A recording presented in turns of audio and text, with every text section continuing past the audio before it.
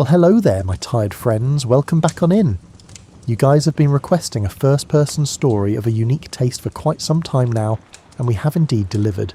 So, let's snuggle up and let me tell you a story here tonight of a day in the life of a land girl in the 1940s, and what it was really like from their perspective. This is the gentle history of what daily life was like for women working the land during wartime. We'll move through morning routines, farm labour, shared billets, rationed meals, aching hands, quiet friendships, and the strange pride of doing work that helped keep a country fed. So, if this type of content helps you relax every single night, feel free to follow and leave a thumbs up review if you are new, and I hope you achieve the perfect rest tonight with us. Now dim the lights, turn on a fan, or something for some white noise, and let's begin. Britain in the early 1940s was a country holding its breath. The men had gone to war, the fields still needed tending, and someone had to answer.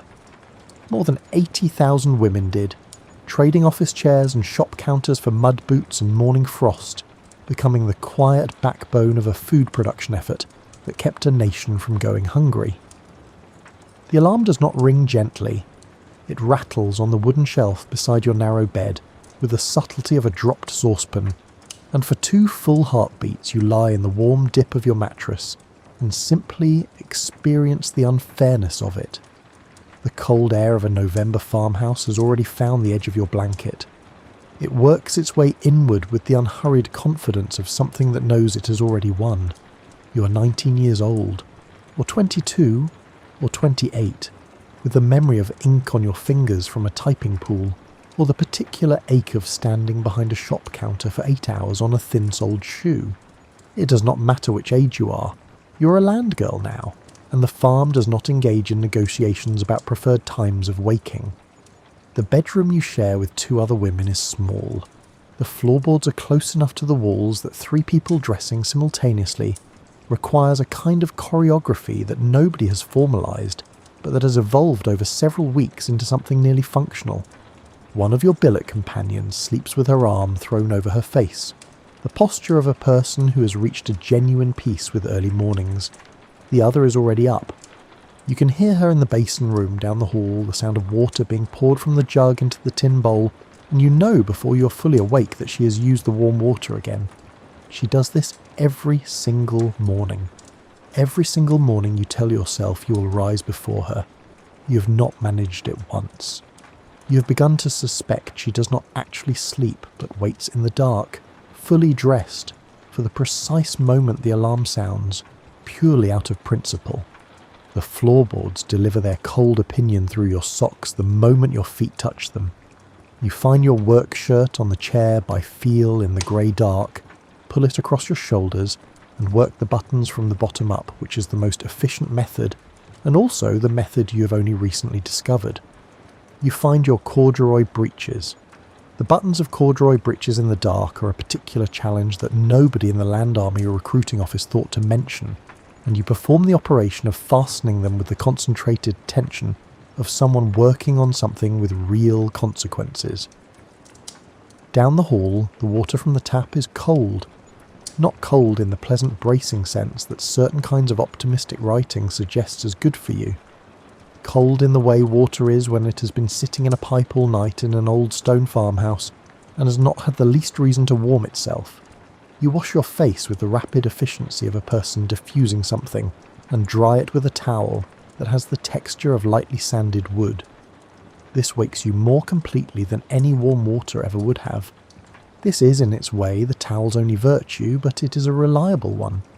Outside the small frosted window, the sky is the specific blue-grey that has not yet decided what colour it intends to become today. The hedgerows below are solid, dark shapes against a pale and uncertain horizon. An elm tree stands near the barn, and a crow sits in its upper branches saying nothing about anything. The rooster is also silent. He's often silent at this hour. You have been here long enough to have formed a theory about this, which is that the rooster has observed the operation, clocked the amount of work that happens before sunrise, and arrived at the conclusion that this particular contribution is not strictly his to make. The farmhouse kitchen smells of yeast and ash. and the residue of yesterday's cooking. The farmer's wife has set out a kettle on the range and a tin of oats on the table. She's not a demonstrably warm woman. She does not clap you on the back or inquire about your sleep in a way that suggests she needs an answer. But she makes tea strong enough to alter your perspective on almost any difficulty, and she always lays a cloth over the bread so it does not stiffen overnight. You have come to understand that these are acts of care even when they arrive without a word attached to them. You eat the porridge standing up because sitting down at the farmhouse table requires a spatial arrangement that nobody has the energy to manage before the light has properly arrived. The oats are plain and salted and filling in a way that has no relationship whatsoever with the pleasures of eating. You eat them because you know from hard experience that skipping them is a decision you will be revising by 9:30 when the cold has been on you for 3 hours and your arms are occupied with something heavy and your stomach has begun filing formal complaints. The tea is strong enough to feel like a position. The mug warms your hands in a way that is entirely disproportionate to the mug's size, and you hold it with both palms and stand close to the range for a moment before the day properly asks you to move. This is permitted. This is one of the unwritten rules of the early morning that nobody has stated but that everyone observes. A few minutes of stillness between the alarm and the barn that belong only to you, that cost nothing and produce nothing but that make the rest of the morning possible. You finish it standing by the window as the sky shifts from blue-grey to something between pewter and very pale gold, neither one thing nor the other. The elm tree becomes more fully itself in the growing light. The crows, now 2 of them, are engaged in some territorial discussion about the eastern branch that appears to require significant vocal commitment and no discernible resolution. You have watched them conduct this particular negotiation on many mornings. It never seems to conclude. You feel a certain recognition in this. The greatcoat you pull on at the back door is the one issued by the Women's Land Army. It is thick and practical and smells of the warehouse where it was stored and of the mud from last Wednesday that you have still not entirely removed from the left cuff. You button it to the collar because the walk from the farmhouse to the barn is 40 yards of open November air, and 40 yards of open. November air is not a thing to underestimate. The path is uneven, and you know it well now. Each stone and low patch has been memorised over weeks of crossings in the dark. You step left at the 3rd stone from the gate because the footing is honest there. You give a wide berth to the patch of ground beside the water trough, because it looks exactly like solid ground and is reliably not. You discovered both of these facts in your first week. The stone you found by striking your toe against it at full walking pace in the dark, which produces a very particular and unwelcome kind of morning awareness. The trough patch you discovered by walking straight through it in your better breeches, while the farmer stood in the barn doorway watching with the expression of a man who had seen this event coming since midsummer and had decided the learning was more useful than the warning. The barn door requires a committed effort to open because the left hinge has been stiff since what you privately estimate was the previous century. You put your shoulder into it the way you now put your shoulder into most things that resist you, and the door opens with its familiar long complaint. Inside, the warmth of the animals wraps around you immediately. This is one of the genuine surprises of the job, one that nobody in the recruiting office thought to include in the literature, possibly because it was not considered a selling point, but that has turned out to be, on cold mornings, one of the best things about it. Cows produce considerable heat. A barn full of cows in November is warmer than most of the buildings you have been in since October, and the warmth has a specific quality, animal and close and unambiguous, that feels like the physical opposite of a cold stone house. The cows are already awake. They are invariably already awake. They stand in their stalls with the patient certainty of creatures who know exactly what is supposed to happen next, and who are prepared to communicate their preferences regarding the timeline. There are 6 of them in your care. You have private names for each that you keep to yourself because you suspect the farmer would not find them as useful as you do. The broad brown shorthorn with the white smear above her left eye you think of as Margaret. She's the most straightforward of the 6. She stands correctly, cooperates without opinion, and regards you each morning with the measured look of a senior colleague reviewing your work and finding it acceptable. A second, somewhat rounder one you think of as Doris, who has a habit of shifting her rear left foot at the most inconvenient moment in a milking sequence. Doris does this with such consistent timing that you have stopped interpreting it as accident. The milking settles into its rhythm. It is meditative, once learned. The repeated motion becomes unconscious, and what fills the space where thought was is the texture of the morning itself, the soft, repetitive sound of it, the occasional shift of hooves on the straw floor, the light accumulating in thin gold lines through the gaps in the eastern boards, slow and incremental, as though being assembled one piece at a time. The warm animal breath fogging slightly in the cold air near the barn door and then disappearing. There are mornings when you finish and realise you have been thinking of nothing particular. Not the war, not the letters you have not yet answered, not the girl from the office who got the promotion you had been told would be yours.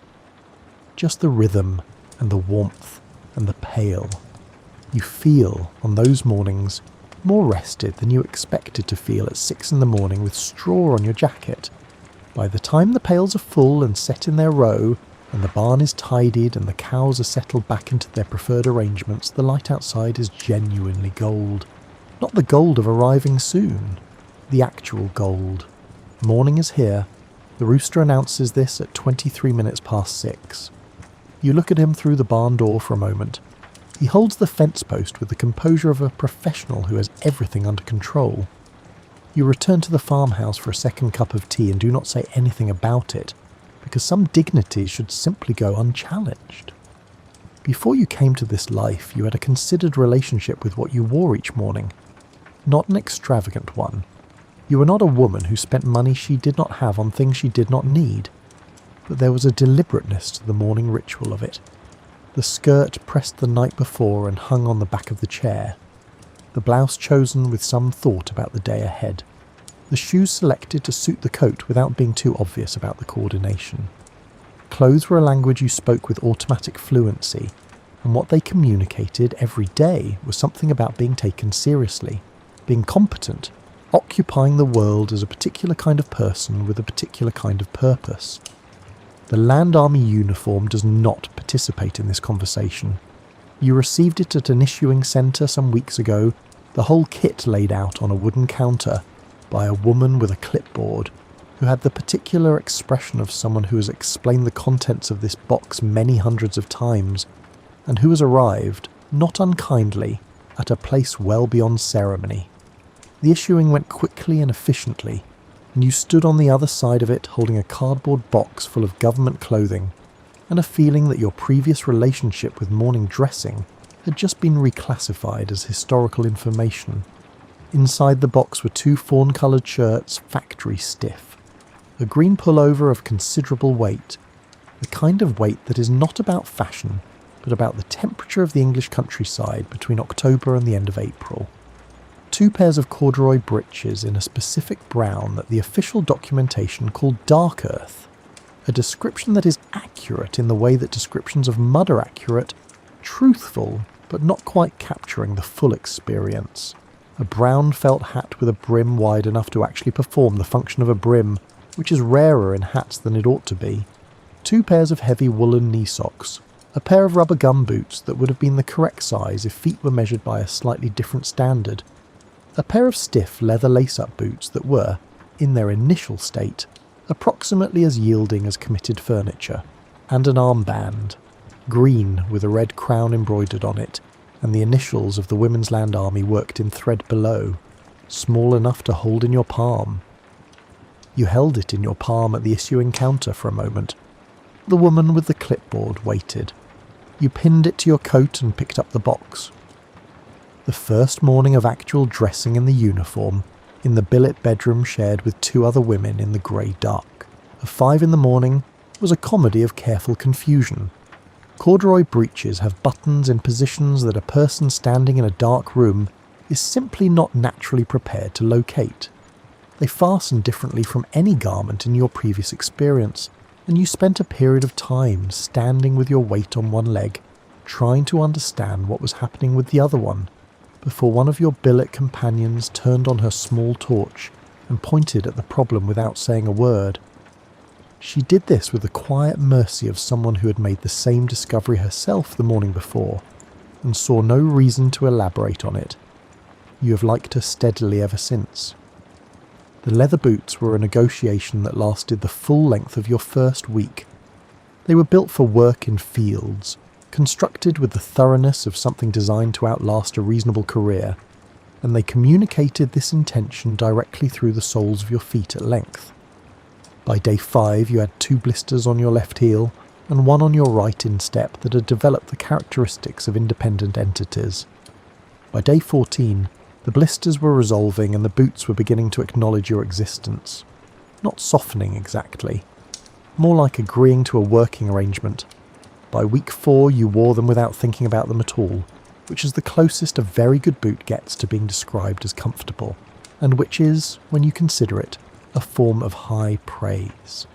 The gum boots required a different kind of adaptation. You wore them over the leather boots when the field conditions required it, which in autumn and winter meant most of the time.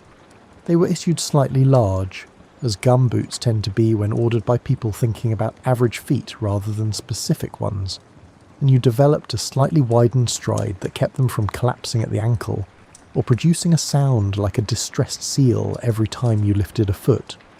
Other land girls developed their own versions of this technique. Nobody discussed it openly. It was a private arrangement between each woman and her gum boots, and everyone was too tired and too dignified to bring it up. The felt hat was an education in aerodynamics. On the first day you wore it brim level and centred, which is how you would wear a hat in a room without weather. What you discovered on day 2 is that November in the English countryside has weather in it, at a level that requires the hat to be tilted slightly forward and secured with a hat pin borrowed from the farmer's wife. This worked in most conditions. It did not work in the gales that arrived from the east in February, which were not gales in any descriptive or metaphorical sense, but actual lateral forces with genuine agricultural authority and no interest in your hat. The green pullover became your favourite possession within 6 days of wearing it. This surprised you. You had not expected to develop feelings about a government-issue pullover. But it was warm in a way that was not incidental, warm in the specific manner of something designed for the purpose of keeping a person functional in a cold field at 7 in the morning when the damp is rising from the ground. You wore it over the shirt and sometimes added your own cardigan underneath it, which gave you the approximate silhouette of a well-dressed parcel, but everyone looked the same, and warmth was the currency, and nobody was in a position to be particular about it. What nobody had told you about the uniform was how it would feel to wear it into the village the first time you went in for thread on a Thursday afternoon. You walked down the high street with your hat on, and your breeches tucked into your socks, and your heavy boots making a sound on the pavement that was entirely unlike the sound of heels, which was the sound you had made on pavements your entire adult life. An older man outside the draper's shop looked at you with an expression of genuine taxonomic uncertainty, as though he was working through a classification system and finding that none of the existing categories applied cleanly.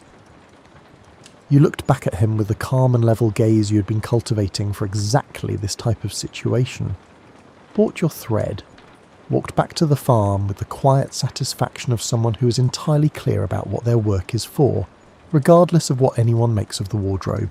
The armband you kept clean with a damp cloth each week. It was a small thing, precise and red on green, and it told anyone who saw it what you were doing and why you were wearing this specific combination of brown and green on a Tuesday morning in 1943. Small things in that year had a way of not being small in the usual sense.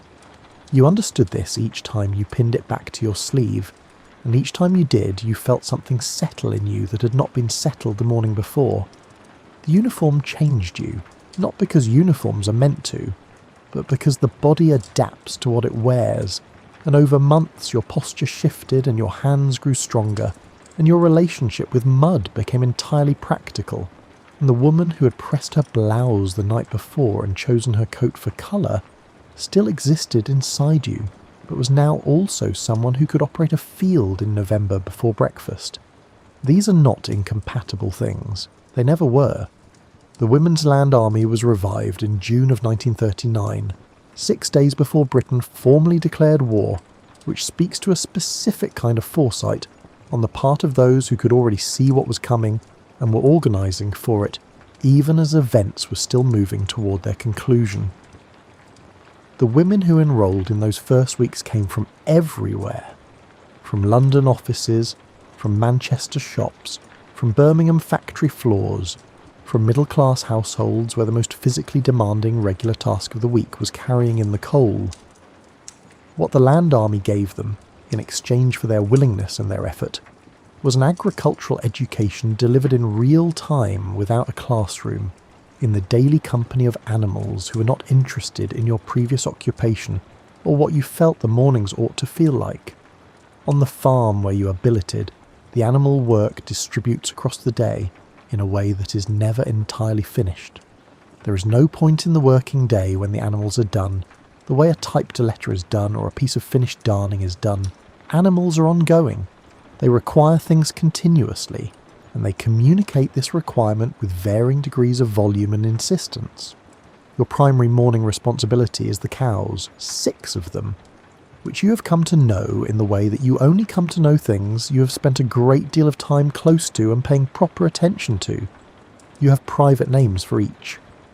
Margaret, the steadfast brown shorthorn with the white mark above her left eye, is your anchor. She's reliable and mildly opinionated about sequence, but she will not surprise you. Doris, rounder and with a slightly self-satisfied bearing, shifts her weight at the wrong moment with enough consistency to suggest she has thought about it. A third, broader still and deeper in colour, you think of as Vera, after an aunt who also tends to occupy the centre of any space she enters. The other 3 are simply the quiet ones, because they are, and because not everything in the world needs a narrative attached to it. Milking, once the body has learned the motion, becomes its own kind of stillness. The sound of it is particular to barns in the early morning, distinct to this hour before the farm's full noise begins, and it is not a sound you had any acquaintance with before this job.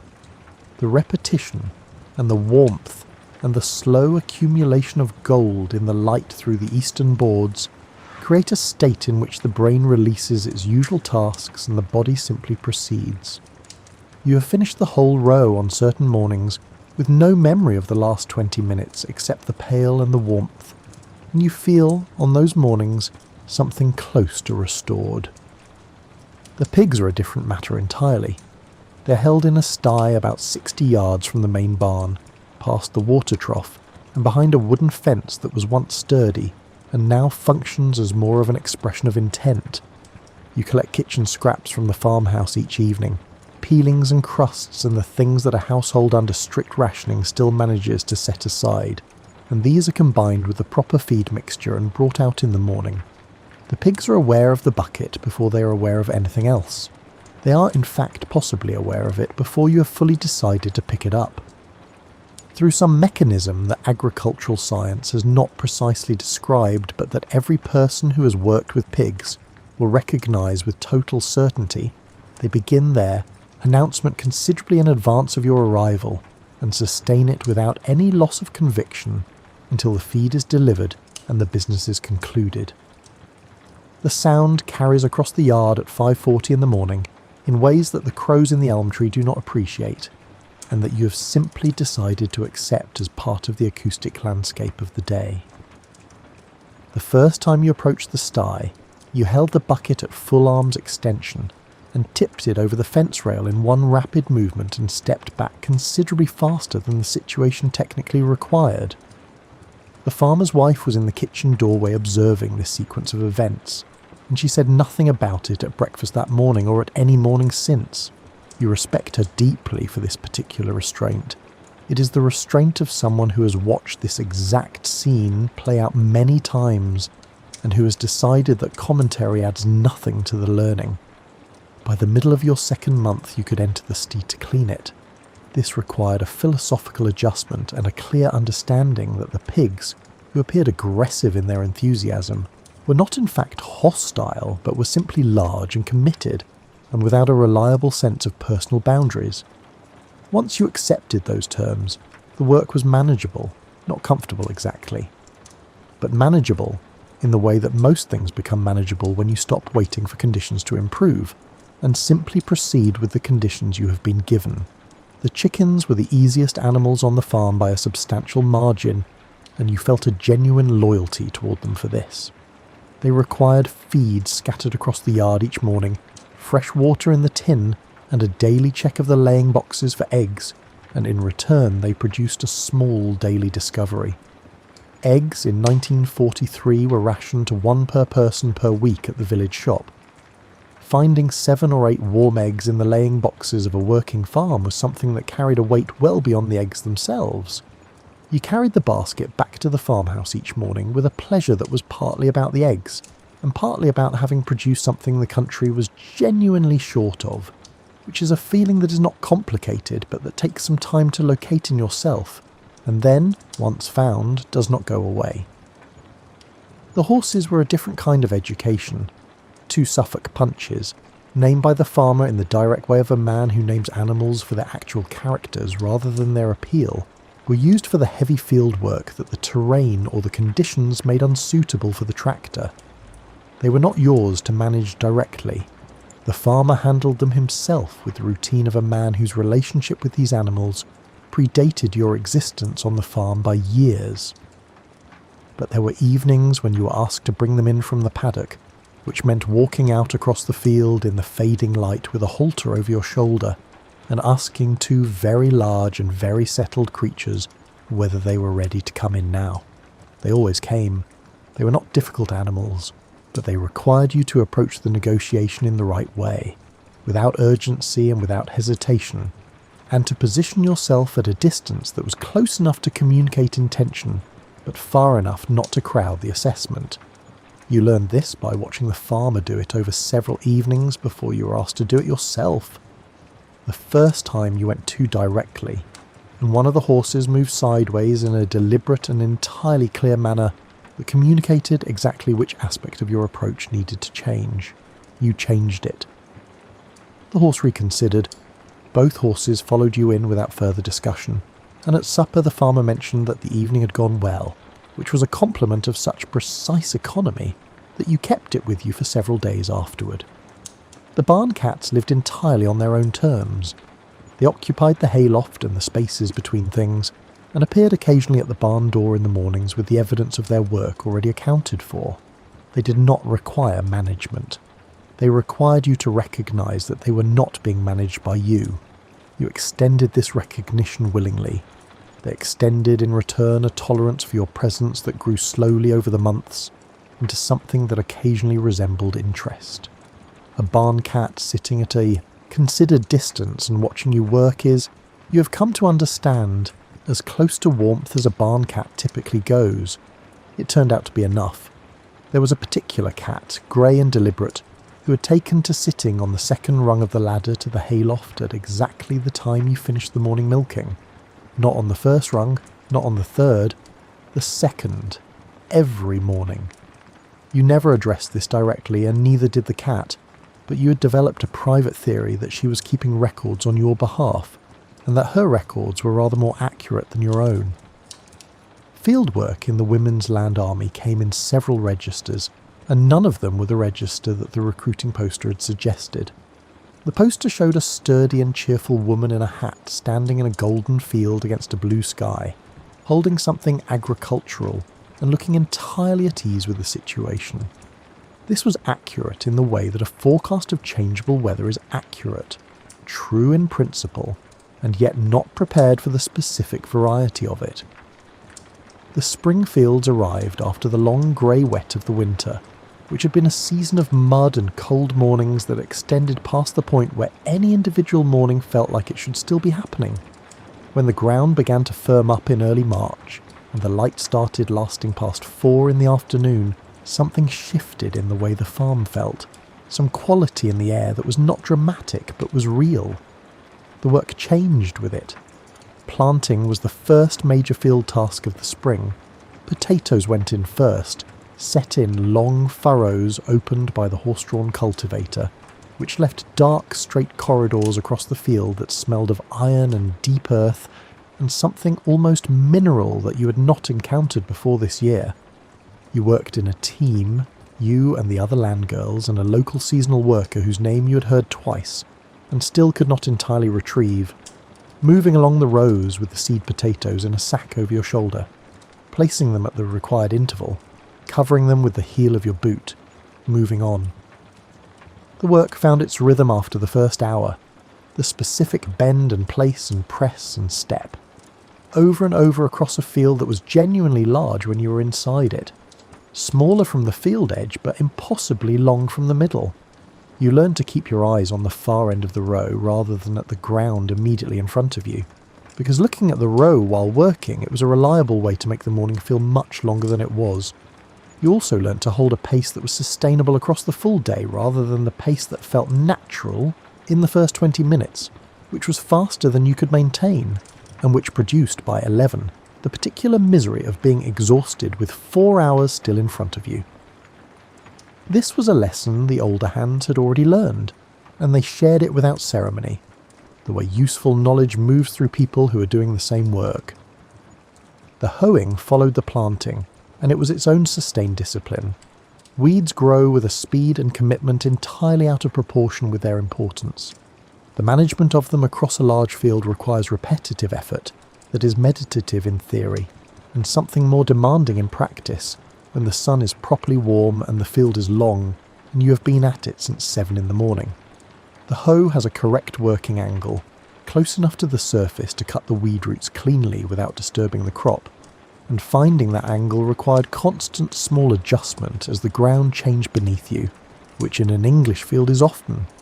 You worked in a line with the others when the field was wide enough, your progress visible to everyone in the line, which created a productive kind of mutual attention that required no enforcement. You matched pace. On the April day it rained, the soft, steady rain that is not heavy enough to stop work, but that accumulates on your hat brim and finds your collar. If you tilt your head at the wrong angle, you kept working because stopping was not available, and because the others kept working, and because after a while, the rain became simply weather rather than a grievance, and the row in front of you was still just a row. There were other tasks that filled the months between the main seasonal work, tasks that the Land Army pamphlet had not specifically described and that you discovered on a needs-arising basis. Pest control was one of these. Rats in a working farm were not a theoretical concern. They ate into stored grain with an efficiency that was measurably damaging to a country that needed every grain it could keep.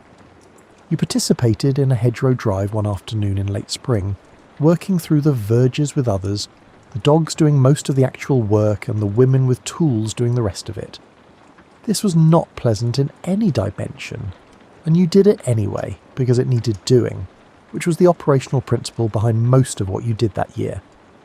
Haymaking in June was different, and you felt the difference immediately. The long warm days, the smell of cut grass lying in windrows across the meadow, the sound of it.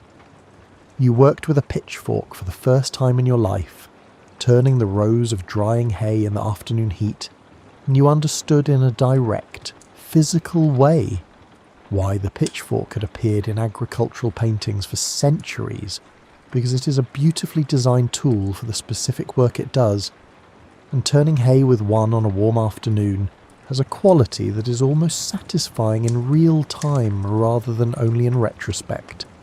You turned rows for 3 days running in the June sun with a hat that was not quite sufficient for the heat, and you went to bed each night smelling of cut grass, which was either lovely or exhausting depending on how many hours were behind you and how many were still ahead. The loneliness of the fields took longer to understand than the work itself.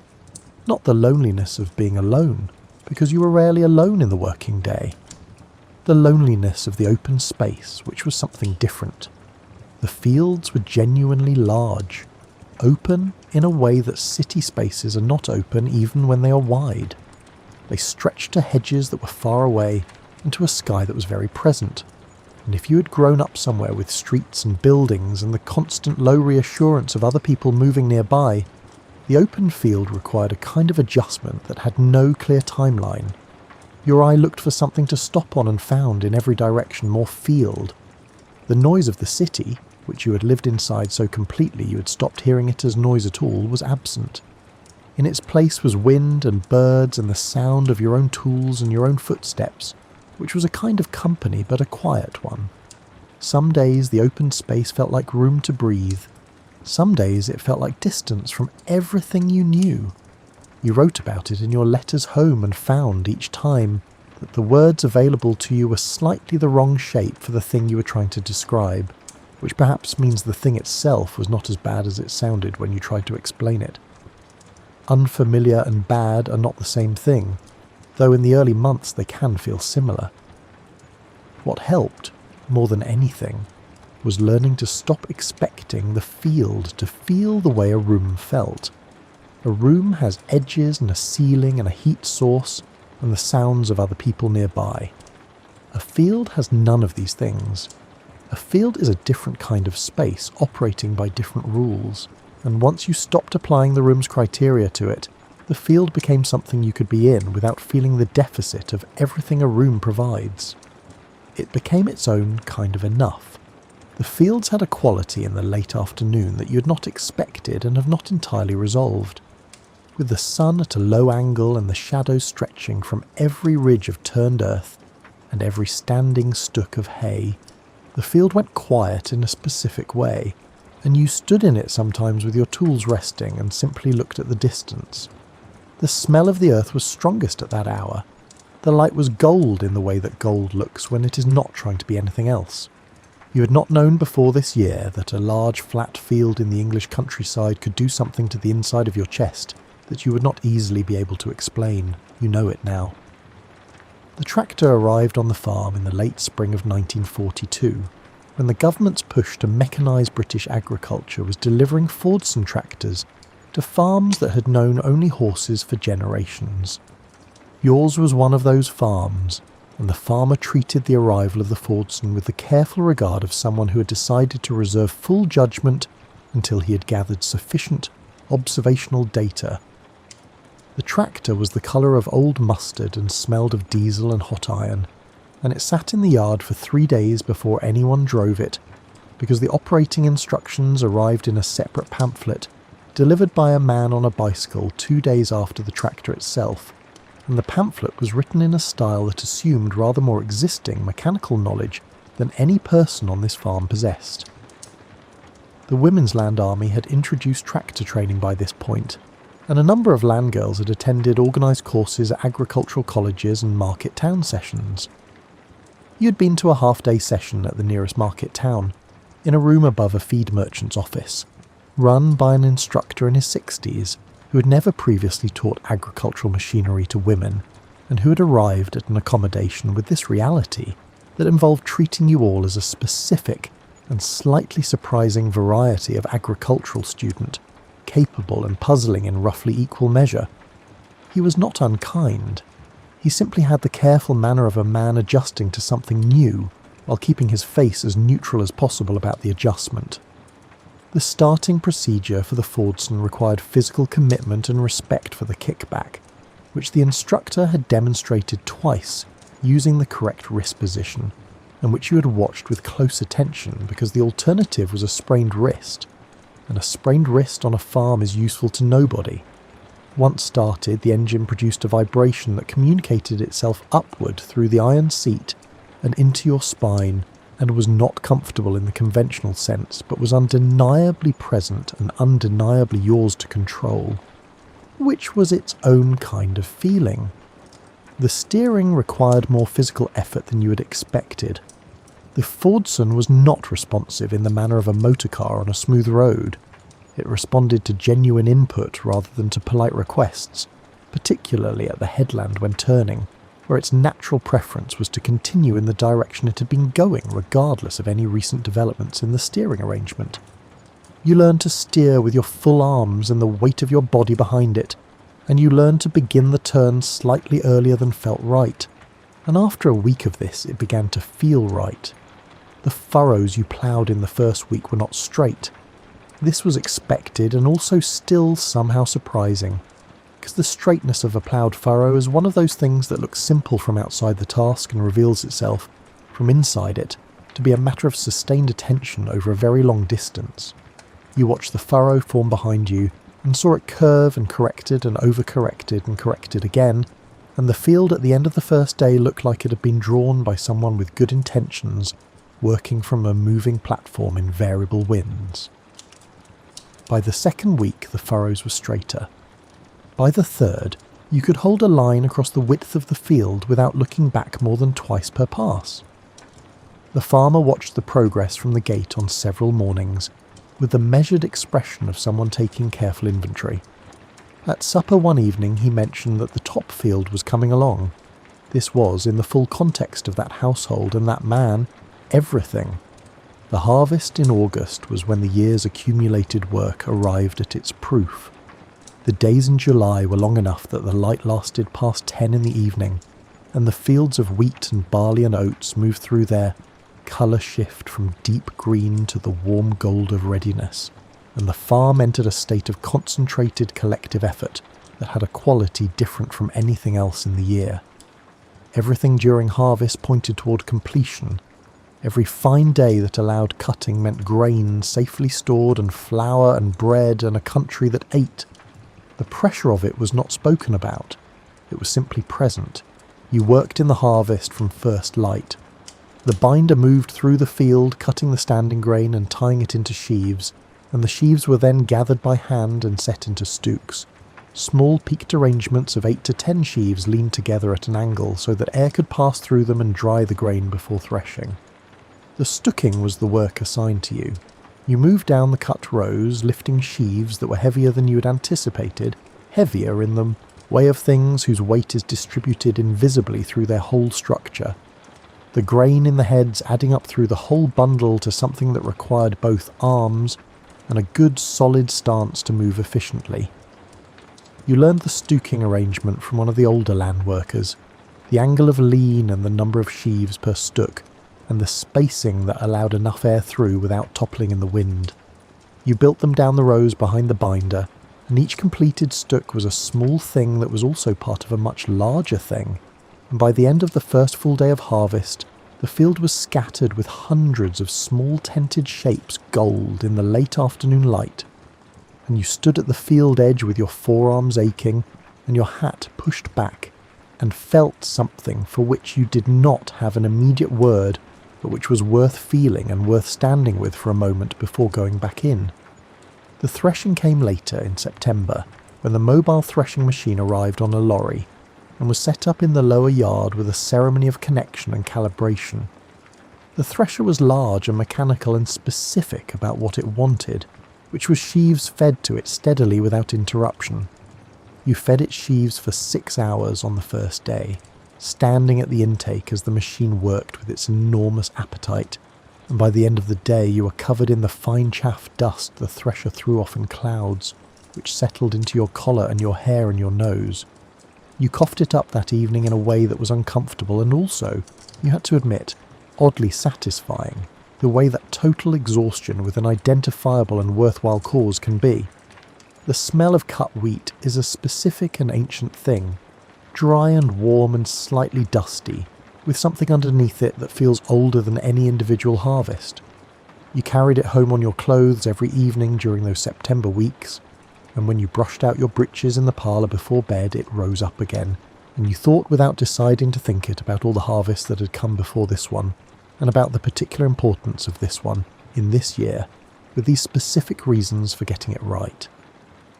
Britain's food supply during the war depended in part on fields like these, tended by women like you, who had come to this work from lives that had not included it, and who had learned it while doing it. The Ministry of Agriculture had understood this necessity before the first shots were fired. The Dig for Victory campaign, running since 1940, had asked every household with any ground at all to put it to productive use, because the shipping lanes that brought food from abroad were targeted by German submarines, and the margin between enough and not enough was a matter of what the land at home produced. You did not hold this full picture in your mind on most days. You held the furrow and the stook and the binder. You held Margaret and the pail and the hinge on the barn door. That was the correct scale for the work, and the work was what mattered. But sometimes, at the end of a harvest day, you felt the larger shape of it, the sense that today's particular exhaustion was connected to something that reached well beyond the field, and you sat with that feeling at the parlour table for a little while before it was time for supper. Evening on the farm arrived at a different hour depending on the season, and the quality of it changed with the light in ways you had not noticed before this year, because you had not previously been paying attention to evenings in the same way. In November, the darkness came before 5 o'clock, sudden and complete. The outdoor work that required visibility wound down by 4:30, and the indoor tasks that could be managed by lamplight took over.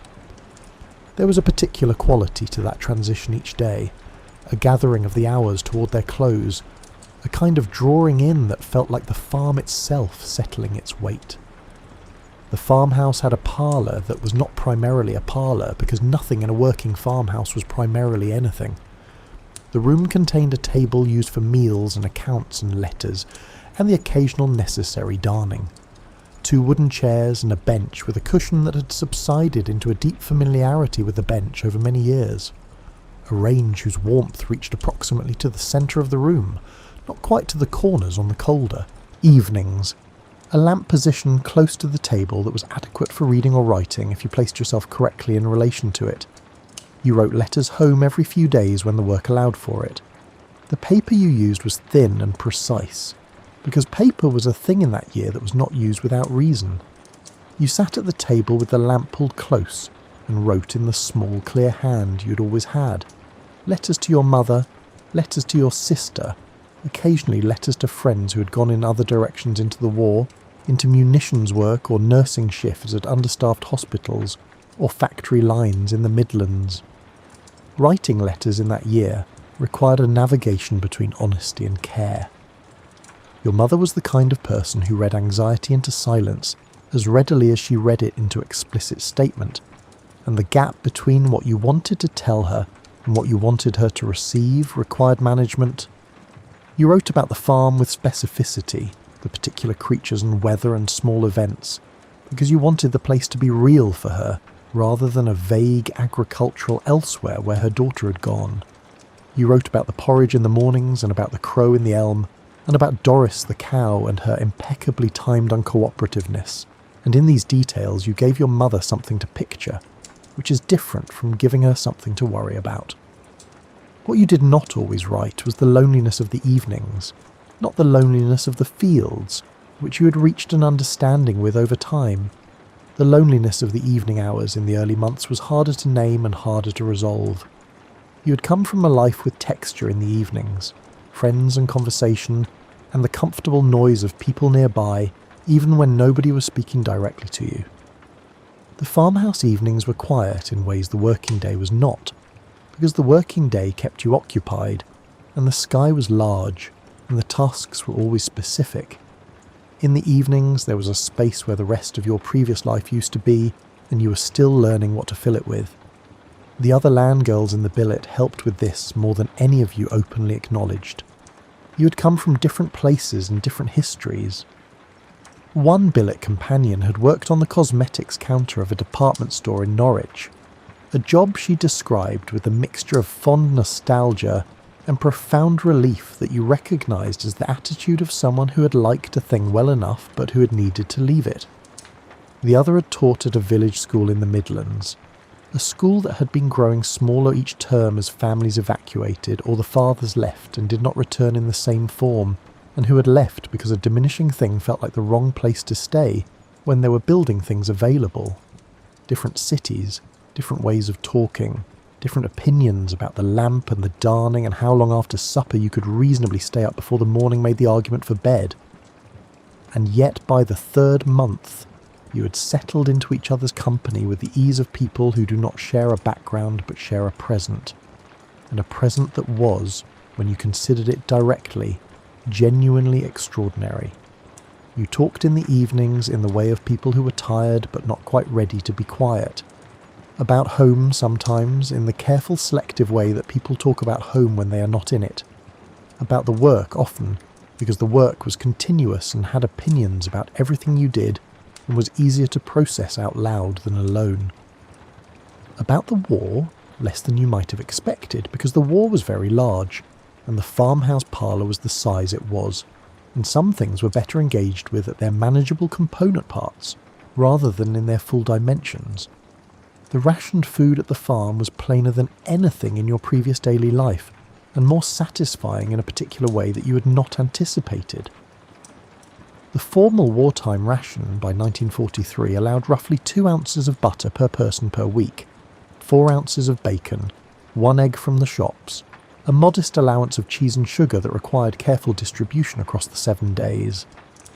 The point system managed the other goods, tinned items and biscuits and dried fruit, distributing what was available as equitably as the supply permitted.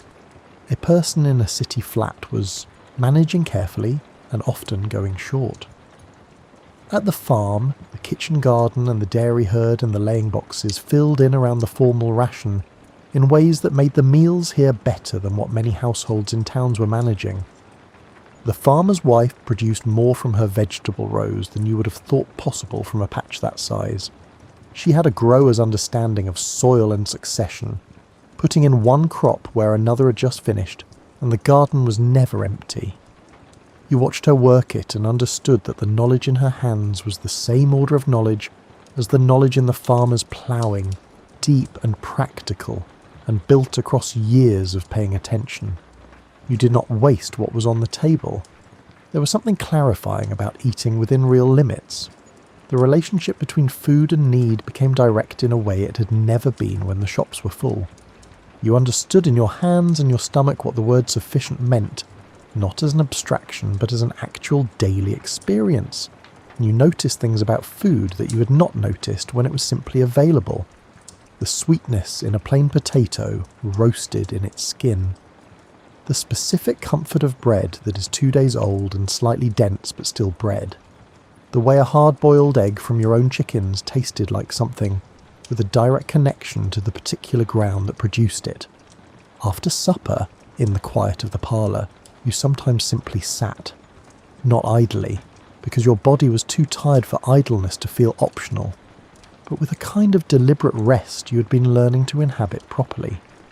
The way that people who work with their bodies learn to stop completely, rather than just parking themselves in a chair while the mind continues its errands. You looked at the lamp flame or at the grain of the table or at nothing particular, and you rested in the full sense of the word, which is its own skill and takes practice. The letters your mother sent back came faithfully and described the neighbours and the ration shortages and the news from the street, and reading them in the lamplight was a pleasure that had nothing to do with the significance of the news, and everything to do with the sound of her voice in every sentence. You kept her letters in a small tin box under your bed. Some nights you fell asleep thinking about the street you grew up on, the specific yellow of the lamppost on the corner, the particular smell of your mother's kitchen on a Friday afternoon, the sound of a city always producing its own background noise without requiring anything from you in return. You fell asleep faster than you expected. The work did that, and you slept, on most nights, very well. The Women's Land Army was not disbanded until 1950. 5 years after the war in Europe had ended, 5 years after the bunting and the street celebrations and the long exhale of a country that had been holding its breath for nearly 6 years, the fact that this particular service continued for half a decade beyond the peace says something specific about the nature of what it had been doing. Armies are usually stood down when the conflict is over. The fact that this one kept working until the early years of the new decade suggests that what these women had been doing was not a temporary workaround, but a structural necessity, a fundamental part of how a country fed itself through and after the worst years it had known. More than 80,000 women served at the wartime peak. They arrived from every possible previous life. Many had never held a spade before their first morning. Many had never stood in a field before the fieldwork began. They learned everything they needed to learn while doing it, which is the oldest form of education and often the most durable, because there is no gap between the instruction and the immediate need for it. You're now, on an afternoon in the late autumn of year well inside the war, someone who can read weather by the quality of the morning light. This is not a skill you were born with. It arrived over many months of mornings, the slow accumulation of watching the sky behave and noting what it said, and being in the field when it was right and sometimes wrong. You know that a specific thin cloud formation in the west in October means rain by the afternoon with a probability reliable enough to move your plans around it. You know that a certain sharpness in the morning cold means the frost will come early and the root vegetables should be checked. This knowledge lives in your body now rather than your head, which is where useful knowledge eventually moves when you have used it enough times. You know the fields, not the way you know streets you have walked, where the knowledge is a map overlaid on the experience. You know them the way people know places they have worked, where the knowledge includes the ground itself, its character and its specific habits, which corner holds the wet longest after rain, which slope dries fastest in the morning light, where the soil changes colour and texture 2/3 of the way across the upper field, because the ground there has a different history and the work changes character with it. You know the animals with the knowledge that comes from sustained proximity and attention. You know that Margaret is quieter on the mornings when the wind comes from the east, that she settles more slowly and wants slightly more time before you begin, and so on those mornings you give her more time and the milking goes the same as always. You know that the horses want to see your hands before anything else, not because they are nervous, but because they are deliberate, and they prefer to assess before they commit. You know this because you watched carefully for a long time before you were asked to act on it, and then you acted on it, and it worked. The uniform that arrived in a cardboard box and seemed like a collection of government decisions has become what you wear each morning without thinking about it, the way you once wore the clothes of your previous life without thinking. Except that now the not thinking is earned rather than assumed. Your breeches have softened with wear and use and many washings. Your boots carry the shape of your feet in them, specific and permanent. The felt hat sits at the angle it sits at with a certainty it did not have in the beginning. The green pullover, your favourite since the 6th day, is slightly pilled at the elbows and fits you differently than it did in September, which is a record of work in wool. The armband is still clean. You do this deliberately, the maintenance of it, in the same way that you write the address clearly on your mother's envelopes, even on the evenings when you are most tired. Because some small things are worth maintaining not for their own sake, but for what the maintaining says about the larger thing they are part of. The Dig for Victory campaign that began in 1940 asked every household to turn over every available piece of ground to productive growing, and the people did it on a scale that was remarkable when you added up. By 1943, more than 1 million additional acres of land were under cultivation in Britain compared to the pre-war years. The Women's Land Army contributed to that expansion, but so did the farmers and the agricultural labourers and the prisoners of war assigned to agricultural work and the people who dug up their garden paths and planted the beds with cabbages and set their window boxes to spring onions. The food system held together through a combination of government policy and individual effort that was not glamorous and was not celebrated in the moment, and that produced, in aggregate, enough. Not abundance, enough. Which is a different thing entirely, and in the circumstances was everything. What was grown on this farm in this year moved through the supply chain that the Ministry of Food managed with a thoroughness that reached into every kitchen in the country. The milk went to the dairy, the grain went to the mill, the vegetables went to the local distributor, and from there into the system that made sure it was distributed to the people who needed it. These were not large numbers in isolation, but a country in which every farm did the equivalent produced something much larger than any individual farm could see from inside it. That is how aggregate things work, and it is worth sitting with, because the people doing the individual contributions rarely see the aggregate and have to work on faith that it exists. You will not hold all of this in its full shape in the years that come after. Memory keeps the textures and the particular moments and releases the chronology. It keeps the gold light in the barn on a November morning and the warmth of the animals against the cold air. It keeps the weight of the harvest sheaves and the smell of cut wheat and the slow straightening of furrows across 3 weeks of practice. It keeps the farmhouse parlour at 10 at night and the lamp and your mother's handwriting in the thin envelopes and the particular quality of a silence shared by 3 tired women who have reached an arrangement with the same extraordinary year. It keeps the crow in the elm tree, deliberating the branch every morning with the same gravity and the same lack of resolution. It keeps Margaret, steady and considered and mildly opinionated, at 5:30 in the morning in the dark. It keeps the boots, which required the full first month to reach their accommodation with your feet, and the morning they did, which you marked privately as a completion. The Women's Land Army received official recognition with a badge and a certificate when it was disbanded, recognition that came late and that was noted at the time as having come late. Lady Denman, who had organised and led the Land Army since its revival, resigned from its direction in 1945 in formal protest at the government's decision not to extend to its members the welfare benefits and resettlement grants being given to other women who had served. She was right to protest. The women who served in the fields had done work that was necessary and demanding, and that required everything they had to give, under conditions that were no less difficult than other wartime work, for reasons that were no less important to the country's survival. This is the nature of necessary work. It does not announce itself while it is happening. It happens because it must, and the people doing it are occupied with the doing of it rather than with any accounting of what the doing means.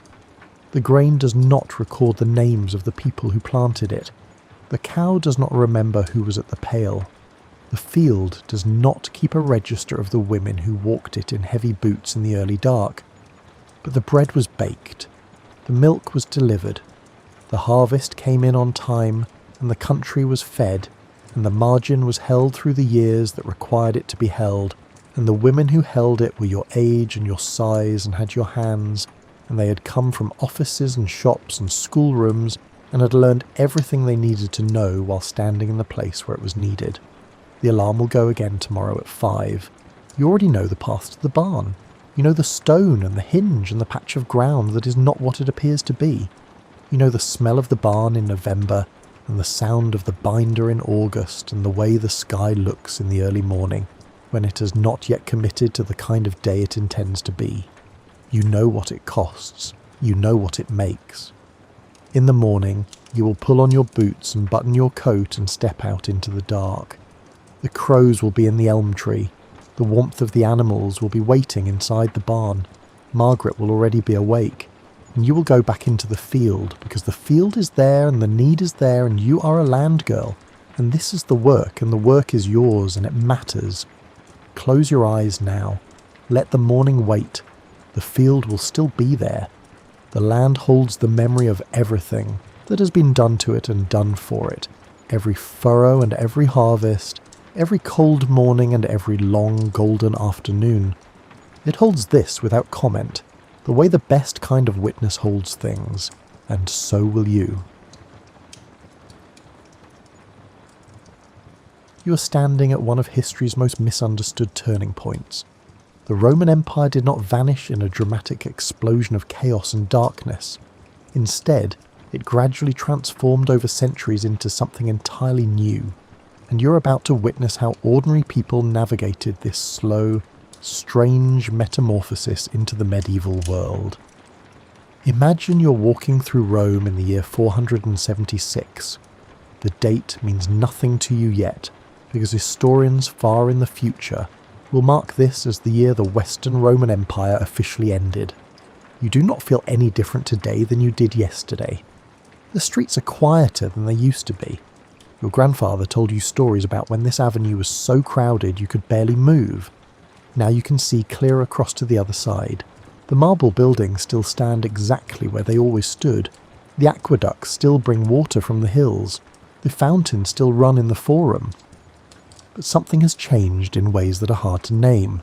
The population of Rome has been shrinking for over a century. The city that once held 1 million people now houses maybe 100,000. You can do the math easily enough. Every generation, fewer children are born.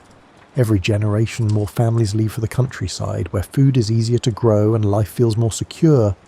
The grand public baths still operate on Tuesdays and Thursdays. You went last week and noticed that only the smaller pools were heated. The massive caldarium that once held hundreds of bathers sat empty and cold. The maintenance staff has dwindled. The man who tends the furnaces told you he used to have 12 assistants. Now he has 2. You walk past the Colosseum. No games have been held there in your lifetime. The building sits quietly like a sleeping giant. Birds nest in the upper arches. Grass grows between the paving stones. Someone has set up a small vegetable garden in one of the former staging areas. Nobody stops them because nobody cares enough to enforce the old rules about public buildings. The funny thing is that the Colosseum looks more peaceful now than it ever did when it was in use. The silence feels appropriate somehow. Nature is slowly reclaiming what humans built. You continue toward the Forum. The Senate building still stands, but the Senate rarely meets anymore. Most of the real decisions affecting your life are made by the local bishop and a few wealthy landowners who stayed in the city when others fled. The imperial bureaucracy that once managed everything from tax collection to road maintenance has simply evaporated like morning mist. This morning you need to get your grain ration. The distribution system still functions, but barely. You remember when distributions happened every day in multiple locations across the city. Now it happens twice a week at one central location. You arrive early because the grain sometimes runs out. The line moves slowly. The man in front of you is a former school teacher. He tells you he stopped teaching because no one can afford to pay for education anymore. His students all left the city anyway. He now works part-time repairing roof tiles. His hands show the evidence of his new profession. You receive your ration and walk home through streets that feel too wide for the number of people using them. The city was built for 1 million inhabitants. Now it feels like wearing a toga made for someone 3 times your size. Your apartment occupies the 3rd floor of an old insula. The building inspector used to come by every year to check for structural problems. He has not visited in 5 years. You notice new cracks in the walls each season, but you patch them yourself with whatever materials you can find. Everyone has become their own maintenance crew. In the evening you sit by your window and watch the sunset paint the remaining marble temples in shades of gold and pink. The temples are mostly empty now. The Christian churches draw the crowds. But the old buildings remain beautiful in their abandonment. You find strange comfort in their persistence. A cat walks along the top of a garden wall below your window. The city has more cats than ever before. With fewer people, the rodent population exploded, and the cats followed the food supply. You appreciate their presence. They keep your building free of mice and rats without any effort on your part. Tomorrow you will wake up and the world will look exactly the same as it does today. The changes happen so slowly that you barely notice them. But if your grandfather could see the city now, he would struggle to recognise it. And if you could see the city 100 years from now, you would face the same confusion. This is how empires end. Not with a bang, but with a gradual forgetting of what they used to be. You decide to visit your cousin in Ravenna. The journey used to take 3 days on well-maintained Roman roads. You pack supplies for 6 days because you know better now. The morning you leave Rome, you stop at the city gate. The guards are gone. No one has staffed this gate in years. The massive wooden doors stand permanently open. You wonder who decided to stop closing them at night, and when that decision was made. Probably no decision was made at all. Probably the guards simply stopped showing up, and no one assigned replacements. The Via Flaminia stretches north through rolling hills. This road was built 400 years ago and engineered to last forever. The Romans were annoyingly good at building roads. The foundation consists of several layers of carefully placed stones. The surface was smooth-fitted paving that allowed carts to roll easily and water to drain away. That was the theory anyway. You walk for 2 hours before you encounter the first major problem. A section of the road has collapsed into a ravine. Heavy rains last spring undermined the foundation. No repair crew came to fix it. You stand at the edge of the gap and look down at the jumble of broken paving stones 30 feet below. A makeshift detour has been worn into the hillside by other travellers. You follow their path through mud and loose rocks. The detour adds an hour to your journey. Your shoes are caked with mud by the time you regain the main road. The road itself is in worse condition than you remember from your last trip 2 years ago. Weeds grow through cracks in the paving. Entire sections have been torn up by local farmers who needed building stone for their walls. You cannot blame them. Why should good stone go to waste when a road nobody maintains anymore passes right through your property? By midday you reach a former way station. These stations used to provide fresh horses, hot meals and comfortable beds for imperial messengers and officials. The building still stands, but it has been converted into a farmhouse. A woman is hanging laundry in what used to be the stable yard. She eyes you suspiciously as you pass. You are not an imperial messenger. You are just a person walking to visit family. The Empire no longer distinguishes between important travellers and ordinary ones, because the Empire no longer exists to make such distinctions. The funny part is that the road system was designed for military and government use. Private travellers were always an afterthought. Now that the military and government are gone, only private travellers remain. The roads serve their original purpose hardly at all, but they still serve this secondary purpose fairly well despite the decay. You stop to rest beneath an old stone bridge. The bridge is Roman engineering at its finest. It has spanned this river for 3 centuries, and will probably span it for 3 more. You eat bread and cheese while watching the water flow beneath perfect arches. Someone carved their initials into the bridge support long ago. The letters are worn smooth by weather, but still visible. The afternoon brings you through territory that used to be carefully patrolled. Bandits were rare when you were young because Roman soldiers maintained order. Now bandits are common enough that you choose your travel clothing carefully. You wear nothing that looks valuable. Your bag contains only food and a change of clothes. You encounter another traveller heading south. He's a merchant carrying salt. You walk together for mutual safety. He tells you that the old mansions where travellers used to stay are mostly abandoned. Some have been taken over by local warlords who demand payment for passage.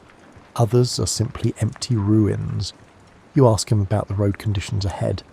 He warns you about another collapsed section near Narni. He also mentions that a group of enterprising locals has set up a new toll bridge, where the old free bridge washed away. The toll is reasonable, he says. 2 copper coins or equivalent value in trade goods. This strikes you as both annoying and entirely logical. If no government maintains the bridges, then someone else will maintain them and charge for the service. You have the coins. You will pay the toll. What choice do you have? By evening you reach a small town. There is no formal inn, but a family offers you floor space in their barn for a small fee. You accept gratefully. The barn is clean and dry. The hay makes a softer bed than you expected. The family's dog curls up near your feet and provides warmth through the night. You fall asleep listening to owls calling in the darkness and thinking about how different travellers become. The roads are the same roads your grandfather travelled, but everything else has changed in subtle ways that add up to a completely different experience. You arrive in Ravenna after 5.5 days of travel. Your cousin greets you with enthusiasm and immediately begins complaining about the local bishop. This is funny because everyone complains about the local bishop. The bishop has become the most important person in most cities. He controls food distribution. He negotiates with barbarian leaders. He organises repairs to public buildings. He settles disputes. He essentially does everything the imperial government used to do. Your cousin's bishop is named Ecclesius. He is 35 years old and phenomenally efficient. He used to be a lawyer before taking holy orders. His legal training shows in everything he does. He keeps meticulous records. He insists on written contracts. He never makes a promise he cannot keep. The people respect him but do not necessarily like him. He's a bit too organised for comfort. He makes them feel disorganised by comparison. You attend Sunday services at Ravenna's main church. The building is relatively new, constructed only 20 years ago. The interior takes your breath away. Mosaics cover every surface in glittering patterns of gold and coloured glass. The images show Christ and the apostles and various saints. Light from high windows makes the gold tesserae sparkle like captured starlight. The craftsmanship is purely Roman. The artists who created these mosaics learned their trade in the old imperial workshops, but the subject matter is entirely Christian. The building represents a perfect fusion of Roman technical skill and Christian religious purpose. Bishop Ecclesius delivers his sermon in clear Latin. He speaks slowly so everyone can understand. His topic is charity toward the poor. He reminds the congregation that they have a duty to share what they have with those who have less. He mentions specific families in need by name. He is not subtle. After the service, people line up to speak with the bishop. He holds these informal audiences every week. You watch as he listens to complaints, mediates arguments, and distributes small amounts of money from the church treasury to people in genuine need. One man complains that his neighbour's sheep keep eating his vegetables. The bishop listens carefully and then suggests building a better fence. He offers to provide materials from church supplies if the man provides labour. The man accepts. Problem solved. A widow asks for help feeding her children. Her husband died last month. The bishop asks her age and how many children she has. He makes notes in a wax tablet he carries. He promises she will receive weekly grain rations starting tomorrow. He also suggests she might find work washing linens for the church. She thanks him repeatedly. You realise that the bishop is basically running a parallel government. He has taken over the social services that the Roman state used to provide. He does this not because he sought power, but because someone had to do it, and he was the person with the resources and organisational ability to make it happen. Your cousin confirms this observation. The official imperial governor still lives in Ravenna. He technically outranks the bishop. But when people have actual problems, they go to the bishop because the bishop can actually help them. The governor mostly sits in his villa and writes reports to Constantinople that may or may not ever get read. The transition of power from imperial officials to church bishops happened gradually over several generations. No one planned it. No one decreed it. It just happened because the church had resources, organisation, and local credibility, while the imperial government had increasingly none of those things. You spend the evening with your cousin's family. They live in a modest house near the port. The house used to belong to a merchant family who left for Constantinople when trade declined. Your cousin rents it for a fraction of what it would have cost in better times. Over dinner, your cousin's wife talks about the changes she has seen. She's 10 years older than you. She remembers when Ravenna was a major imperial centre. The emperor himself lived here for several years when she was a child. The palace employed hundreds of people. Diplomats from across the world visited constantly. Now the palace sits mostly empty. A skeleton staff maintains it. The emperor has not visited in decades. The diplomats stopped coming when they realised no real power resided here anymore. But Ravenna has not died. It has transformed. The city is now a church administrative centre, instead of an imperial administrative centre. The bishops have essentially inherited the infrastructure the emperors left behind. They use the same buildings, employ many of the same people, and perform many of the same functions. The funny thing is that most people barely notice the transition. They still go to the same buildings to get help with their problems. They still fill out forms in Latin. They still navigate a bureaucracy. The paperwork looks almost identical. Only the person sitting behind the desk has changed from an imperial official to a church official. Your cousin pours wine and laughs about the absurdity of it all. The Roman Empire spent centuries building an administrative system. Then the empire collapsed, but the administrative system kept running under new management. It is like watching a ship lose its captain but continue sailing, because the crew knows how to do their jobs. You raise your cup and toast to continuity in the face of chaos. Your cousin drinks to that. The next day your cousin takes you to meet his employer. This requires some explanation because his employer is a Goth. Your cousin works as a scribe in the court of Theodoric, who rules Italy as an Ostrogothic king. This should feel strange, but it does not. The Goths have been part of the Roman world for so long that they feel less like invaders and more like new neighbours who moved in and never left. Theodoric's palace is actually the old imperial palace. He uses the same throne room where Roman emperors once held court. He employs Roman administrators, follows Roman laws, and communicates in Latin. His official documents are written in the chancery style that Roman bureaucrats developed centuries ago. The only obvious difference is that Theodoric and his Gothic warriors are Arian Christians, while most Romans are Nicene Christians. This creates some theological tension, but surprisingly little practical conflict. Theodoric is pragmatic enough to let people worship however they want as long as they pay their taxes and maintain order. You wait in an anteroom while your cousin delivers some documents. The walls display mosaics showing both Gothic and Roman symbols side by side. A Gothic warrior on horseback rides next to a Roman magistrate in a toga. The message is clear. This government represents a blending of both cultures. A Gothic soldier stands guard at the door. His equipment is interesting. He wears Roman-style armour made by Roman craftsmen. He carries a Germanic-style sword that his grandfather probably brought from beyond the Danube. His belt buckle shows Roman decorative motifs. He is a visual representation of cultural fusion. Your cousin emerges and takes you on a tour of the complex. You pass through offices where Roman scribes work alongside Gothic administrators. Everyone speaks Latin in the halls. Documents are filed using the Roman system. The bureaucracy functions exactly as it did under Roman emperors. Theodoric himself appears briefly. He's in his 60s now, heavyset and dignified. He wears purple robes like a Roman emperor but keeps his long Germanic hair and beard. He speaks to his advisors in fluent Latin. His accent marks him as someone who learned Latin as a second language, but his vocabulary and grammar are impeccable. He notices you and your cousin and nods politely. Your cousin bows. You bow. The king continues on his way, surrounded by attendants. The encounter lasts maybe 10 seconds, but it leaves you with a strange feeling. This man is technically a barbarian invader. His people were enemies of Rome within living memory, yet here he is, ruling Italy with Roman methods, employing Roman officials, and maintaining Roman traditions. He's more invested in preserving Roman civilization than many Romans are. Your cousin explains the situation as you walk back toward his house. The Goths number maybe 100,000 people.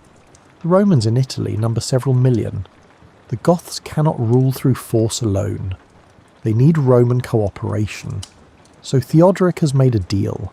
He provides military protection and maintains order. The Romans provide administrative expertise and keep the economy functioning. It works surprisingly well. Trade continues, cities function, laws are enforced, taxes are collected at lower rates than under the old empire, which makes everyone reasonably happy. The system is not Roman and not Gothic, but something new that borrows from both. Your cousin mentions that many young Romans are learning Gothic now, not because they have to, but because it helps with advancement in the military and some administrative positions. Meanwhile, Gothic children of the elite are learning classical Latin literature and rhetoric. The cultural exchange flows both directions. This blending would have seemed impossible a century ago. Romans viewed Goths as uncivilized barbarians. Goths viewed Romans as soft and decadent. Now their children play together in the streets, and their young adults sometimes marry each other. The old prejudices persist, but they weaken with each generation. The funny part is that the Goths are trying desperately to preserve Roman culture, while many Romans have stopped caring about it. Theodoric commissions public works in the Roman style. He restores aqueducts and maintains roads. He patronizes scholars and collects Roman manuscripts. He seems to understand that Roman civilization is valuable and worth preserving, even if Rome as a political entity is gone. You spend the afternoon in Ravenna's marketplace. The vendors are a mix of Romans and Goths. You hear both Latin and Gothic being spoken. The goods for sale include Roman pottery and Gothic metalwork. A Roman woman sells bread next to a Gothic woman selling cheese. They chat pleasantly about the weather and complain together about how expensive olive oil has become. This is the reality of life after the Empire. The grand political structures have changed, but daily life continues. People adapt, cultures blend. Former enemies become neighbours and then friends. The transformation happens so gradually that no single moment marks the change. You buy some excellent Gothic cheese and some Roman bread. You eat them together and find they complement each other perfectly. This seems like an appropriate metaphor for everything you have observed. Your cousin suggests you visit a rural estate before returning to Rome. He knows the owner and thinks you would find the transformation interesting. You agree and set out the next morning. The villa lies a day's walk from Ravenna. The road is terrible as expected. You arrive in the afternoon and stop at the entrance gate. The gate used to be guarded but now stands open. You walk through unchallenged. The villa was built 2 centuries ago by a wealthy senator. The main house is a sprawling complex of rooms arranged around a central courtyard. Mosaics decorate the floors. Frescoes cover the walls. The private bathhouse includes heated pools and changing rooms. The whole estate screams wealth and sophistication, or at least it used to. The main house is still inhabited, but only barely. The owner's family lives in about 6 rooms. The rest of the house sits empty and increasingly derelict. Water damage has ruined many of the frescoes. Some of the roof tiles are missing. The bathhouse has not been heated in years. But here is the interesting part. Where the ornamental gardens used to be, there are now vegetable plots. Where decorative fountains once played, there are now chicken coops. The olive groves that provided oil for export now provide food for local consumption. The entire villa has been converted from a luxury residence into a working farm. Even more interesting is what happened to the surrounding estate. The land used to be worked by tenant farmers who paid rent to the senator's family. When the economy collapsed and money became scarce, the arrangement changed. The tenant farmers stopped paying rent in coin and started paying in labour and goods. Over time, they built permanent homes on the estate. Their homes cluster around the main villa like chicks around a hen. You are witnessing the birth of a medieval manor. The Roman villa is becoming the centre of a self-sufficient village. The owner's family provides protection and organisation. The farmers provide labour and food. Everyone depends on everyone else in ways that would have seemed strange under the old system, but make perfect sense now. The villa owner is named Marcus. He's about 50 and remarkably cheerful for someone whose family fortune has evaporated. He gives you a tour and explains the changes with obvious pride. The estate is almost entirely self-sufficient now. They grow wheat, barley, vegetables and fruit. They raise chickens, pigs and sheep. They make their own cheese and butter. They weave their own cloth. They repair their own tools. They rely on the outside world for only a few essentials like salt and iron. Marcus admits this is not the life he imagined when he was young. He was educated in Rome. He studied rhetoric and philosophy. He expected to have a career in imperial service. Instead, he spends his days managing crop rotations and mediating disputes between farmers. But he has made peace with the change. He actually finds satisfaction in the work. The estate produces real things that people need. Under the old system, his family's wealth came from rents and investments that felt abstract and distant. Now he can see the direct results of his decisions. The wheat grows or it does not. The sheep thrive or they do not. The feedback is immediate and honest. The farmers who live on the estate treat him with respect but not civility. They need him and he needs them. The relationship has become more balanced than it was under the old tenant system. Marcus cannot simply evict someone who displeases him because he cannot replace them. Labour is too scarce. Everyone who can work must work. You spend the night in the villa's former guest wing. The room is spacious but cold. The Hippocaust heating system has not functioned in decades. You sleep under wool blankets and wake to the sound of roosters crowing. In the morning you help with breakfast preparations. Everyone on the estate eats together in the main hall. The meal is simple but abundant. Fresh bread, cheese, fruit and watered wine.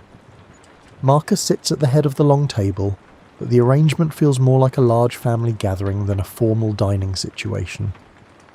One of the farmers asks Marcus to settle a boundary dispute. 2 families claim ownership of the same strip of land. Marcus listens to both sides and then walks out to look at the disputed area. He examines the existing stone markers and decides in favour of one family. The losing family grumbles but accepts his judgment. The dispute is settled in 15 minutes. This is Roman law operating at the most local possible level. No courts, no lawyers, no written depositions.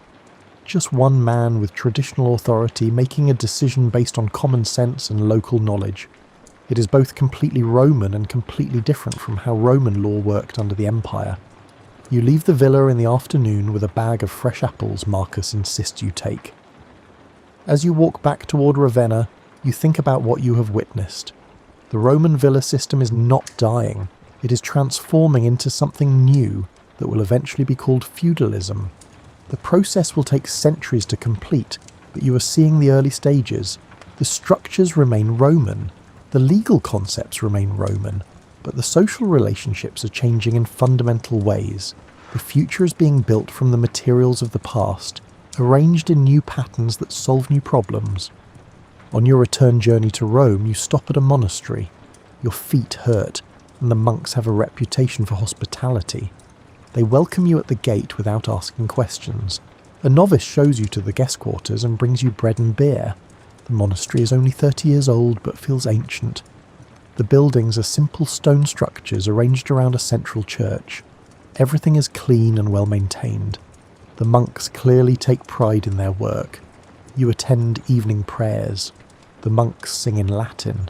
Their voices blend in harmonious patterns that fill the small church with sound. The melodies are based on older Roman musical forms but adapted for Christian worship.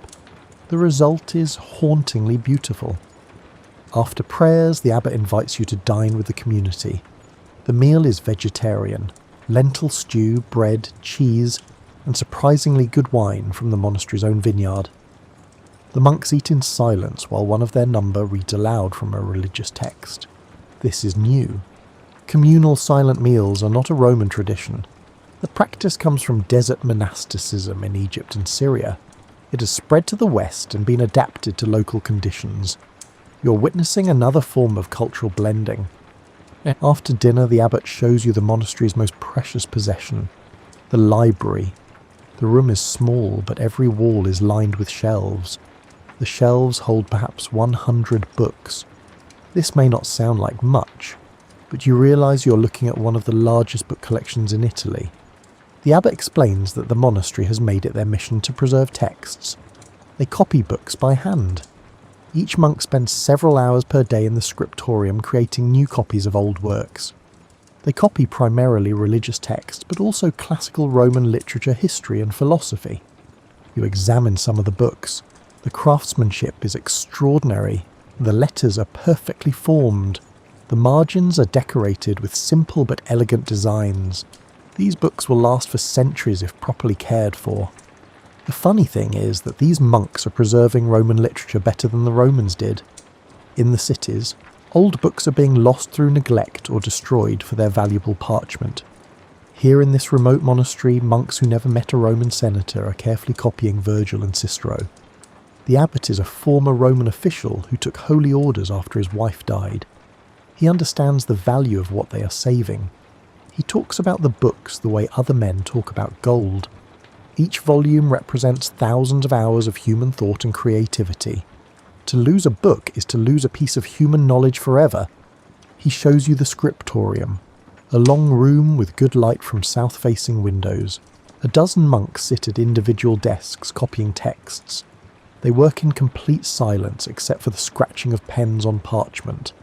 The concentration is absolute. One young monk is copying a work by Seneca. Another is working on the Gospel of Luke. A third is creating a new copy of a botanical text by Dioscorides. The subjects are wildly diverse, but the monks approach each text with the same careful attention. You watch as a monk mixes ink. He combines oak gall, iron salts, and water in precise proportions. The recipe comes from ancient Rome. The monks have preserved not just books, but the technical knowledge needed to create them. The abbot mentions that monasteries are springing up all over Europe. Each follows similar patterns: prayer, manual labour, study, copying texts. The network is informal but effective. Books travel from monastery to monastery. Knowledge spreads in slow but steady waves. This is how Roman learning will survive the collapse, not in cities or universities or imperial libraries, in small monastic communities scattered across the countryside where dedicated men preserve texts for reasons that mix religious devotion with scholarly passion. You spend 2 nights at the monastery. The routine is soothing in its predictability. Prayers at set hours, meals at set times, work in between. The chaos of the outside world feels very far away. On your last evening, the abbot gives you a gift, a small copy of the Psalms, handwritten on good parchment and bound in leather. He says every traveller should have something beautiful to remind them of moments of peace. You accept the gift with gratitude. The book fits easily in your bag. It weighs almost nothing, but it represents everything about this transitional age. Roman craftsmanship preserving Jewish religious texts copied by Christian monks for a traveller whose future is uncertain. All the threads of the ancient world are being woven into something new. You reach the outskirts of Rome after 8 days of travel. You are tired but satisfied. The journey has shown you things you needed to see. As you walk through the city gates, you notice something you never paid attention to before. People speak differently depending on their age and social class. The Latin spoken by the old senator you pass in the street is formal and complex. The Latin spoken by the children playing nearby is simpler and filled with words their grandparents would not recognise. Language is changing. Latin is slowly splitting into the various Romance languages that will eventually become Italian, French, Spanish and Romanian. But this process will take centuries. Right now you are in the middle of it. The changes are noticeable but not yet extreme. You stop at a bakery. The baker's wife serves you. She speaks a Latin that would make a classical grammarian weep. She drops case endings. She confuses verb tenses. She uses vocabulary borrowed from Gothic and Greek. But you understand her perfectly, and she understands you. This is the real Latin. Not the literary language preserved in books, but the living language spoken by ordinary people. It has always been more flexible and practical than the formal version. Now it is evolving rapidly in response to new circumstances. The baker's young daughter asks you where you travelled from. You tell her, Ravenna. She asks if people there speak differently. You admit that they do. The northern dialects already sound distinct from the speech patterns in Rome. Give it another few generations and they will be different enough to cause comprehension problems. The girl finds this fascinating. She asks if this means Latin is dying. You tell her no. Latin is not dying. It is multiplying. Each region is developing its own version adapted to local needs and influenced by local languages. All these versions are still Latin, but they are becoming differentiated. Her mother laughs and says philosophers always complicate simple things. People talk, however they talk. The girl should not worry about it. You accept this wisdom and buy 2 loaves of bread. As you walk home, you listen more carefully to the conversations around you. A group of merchants arguing about prices, a mother scolding her children, 2 friends discussing the upcoming religious festival. Everyone speaks Latin, but no 2 people speak it exactly the same way. This diversity would have bothered Roman grammarians. They spent centuries trying to standardize Latin and preserve its classical forms, but their efforts only worked for the educated elite. The common people spoke however they wanted. Now that the educational system has largely collapsed, the common version is taking over completely. You reach your apartment building. Your neighbour is sitting outside enjoying the evening air. She's 90 years old and has lived in Rome her entire life. She speaks a Latin that sounds almost archaic to your ears. Full case endings, complex subordinate clauses, vocabulary that feels ancient. She asks about your trip. You tell her about Ravenna and the Gothic court and the monastery and the transforming villa. She listens and nods. She's seen so many changes in her lifetime that nothing surprises her anymore. She tells you that when she was young, her tutor insisted she learn Greek. All educated Romans spoke Greek as well as Latin. Now almost no one bothers with Greek anymore except monks and scholars. The eastern and western halves of the old empire are drifting apart linguistically as well as politically. You mentioned the monks preserving books. She approves strongly. She learned to read as a child and still considers literacy one of the greatest gifts anyone can receive. She worries that fewer children are learning these days. Without schools and tutors, literacy is becoming a specialised skill instead of a common accomplishment. This is true. In your grandfather's time, perhaps 30% of urban Romans could read. Now the number is closer to 10% and falling. Writing is becoming a professional specialty practiced mainly by monks and scribes. Your neighbour predicts that in another few generations, most people will not read at all. They will depend entirely on oral transmission of information. Stories will be told instead of written. History will be remembered instead of recorded. Knowledge will be preserved in human memory instead of books. She finds this sad but inevitable. The world is changing, and literacy is a casualty of that change. Only the church and the monasteries will maintain reading and writing skills. Everyone else will return to older oral traditions. You sit with her for a while longer as the sun sets over the old city. The conversation drifts to other topics. The price of olive oil, the new bishop's policies, the weather predictions for harvest season. Later, alone in your apartment, you think about language and change. Latin will survive, but it will transform beyond recognition. The books will survive, but only in monasteries. The oral traditions will strengthen as written traditions weaken. Everything is in flux. The old forms persist, but their meanings shift. The future is being created through 10,000 small changes that no one can fully perceive in the moment. The next morning you need to buy olive oil. This simple task reveals the new economic reality. Under the old empire, olive oil from Spain flowed into Rome through well-organised trade networks. Ships carried bulk quantities. Merchants operated on credit backed by imperial banks. Prices were stable and supply was reliable. Now everything depends on personal relationships and trust. You go to the marketplace. The vendor you usually buy from has no Spanish oil.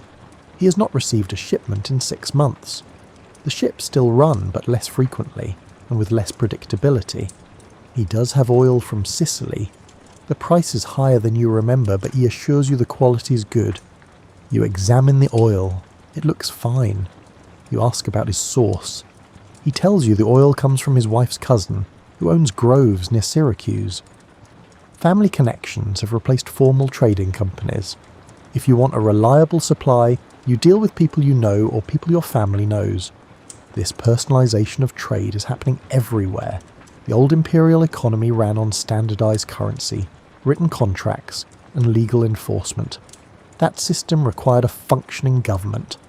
Without government backing, merchants have returned to older methods based on reputation and kinship. You buy the oil and chat with the vendor. He tells you trade is not dead, just different. The big merchant companies that moved goods across the Mediterranean have mostly disappeared, but smaller networks based on family and community ties have emerged to replace them. He gives you an example. His wife's cousin in Sicily sends oil to Rome. In return, the vendor sends cloth that his sister weaves. His sister gets wool from a shepherd, whose brother-in-law works for the vendor. Everyone in the network knows everyone else. Trust is built on personal relationships rather than legal contracts. The system is less efficient than the old imperial trade network, but more resilient. When one link breaks, the network routes around it. When the supply of one good becomes scarce, people substitute alternatives. Flexibility matters more than optimization. You wander through the market looking at other goods. Wine from local vineyards has replaced wine from distant provinces. Local pottery has replaced fine ceramics from Africa. Wool and linen from nearby estates have replaced silk from the east. The market has contracted geographically. Most goods now come from within a few days' travel. Long-distance trade still exists, but it focuses on high-value items like spices and precious metals. Bulk goods are too expensive to transport without the infrastructure the empire used to maintain. A merchant displays amber beads from the Baltic. This amber travelled hundreds of miles through networks of traders who each moved it one step closer to Rome. No single person organised the journey. The beads simply passed from hand to hand through existing relationships until they reached their final destination. You ask the merchant how payment works for something that travelled so far. He explains that the amber was exchanged multiple times. The final price in Rome bears little relation to what the original collector in the Baltic received. Each trader along the way added their profit margin. This is inefficient, but it works. The amber reaches customers who want it. The northern collectors get goods they need in return. Value flows in multiple directions through networks that require no central coordination.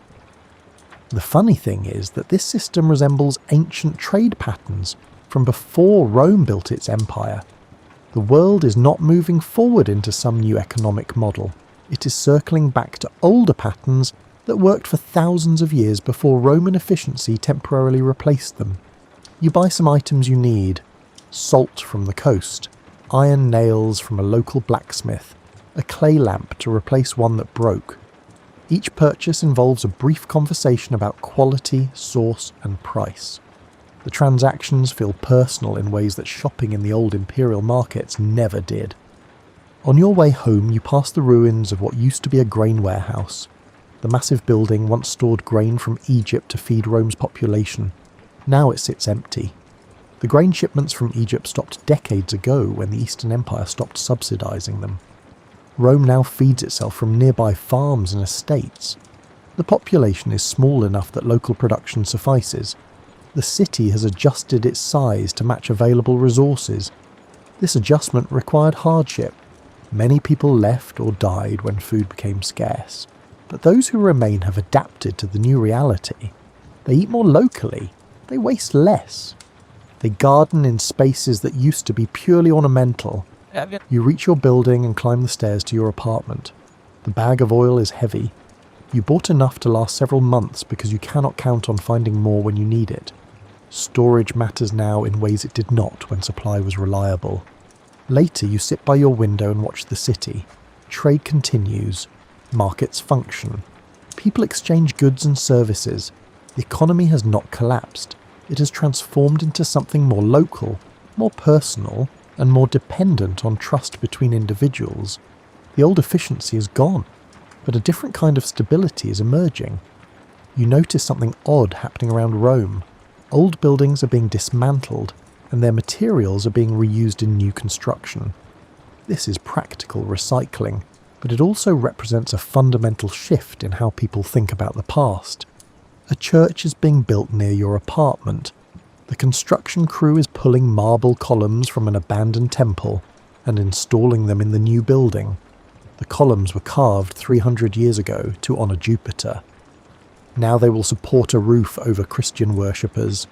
You watch the workers for a while. They treat the columns carefully. The marble is valuable and difficult to replace. Modern quarries cannot produce stone of this quality anymore. The techniques have been partially lost, so builders reuse what the Romans made when they still had the skills and resources. The foreman tells you this is happening everywhere. Churches are built from materials scavenged from pagan temples. Houses are constructed from stones taken from old government buildings. Garden walls incorporate fragments of sculptures and monuments. Rome is literally rebuilding itself from its own ruins. The city is becoming its own quarry. Every generation takes pieces from older structures and incorporates them into newer ones. The physical matter of the city remains, but its form changes completely. This should feel like vandalism, but it does not. The old buildings were designed for purposes that no longer exist. No one worships Jupiter anymore, so his temples serve no function. The government offices are empty, so their buildings might as well be useful. The transformation is pragmatic rather than destructive. You see a house where the front wall incorporates a section of an old memorial stone. The original inscription is still visible, but now it forms part of a private residence. The past becomes literal building material for the future. Some people find this disturbing. Your neighbour, who is 90 years old, mentioned that she mourns seeing the old monuments dispersed. She remembers when the city looked different, when the ancient structures stood intact and purposeful. But even she admits the reuse makes sense. What good are beautiful buildings if they serve no function and cannot be maintained? Better to salvage what can be saved and put it to new uses. You visit the Forum. Several of the old government buildings have been partially dismantled. Their marble facings have been removed. Their roof tiles have been scavenged. Their foundations remain, but everything above ground level is gradually disappearing. Within a few generations, the Forum will be a field where cattle graze. The grandest civic centre in the Western world will become farmland. This seems impossible, but you can see it happening in slow motion. The Colosseum is also being slowly mined for building materials. People remove stones from the upper levels. They pry out metal clamps that hold blocks together. They cart away anything useful. The building is so massive that this process will take centuries, but eventually even the Colosseum will be reduced to a partial ruin. You feel oddly calm about this. The buildings were always just buildings. The real Rome was the people and the ideas and the systems they created. Those things are transforming but not disappearing. The physical stones matter less than what they represented. At the same time, you recognise something is being lost. Future generations will not see what you have seen. They will not walk among intact temples and monuments. They will inherit a different city built from fragments of the one you know. You pass a construction site where a wealthy family is building a new house. The design is interesting. It combines Roman architectural principles with new ideas. The floor plan follows traditional patterns. The building techniques are Roman, but the decoration shows influences from Gothic art. The mosaics include Christian symbols mixed with classical motifs. The house represents the same kind of blending you have seen elsewhere. Roman forms filled with new content. Old techniques applied to new purposes. The past and future merge into a present that feels transitional. The stones do not care what they support. Columns hold up roofs, whether those roofs shelter temples or churches. Marble decorates walls, whether those walls surround pagan shrines or Christian homes. The materials remain constant while their meanings shift completely. You think about the monks copying books and the stones being recycled. Both represent preservation through transformation. The words survive by being rewritten. The buildings survive by being disassembled and rebuilt. Nothing stays exactly the same, but nothing is entirely lost either. This is how civilizations work. They do not end cleanly. They evolve continuously. The new is always built from pieces of the old, arranged in patterns that solve current problems rather than past ones. You decide to improve your education. This sounds odd in a collapsing empire, but you have time and curiosity. You find a tutor who teaches rhetoric and grammar in the traditional Roman style. The tutor turns out to be a Vandal. His name is Hilderic. He was born in North Africa, where the Vandals established their kingdom after crossing from Spain. He came to Rome as a young man to study. He liked the city and stayed. Now he earns his living teaching Romans the classical education he learned from Roman teachers in Carthage. This is hilarious in multiple ways. A barbarian teaching Romans how to be Roman. A member of the tribe that sacked Rome teaching rhetoric. A Vandal preserving classical learning that many Romans have abandoned. Hilderic finds the irony amusing. He mentions it during your first lesson. He says the Vandals value Roman culture more than the Romans do because they had to work harder to acquire it. Romans take their heritage for granted. Vandals and Goths and other barbarians choose it deliberately. His teaching style is rigorously traditional. You read Cicero and Virgil. You practice writing in the periodic style. You learn rhetorical devices and grammatical rules. Everything is exactly as it would have been taught a century ago. You ask Hilderic why he bothers. Classical education has limited practical value now. Most people do not care about rhetoric. You could earn more money doing almost anything else. He considers the question carefully. He says he teaches because civilization is more than buildings and laws. It is a set of ideas transmitted through language and education. If the ideas are lost, then Rome is truly dead regardless of what happens to the stones and structures. By teaching you Cicero, he is preserving not just a text but a way of thinking. By insisting on proper grammar, he is maintaining standards of precision and clarity. By drilling you in rhetoric, He is keeping alive the notion that language matters and can be crafted with care. You have other students in the class. 2 are young Romans from families that still value education. One is a Gothic woman who wants to read classical literature. One is a former soldier who decided learning is more interesting than fighting. The class meets 3 times a week. Hilderic teaches in Latin, but occasionally lapses into Vandal when he gets excited about a particularly good passage from Virgil. No one complains. You all understand enough Latin to follow the lessons. One day Hilderic brings a manuscript he acquired. It is a copy of Sallust's history. The manuscript is old, and the parchment is deteriorating. Hilderic copied the entire text himself because he worries the original will not survive much longer. He shows you his copy.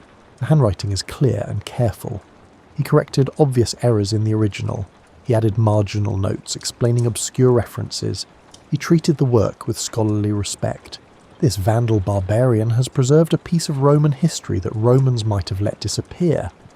The situation feels backwards, but it also makes perfect sense. People who choose a culture often appreciate it more than people who inherit it passively. Your lessons continue through the winter. You read, write, and discuss. Hilderic assigns essays on classical themes. You struggle with the complex sentence structures, but improve gradually. One evening, Hilderic invites the whole class to his home for dinner. His house is modest but comfortable. His wife is Roman. She serves a meal that mixes Roman and Vandal dishes. You eat Roman bread with Vandal smoked fish. The combination is unusual but delicious. After dinner, Hilderic's wife tells stories about growing up in Rome. She remembers when the city was more crowded and prosperous. She also remembers constant political instability and violence. She says the current situation is actually more peaceful than what she experienced as a child. Her perspective surprises you. You tend to think of the past as a golden age and the present as decline. But she lived through that past and found it stressful. The present may be poorer, but it is calmer. Hilderic raises his cup and toasts to learning across boundaries. Romans and barbarians studying together. The old and new mixing freely. The future is being created by people who refuse to let knowledge die. You drink to that. The wine is good, the company is pleasant. You realise that civilization is not a fixed thing passed down intact, from generation to generation. It is something recreated continuously by people who care enough to preserve it and adapt it and pass it forward. Hilderic the Vandal is doing more for Roman civilization than many Romans. This fact would have astonished people a century ago. But it makes perfect sense now. Autumn arrives and you help with the grain harvest. Everyone helps. The distinction between city dweller and farmer has blurred. If you want to eat, you need to participate in food production at some level. The harvest takes place on estates surrounding Rome. You join a group walking out to one of the larger villas. The owner agreed to feed everyone who helps bring in the grain. This is a fair exchange. Your labour for a share of the food. The work is hard but social. 40 people spread across the field with sickles. You cut grain stalks and bundle them into sheaves. Your back aches after the first hour, but you keep going. Everyone keeps going. The work must be finished before rain comes. The atmosphere is cheerful despite the labour. People sing while they work. Old Roman songs mixed with newer ones borrowed from Gothic or Gallic traditions. The melodies blend together in pleasant harmonies. A woman working next to you explains that this communal approach to harvest is becoming standard. Individual families cannot manage the work alone, so everyone pools labour and shares the results. It is more efficient and more enjoyable. You break for lunch. The villa owner's staff brings bread, cheese and watered wine. Everyone sits in the shade and eats together. The owner himself sits with the workers. There is no formal separation between classes during harvest. Everyone is equally necessary. After lunch you return to cutting grain. The afternoon is hot, but a breeze makes it bearable. You fall into a rhythm. Cut, bundle and stack. Cut, bundle, stack. The repetitive motion becomes almost meditative. By evening the field is cleared. The grain stands in neat stacks ready for threshing. Everyone is exhausted but satisfied. You accomplish something tangible and important. The city will eat this winter because of today's work. The owner announces that dinner will be served. Long tables are set up in the villa courtyard. The meal is simple but generous. Roasted vegetables, bread, beans, and more wine. You eat until you are full. After dinner, someone produces a flute. Music starts. A few people begin dancing. You watch from the edge of the courtyard, too tired to move but happy to observe. This is not how things worked under the old empire. Back then, agricultural labour was performed by slaves or tenant farmers. Free citizens avoided manual work. Social classes remained strictly separated. Now, everyone works. Everyone eats together. The old hierarchies are weakening under economic pressure. When labour is scarce, it gains value. When food is precious, those who produce it gain status. You sleep in the villa's barn along with dozens of other harvest workers. The accommodations are basic but adequate. Hay provides padding. Blankets provide warmth. You're so tired that comfort hardly matters. In the morning you help with threshing. The grain sheaves are spread on a stone floor and beaten with flails. The rhythmic pounding creates a steady beat. Someone starts singing, and the work becomes synchronized with the music. This communal labour will continue through the week.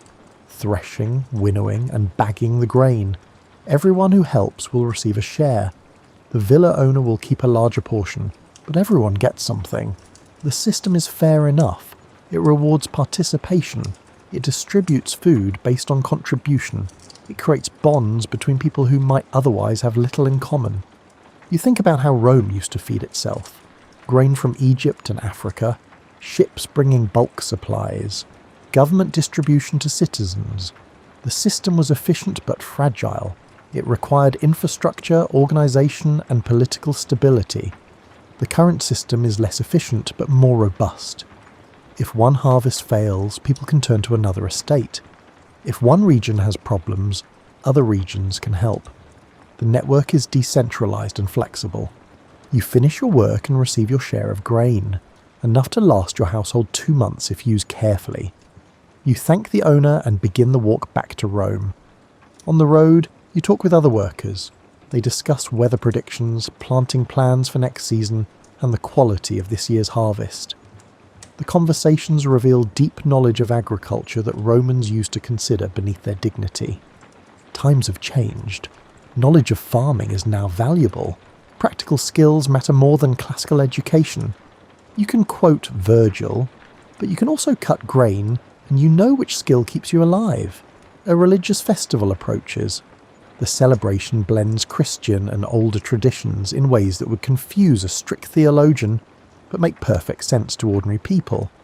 The festival supposedly honours a Christian martyr, but the date coincides with an older Roman agricultural celebration.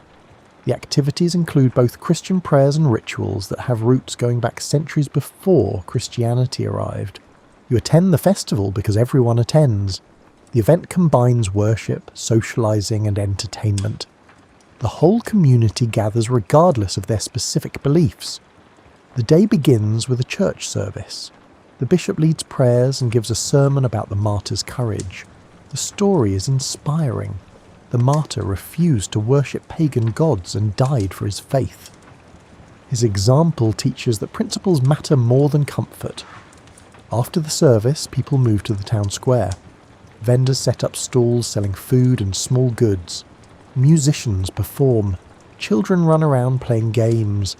The atmosphere shifts from solemn worship to cheerful celebration. You buy roasted chestnuts from a vendor. The chestnuts are hot and delicious. You chat with the vendor about weather and crops. He is cautiously optimistic about the coming winter. Food supplies seem adequate. A procession forms. People carry a statue of the martyr through the streets. The procession follows a route that happens to pass several locations that were sacred in pre-Christian times. This is not accidental. The church wisely incorporates older sacred geography into new practices. Music accompanies the procession. Christian hymns mixed with older melodies that your grandmother would recognise. The blending feels natural. The distinction between Christian and pre-Christian is less clear in practice than in theory. You join the procession. Walking together creates a sense of community. You're part of something larger than yourself. This feeling was important to Romans in the Old Empire and remains important now. The procession ends at a church. The bishop offers final prayers. He thanks God for the harvest and asks for protection during winter. Everyone says Amen together. The unified response creates a powerful moment of shared purpose. After the religious portion ends, the real party begins. Tables are set up for a communal feast. Every family brings food to share. The result is an enormous spread of dishes representing every household in the community. You contribute bread and cheese. Others bring vegetables, meat, fish, fruit and wine. The variety is impressive considering how limited resources are. People have saved and prepared for this event. The meal is wonderfully chaotic. Everyone eats from shared platters. Conversations overlap. Children run between tables stealing treats. Old people tell stories. Young people flirt and laugh. The festival creates space for every kind of social interaction. You sit with a mixed group. Romans and Goths. Old and young, rich and poor. The festival erases normal boundaries. For one day, everyone is simply a member of the community celebrating together. Someone proposes a toast to the martyr. Everyone raises cups. Then someone else proposes a toast to the harvest. More cups are raised. Then toast to health, peace, friendship, and anything else people can think of. The wine flows freely. As evening approaches, dancing begins. The dances are traditional Roman patterns that everyone knows. Simple circle dances and line dances that require no special skill. The point is participation, not performance. You join the dancing. The movements are easy and repetitive.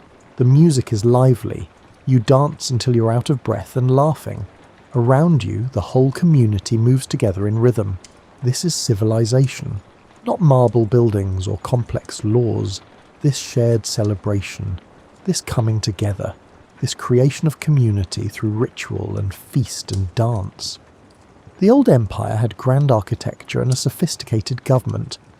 It also had festivals like this. The architecture is crumbling, and the government is gone. But the festivals continue. They adapt and change, but they persist because people need them. You leave the festival as darkness falls. Torches light your way home. You can hear music and laughter continuing behind you. The party will go on for hours yet. In your apartment, you reflect on what you experienced. The festival was Christian in name, but Roman in structure and mixed in practice. The church has not destroyed older traditions. It has absorbed them and given them new meaning. This is how cultures really change. Not through dramatic breaks, but through gradual incorporation. The new takes the shell of the old and fills it with different content. The forms remain familiar even as their significance shifts. You fall asleep thinking about continuity and transformation. The two are not opposites. They are partners in the endless process of human adaptation. Winter settles over Rome. The days are short and cold. You spend evenings by your small brazier trying to stay warm. The apartment is never quite comfortable, but it is better than being outside. One night you cannot sleep. You wrap yourself in blankets and sit by the window looking out at the city. The moon is full and bright. The old buildings cast sharp shadows. Everything looks silver and black. You think about all the changes you have witnessed. The shrinking population, the abandoned buildings, the new powers arising, the blending of cultures, the transformation of everything familiar into something strange yet recognizable. For the first time, you truly understand that the Roman Empire is gone. Not gone in the sense of completely vanished. Gone in the sense that it has become something else entirely.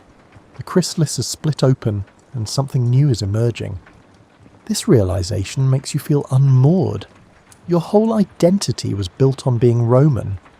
But what does that mean now? The old definitions no longer apply. The empire you were taught to honour exists only in memory and books. Yet you are still here. The city is still here. The language is still here. The laws and customs and ways of thinking are still here. They have changed, but they persist. Maybe being Roman means something different now than it did a century ago. You think about Hilderic the Vandal teaching rhetoric, about Theodoric the Goth ruling from a Roman throne, about the bishop organising social services, about the monks copying books, about farmers sharing harvests. None of these things would have happened under the old empire, yet all of them preserve something essentially Roman even while transforming it.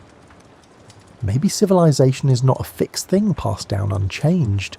Maybe it is a conversation across generations. Each age receives what the previous age created and then adapts it to current needs before passing it forward again. The moon moves across the sky. The shadows shift. You remain at your window thinking about continuity and change. In the morning things will look the same as always. You will buy bread and chat with neighbours and go about your business. The dramatic thoughts of a sleepless night will fade. Life will resume its normal patterns. But something has shifted in your understanding. You see now that you live in a transitional moment. The old world is dying, but slowly. The new world is being born, but gradually. Most people do not even notice because the changes happen across decades and generations. You're fortunate to recognise what is happening. This awareness will not change your daily life. You will still need to eat and find work and maintain shelter. But it gives meaning to the small transformations you observe. Every Gothic word entering Latin. Every church is built from temple stones. Every villa is becoming a village. Every monk is copying a book. Every harvest was shared communally. These are not random events. They are pieces of a larger pattern that will become clear only in retrospect. You finally feel sleepy. You return to your bed and pull the blankets tight. Outside, the city sleeps under moonlight. The old walls stand as they have stood for centuries. The new churches rest in darkness. The future waits patiently to unfold. Spring arrives with unexpected warmth. The flowers bloom early. The farmers predict a good growing season. Hope feels possible after the long cold winter. You decide to plant a garden. A small plot behind your building has sat unused for years. You claim it and begin preparing the soil. The work is harder than expected. The ground is packed hard and full of rocks. Your neighbour sees you working and offers advice. She grew vegetables when she was younger. She teaches you about soil preparation and planting times. You listen carefully and follow her instructions. Over several weeks you create a functioning garden. Beans, onions, lettuce and herbs. The plants are small but healthy. You water them every evening and watch them grow. This is new for you. Romans of your class traditionally did not garden. That was work for farmers and slaves. But class distinctions mean less now. Everyone does what needs to be done. You find satisfaction in the work. The garden responds to care. Watering and weeding produce visible results. You feel connected to the earth in ways you never experienced before. Other people in your building notice the garden and ask if they can help. You agree. The garden becomes a communal project. Several families contribute labour, and everyone shares the harvest. This small cooperation reveals how society is reorganising itself. People form voluntary associations based on mutual benefit. The old hierarchies based on class and status are being replaced by networks based on reciprocity and trust. Your garden thrives. By early summer you're harvesting lettuce and beans. The produce is fresh and delicious. You eat better than you have in months. The garden also becomes a social centre. Neighbours stop by to check on the plants. Conversations happen naturally. You learn things about people who have lived in your building for years but whom you barely knew before. One neighbour is a widow who used to work as a seamstress. Another is a former soldier who lost his leg in battle. A third is a young couple with 2 children. They all have stories and skills and knowledge to share. The garden creates opportunities for exchange. The seamstress repairs your cloak in return for vegetables. The former soldier teaches you how to sharpen tools. The young couple helps with heavy work in exchange for a share of the harvest. These informal barter arrangements are becoming the foundation of the local economy. Money is scarce, so people trade goods and services directly. The system works because everyone has something to offer, and everyone needs something from others. You think about how different this is from the old empire. Back then, most transactions involved money. Services were professionalised. People interacted through formal markets and legal contracts. Now interaction is more personal and direct. You know the people you trade with. You trust them because you live near them and see them regularly. Reputation matters more than formal credentials. The garden produces through the summer. You learn by doing. Some plants thrive, others fail.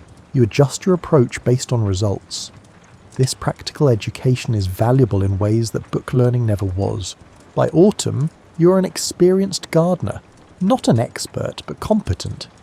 You know what works in this particular soil under these specific conditions. Your knowledge is local and practical and hard-won.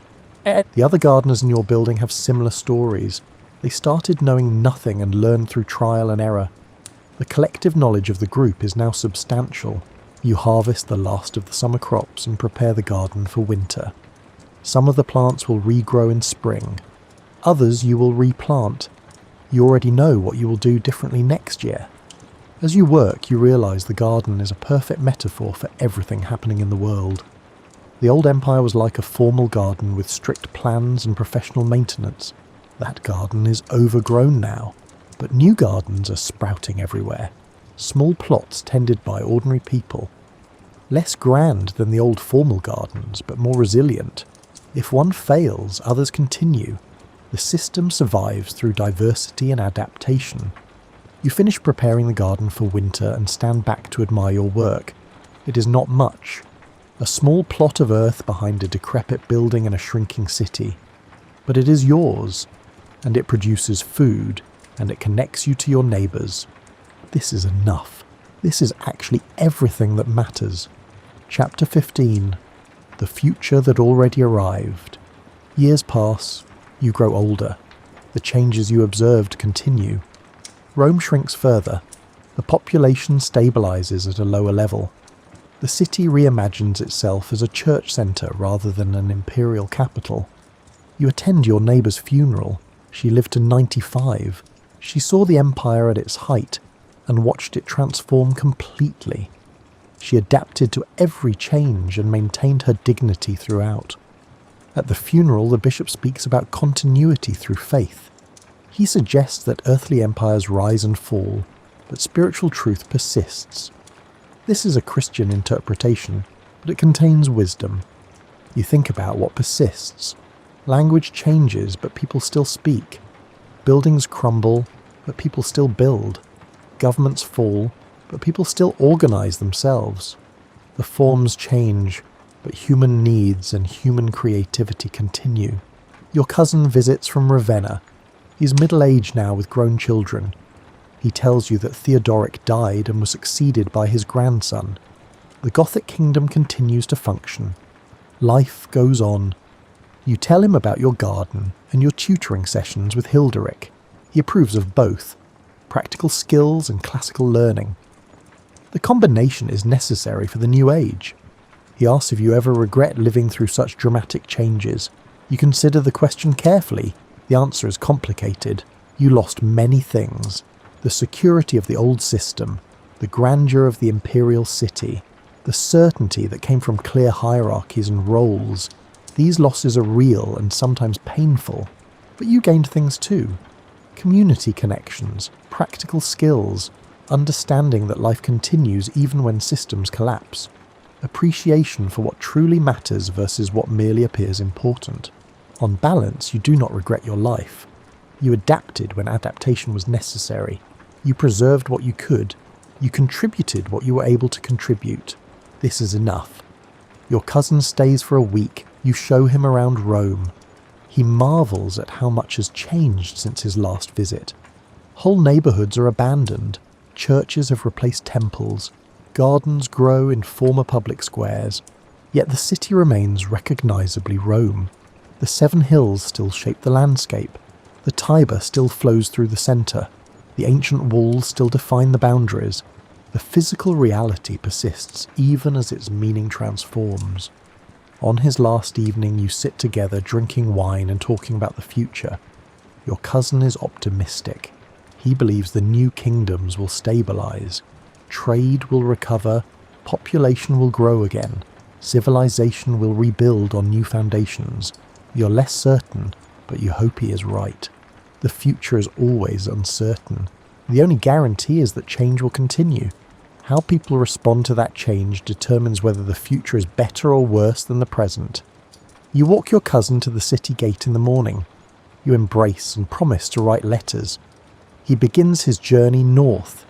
You watch until he disappears around a bend in the road. Then you return to your apartment and your daily routines. There is work to be done. The garden needs attention. Hildrick expects you at your lesson. The communal meal requires your contribution. Life continues. Empires rise and fall, but people endure. They adapt and persist and create meaning in whatever circumstances they face. This is the real lesson of Rome's transformation. The empire ended not with apocalypse, but with gradual adjustment. The dramatic narrative of collapse is false. The truth is quieter and stranger. The old world slowly became a new world, while most people simply lived their lives and adapted as necessary. You are part of this story, not a hero or a leader, just a person who witnessed change and responded as well as you could. Your contribution is small but real. You helped build the future by maintaining gardens and learning rhetoric and participating in the community. This is how history actually happens, not through the actions of emperors and generals alone, through millions of ordinary people making small decisions that collectively create large patterns. You sit at your window one last time watching the sunset paint the old city in shades of gold. The buildings that remain standing glow in the fading light. The new churches cast long shadows. The ancient and the modern exist side by side. Tomorrow will look much like today. The day after will look much like tomorrow.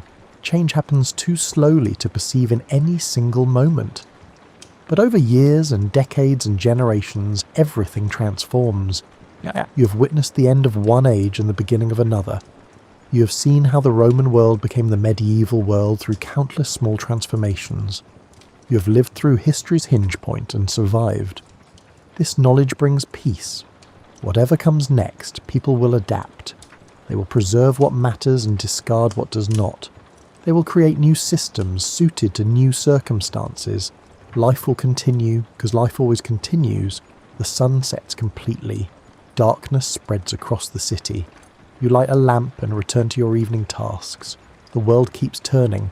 Tomorrow waits with its own small dramas and quiet transformations. And you will be there to witness them, as you have been there all along. A quiet observer of empire's end, and the patient emergence of whatever comes next. This is your story.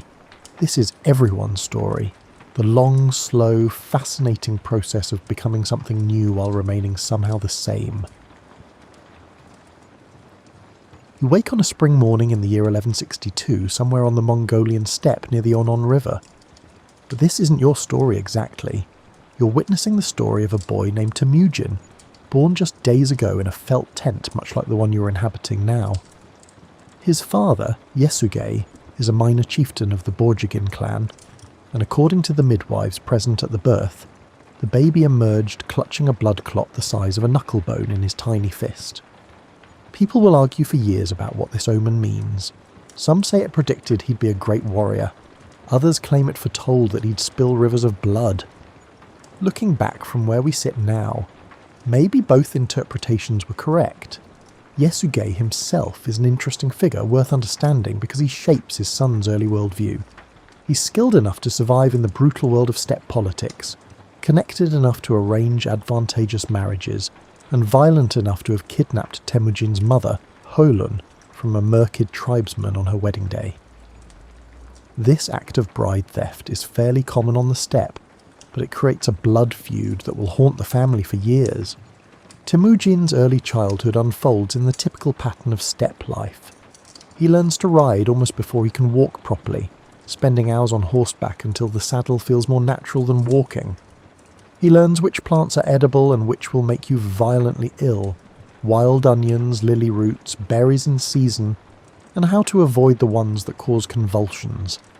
He learns to track animals by studying bent grass and disturbed soil, reading the landscape like you'd read a book.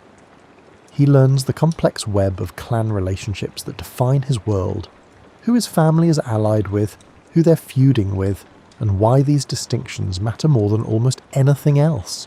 The steppe society he grows up in operates on principles that seem harsh to outsiders, but make perfect sense in an environment where survival margins are thin. Your clan is your insurance policy, your military alliance, your social network, and your identity all rolled into one. Loyalty to family and clan comes before almost everything else.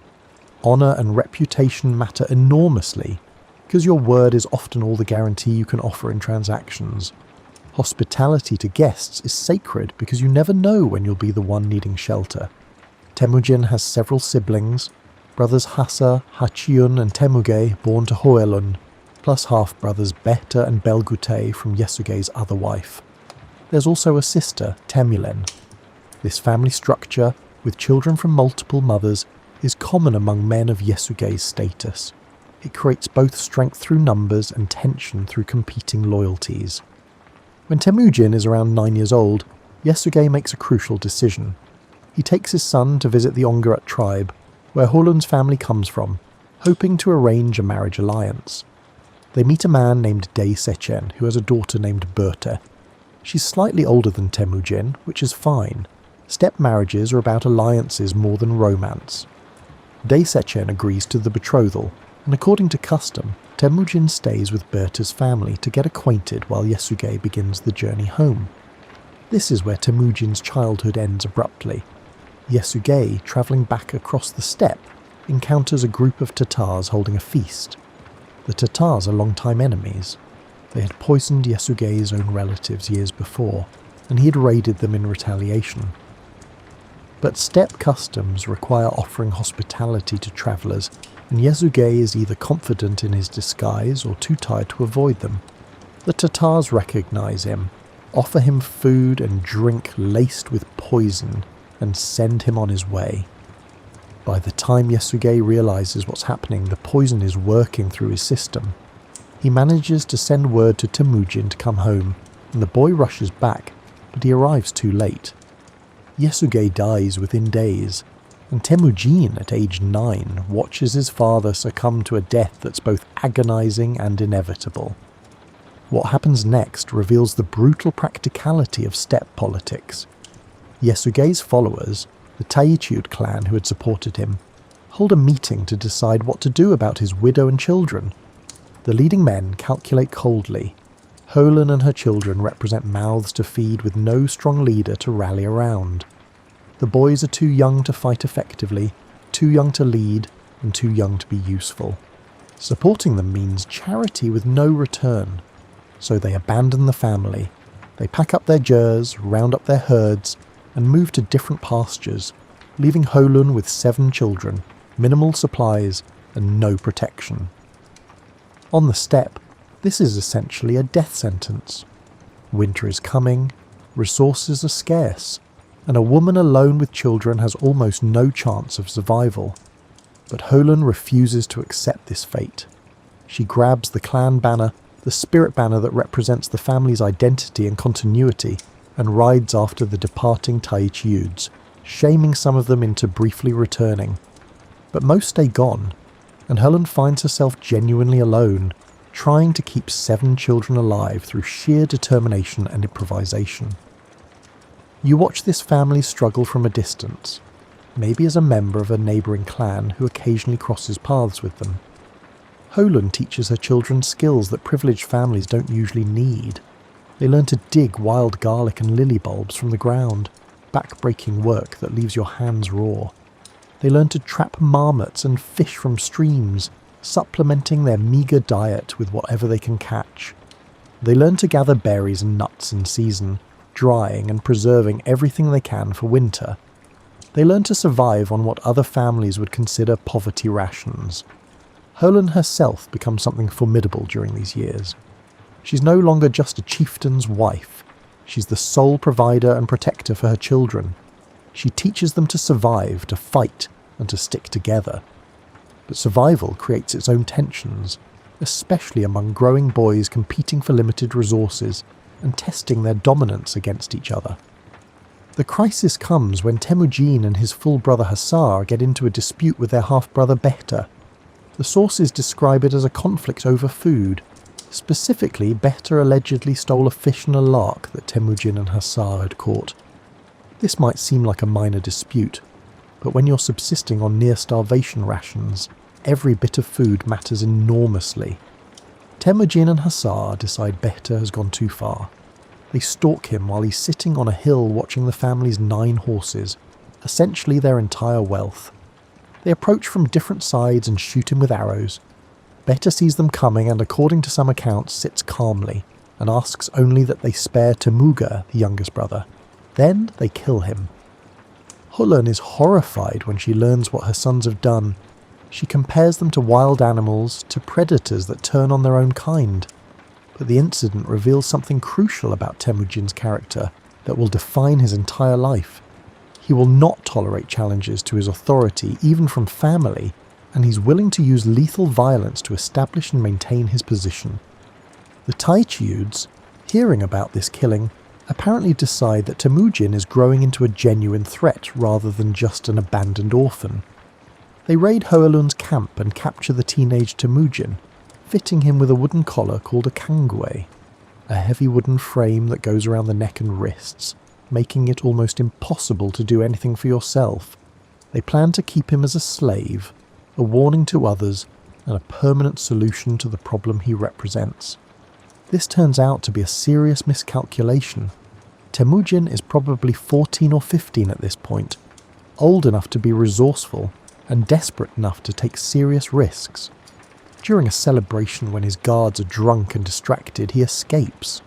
The accounts describe him hiding in a river, submerging with just his face above water while searchers pass by.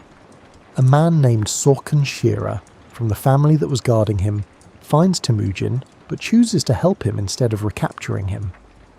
He hides Temujin in a cart full of wool, tells the searchers he hasn't seen him, and eventually helps him escape.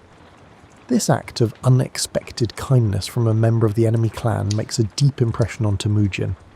Years later, when he's powerful, he'll reward Sorkan Shira's family generously. The lesson is clear. Individual character and specific actions matter more than clan affiliation alone.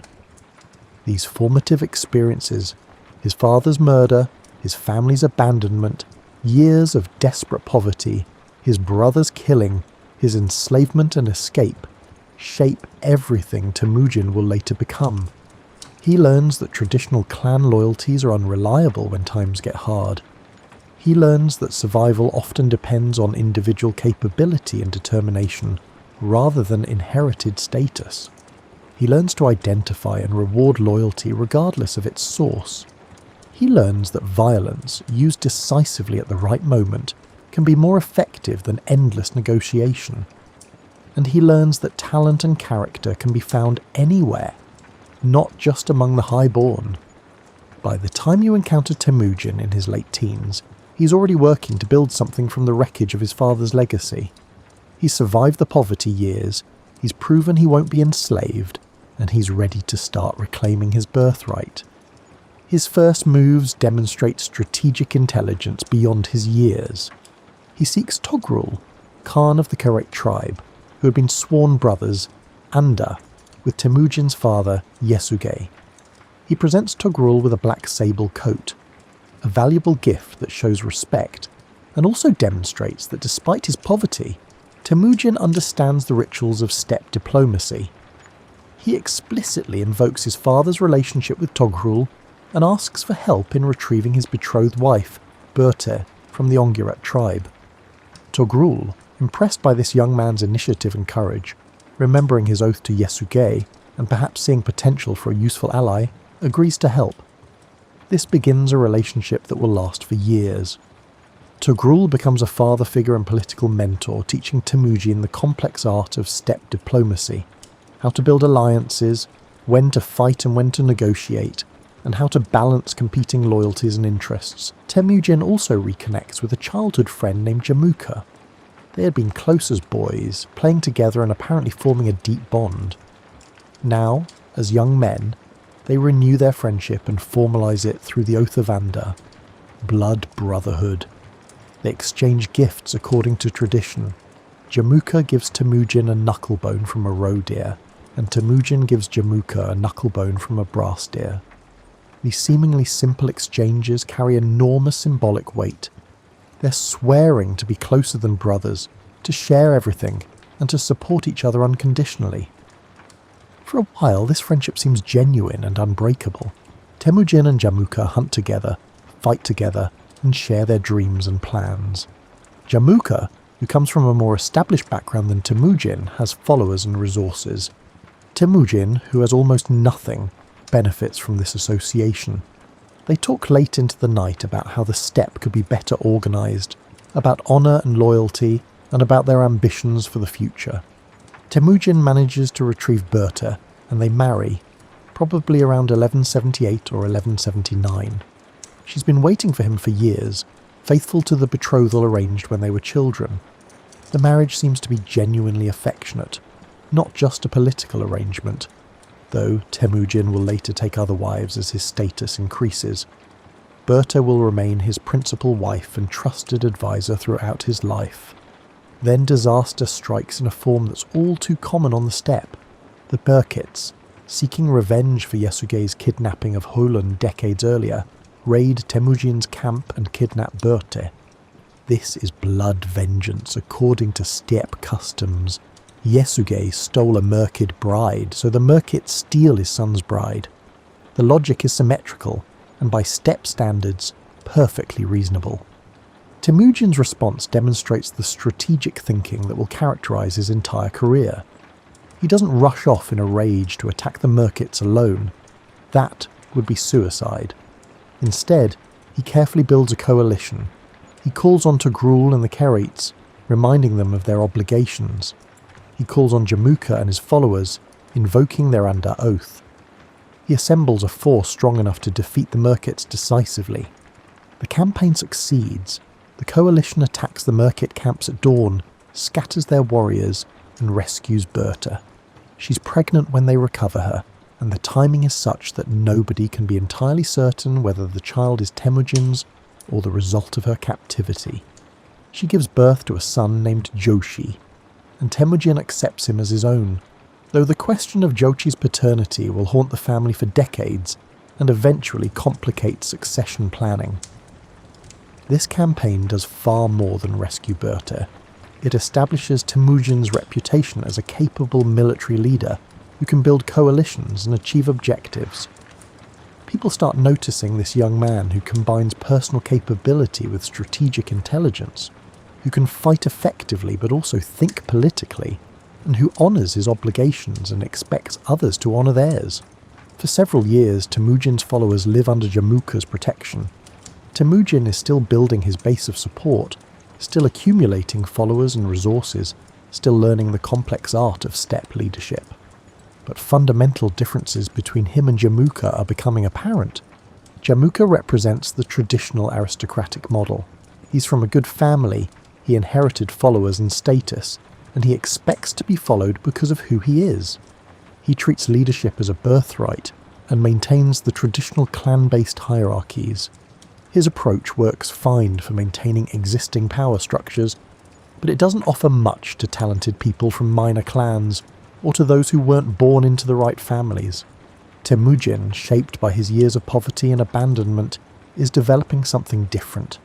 He's building a meritocratic approach where talent and loyalty matter more than lineage. He promotes capable people regardless of their family background. He rewards those who prove themselves in battle or in administration. He treats followers as individuals who've chosen to support him, rather than as inherited property bound by clan obligations. This difference attracts people to Temujin's camp. Commoners who have no chance of advancement under the traditional system see opportunities with this new leader.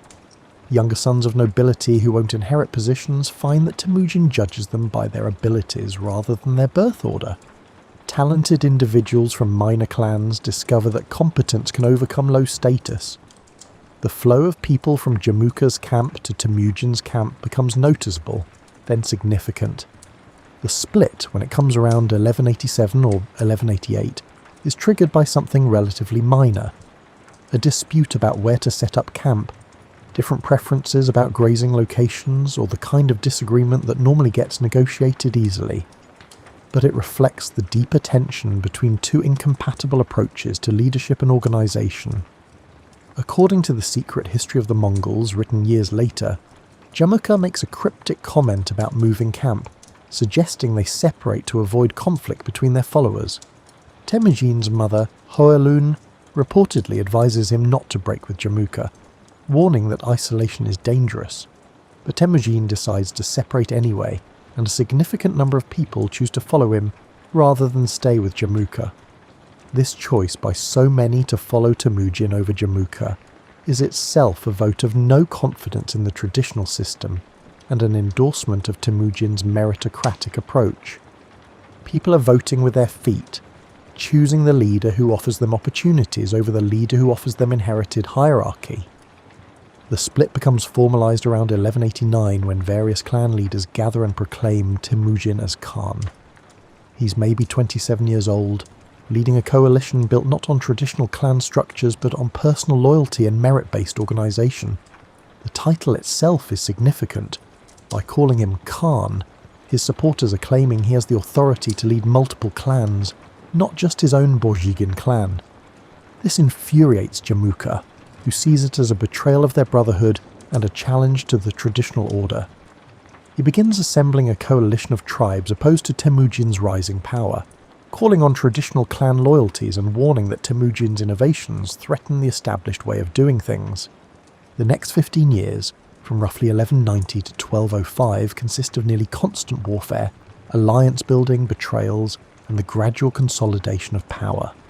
You witness this era as a warrior in Temujin's growing army, and what strikes you most is how differently he operates compared to traditional steppe leaders. The first major confrontation comes at the Battle of Dalan Balzut around 1190.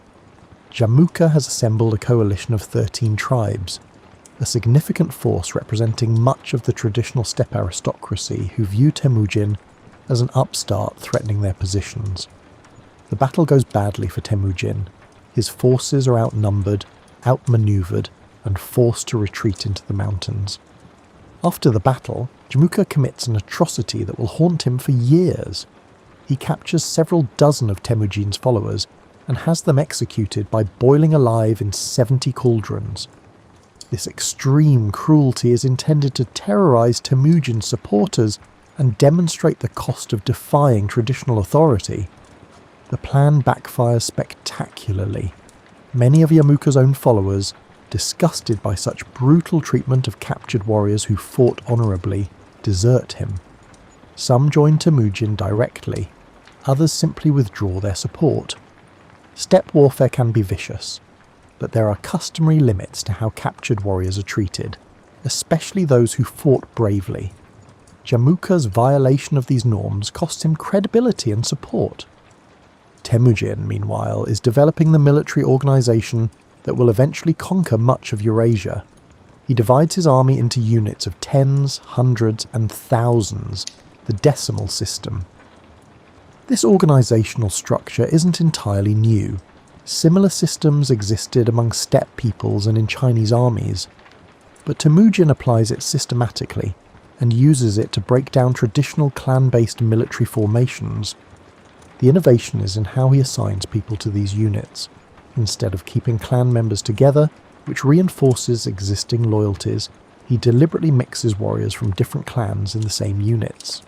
A unit of 10 might include warriors from 5 different tribal backgrounds, creating loyalty to the unit and to Temujin that supersedes clan loyalty. You experience this directly when you're assigned to a unit with warriors from clans that your family had feuded with for generations. Initially it feels wrong, a violation of natural order, but you spend months training together, fighting together, sharing dangers and victories, and something shifts. You start to identify with this unit as strongly as you identify with your clan. Maybe more strongly, because you chose this affiliation through your decision to follow Temujin rather than inheriting it at birth. Promotion in this system is based purely on demonstrated ability. Your commanding officer might be someone from a family your clan never would have followed traditionally, but he earned his position through skill in battle and tactical intelligence. This creates a military machine where talent rises naturally and where soldiers know their commanders earn their positions through competence, not through accidents of birth. Temujin also institutes strict discipline. Soldiers who desert or disobey orders face execution. Plundering before a campaign is complete is forbidden. It disrupts military discipline and creates chaos. But soldiers who fight bravely and loyally receive generous rewards from the spoils of conquest. The system creates both accountability and incentive. Around 1196, an opportunity arises that demonstrates Temujin's political intelligence. The Jin dynasty, which controls northern China and demands tribute from the steppe tribes, is facing a rebellion from the Tatars, the same group that poisoned Temujin's father. The Jin ask for steppe allies to help suppress the Tatars, offering rewards for assistance. Temujin joins the campaign, fighting alongside the Jin against his father's murderers. This serves multiple purposes. It provides an opportunity to take revenge on the Tatars. It builds a relationship with the powerful Jin dynasty. It demonstrates that Temujin can be a reliable ally, and it yields spoils and recognition.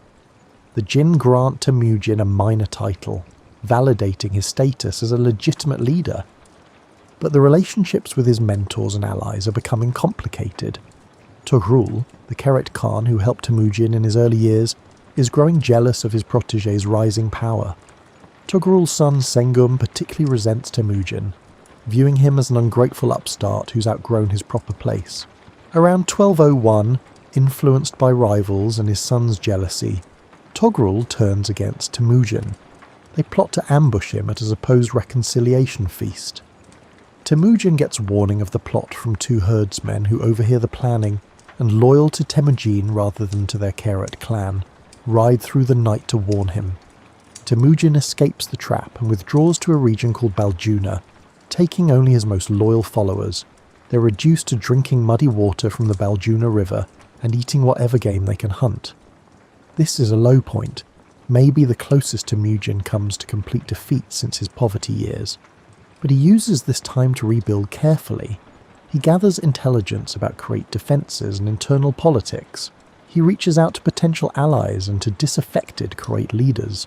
He waits for the right moment, when Tughrul is overconfident and unprepared. The attack, when it comes, is swift and decisive. Temujin's forces strike the Keret camp at night, achieving complete surprise. The battle is fierce but relatively brief. Tughrul flees and is eventually killed by Naiman border guards who don't recognise him. Sengum escapes but is later killed. The Keret tribe, one of the most powerful on the steppe, is defeated and absorbed into Temujin's growing confederation. This victory is crucial for several reasons. It eliminates a major rival and father figure, forcing Temujin to stand fully on his own authority, rather than operating under Tughrul's shadow. It brings substantial resources and followers under Temujin's control, and it demonstrates to other steppe leaders that Temujin is now a power that must be dealt with seriously. The Naimans, a powerful Turkic-speaking confederation controlling the western steppe, decide to resist Temujin's growing power. Their leader, Tayan Khan, influenced by his ambitious wife, Gurbasu, mocks Temujin's followers as women of the East and prepares for war. This turns out to be catastrophically poor judgment. In 1204, Temujin meets the Naimans in battle at Chakyamount. The fighting is intense, lasting from sunset through the night until dawn, but Temujin's better organised and better disciplined forces gradually overwhelm the Naimans. Tayan Khan is killed, and his son Kuchlug flees westward. What's significant about this victory isn't just the military achievement, but what Temujin does with it. He captures Tata Tonga, a Uyghur scribe who had served the Naimans. Instead of killing this foreign scholar, Temujin recognises his value. Tata Tonga understands literacy, record-keeping and administration in ways that steppe peoples traditionally don't emphasise. Temujin makes a crucial decision. He adopts the Uyghur script for writing Mongolian, and tasks Tata Tonga with teaching it to Mongol princes and administrators. This begins the transition toward a literate administration, capable of maintaining records, sending written orders, and conducting diplomacy through formal correspondence rather than purely oral communication. You watch this transformation as someone who grew up in a purely oral culture.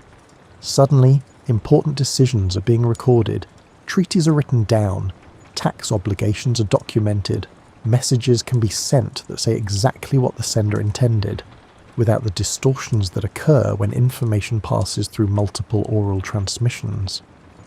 It feels strange at first, seeing words captured on paper or silk, but the practical advantages become obvious quickly. Jamuka, Temujin's former blood brother, continues resisting but is increasingly isolated. By 1205, his position is hopeless. His own followers, tired of endless warfare and diminishing prospects, capture him and deliver him to Temujin. The confrontation between the two former friends is poignant. According to the sources, Temujin offers Jamuka reconciliation, suggesting they restore their brotherhood and that Jamuka take a position of honour in the growing Mongol confederation. It's hard to know if this offer is genuine or political theatre, but it reflects the complex feelings between them. They were genuinely close once, before ambition and incompatible visions of leadership drove them apart. Jamuka refuses.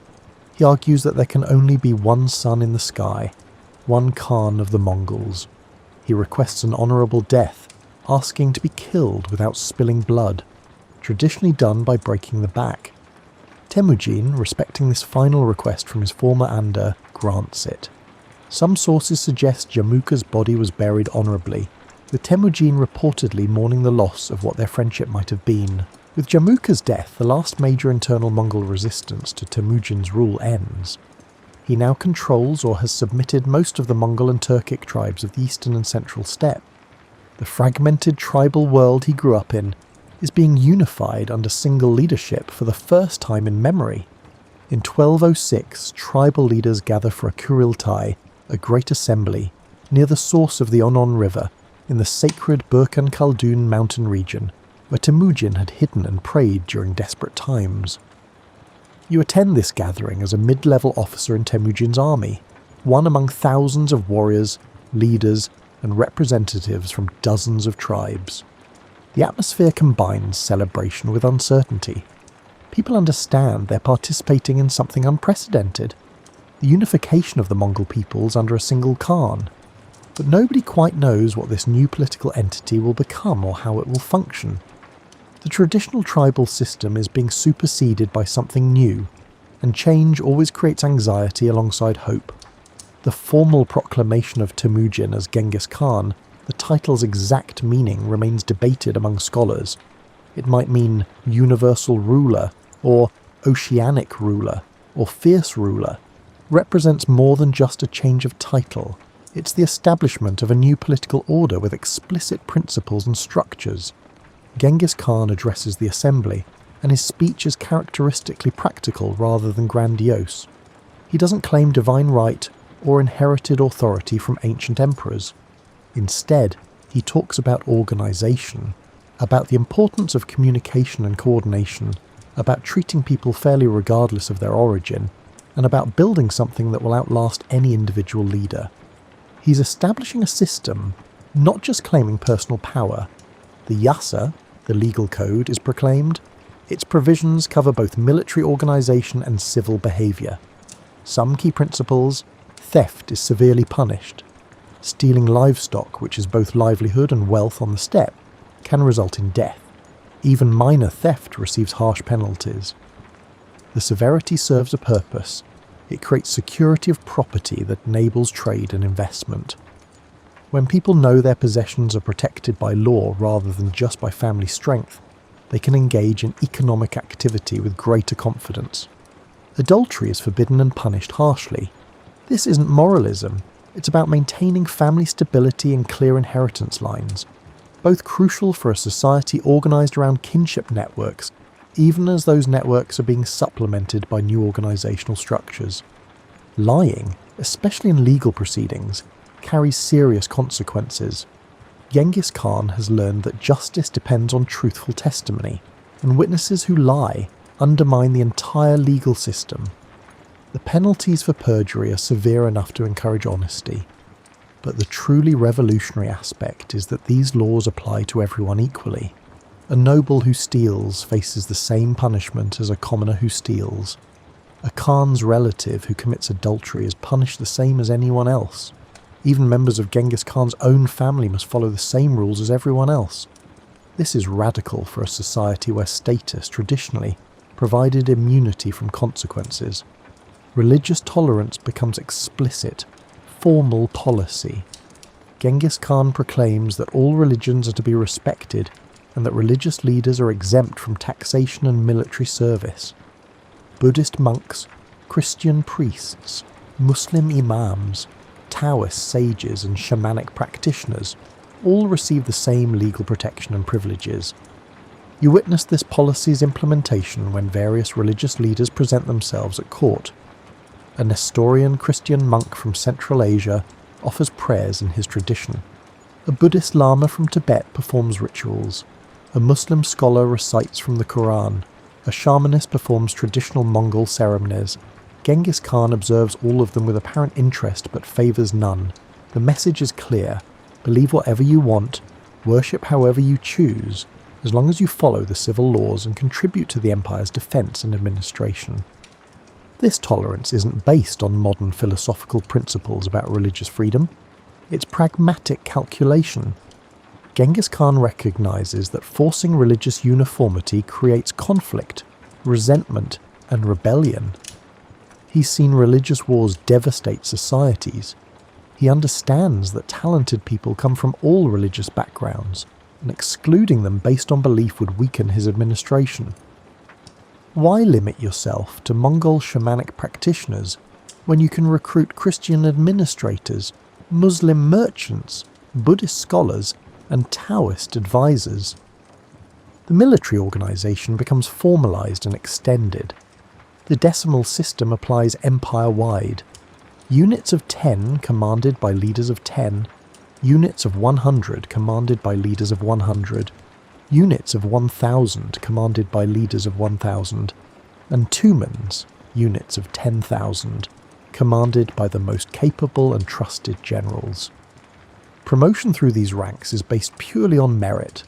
A commoner can become a leader of 10, 100, or even 1,000 if they excel in battle.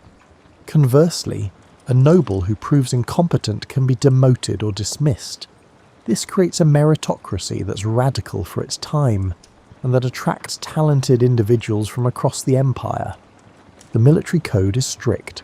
Soldiers who desert face execution. Soldiers who plunder before a campaign is complete face severe punishment. Soldiers who fail to support their comrades in battle can be executed. But soldiers who fight bravely, who show initiative and intelligence, and who achieve objectives efficiently receive generous rewards from the spoils of conquest and public recognition of their achievements. Genghis Khan establishes the Keshik, an imperial guard of 10,000 warriors who serve as both bodyguards and a training ground for future leaders. Membership in the Keshik is highly prestigious and competitive. Even the son of a leader of 10 in the Keshik outranks ordinary commanders of 1,000, creating incentive for ambitious young men to seek these positions. The Keshik becomes a meritocratic funnel for identifying and developing talent. The treatment of conquered peoples follows clear patterns that Genghis Khan has developed through experience. Cities and tribes that surrender peacefully are generally spared major violence and incorporated into the empire with their existing structures largely intact.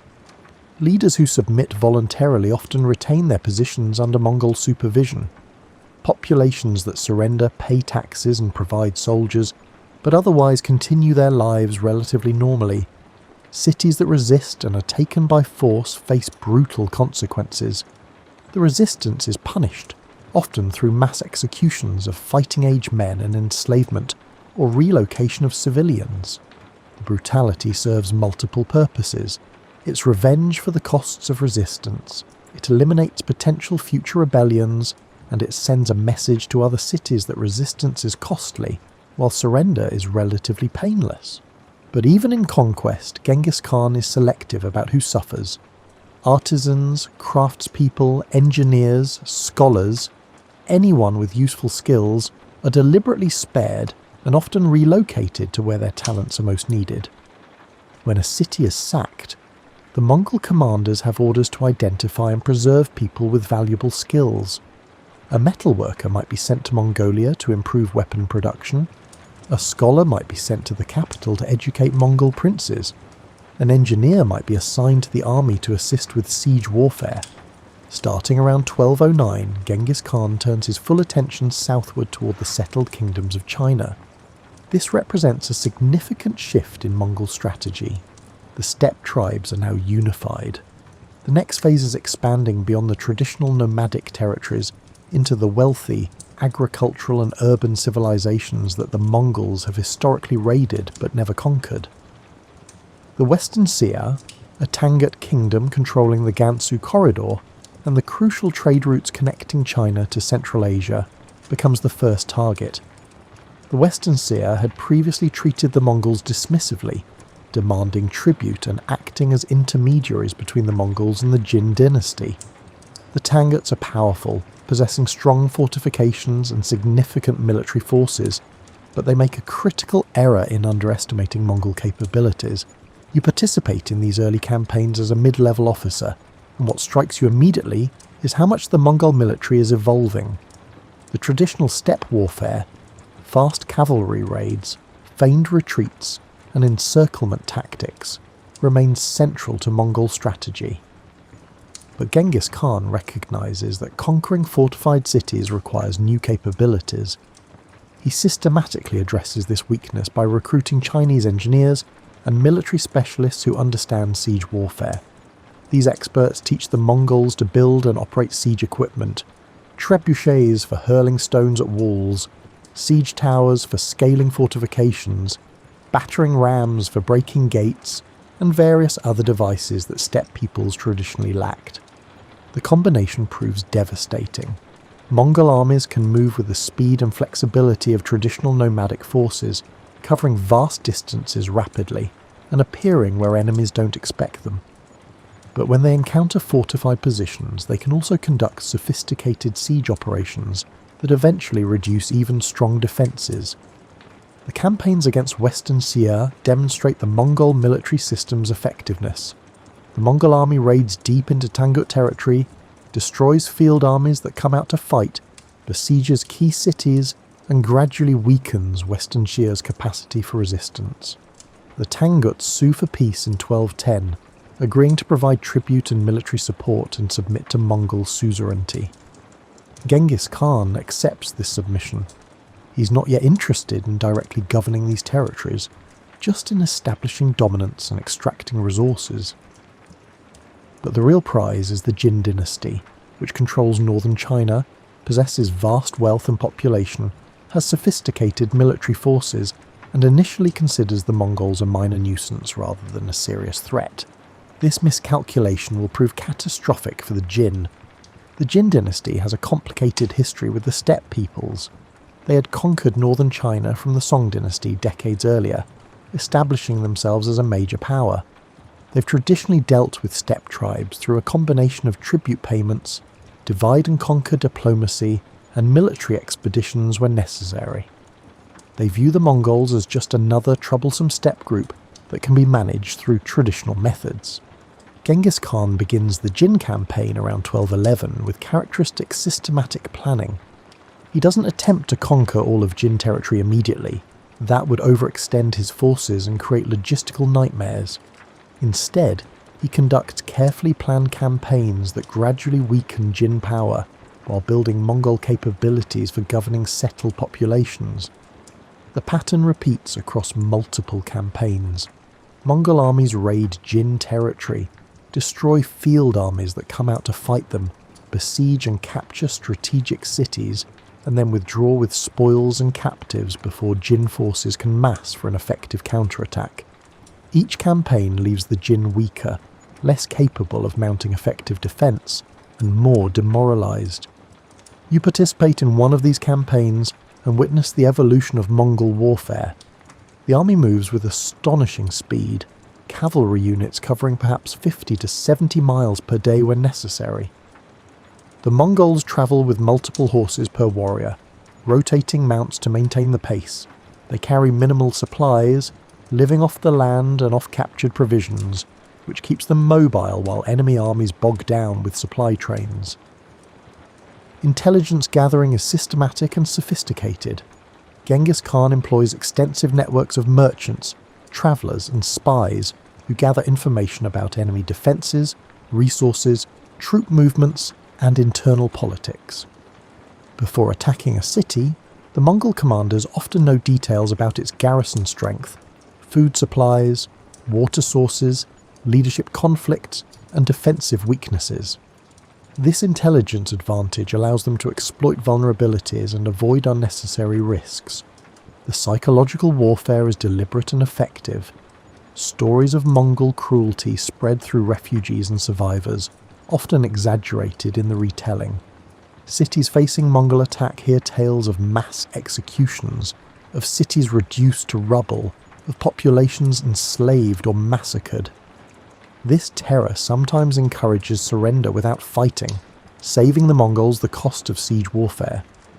But when cities do surrender peacefully, Genghis Khan generally keeps his word about moderate treatment.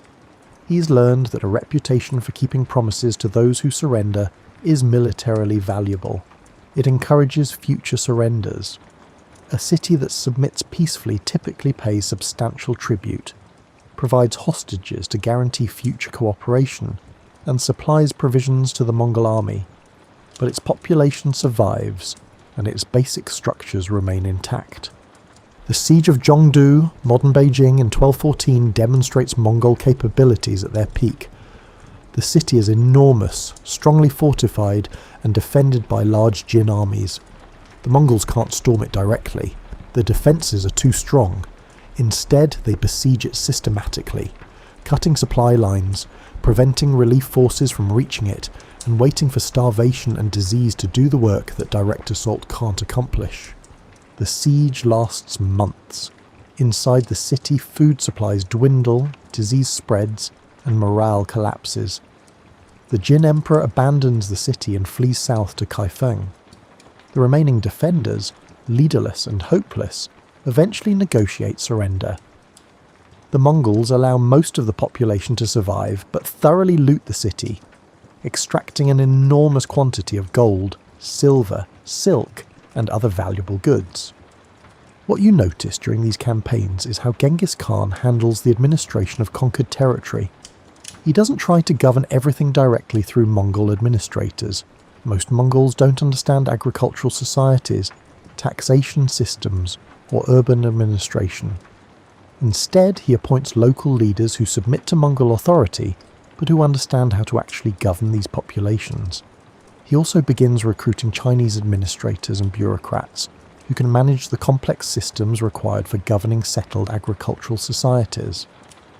These Chinese officials teach the Mongols about taxation systems that don't simply plunder populations dry, about agricultural management that maintains productivity, and about record keeping and bureaucracy that enables consistent governance across large territories.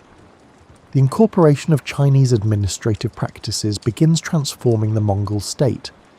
Mongol leaders start employing scribes who maintain written records. Tax collection becomes more systematic and less arbitrary.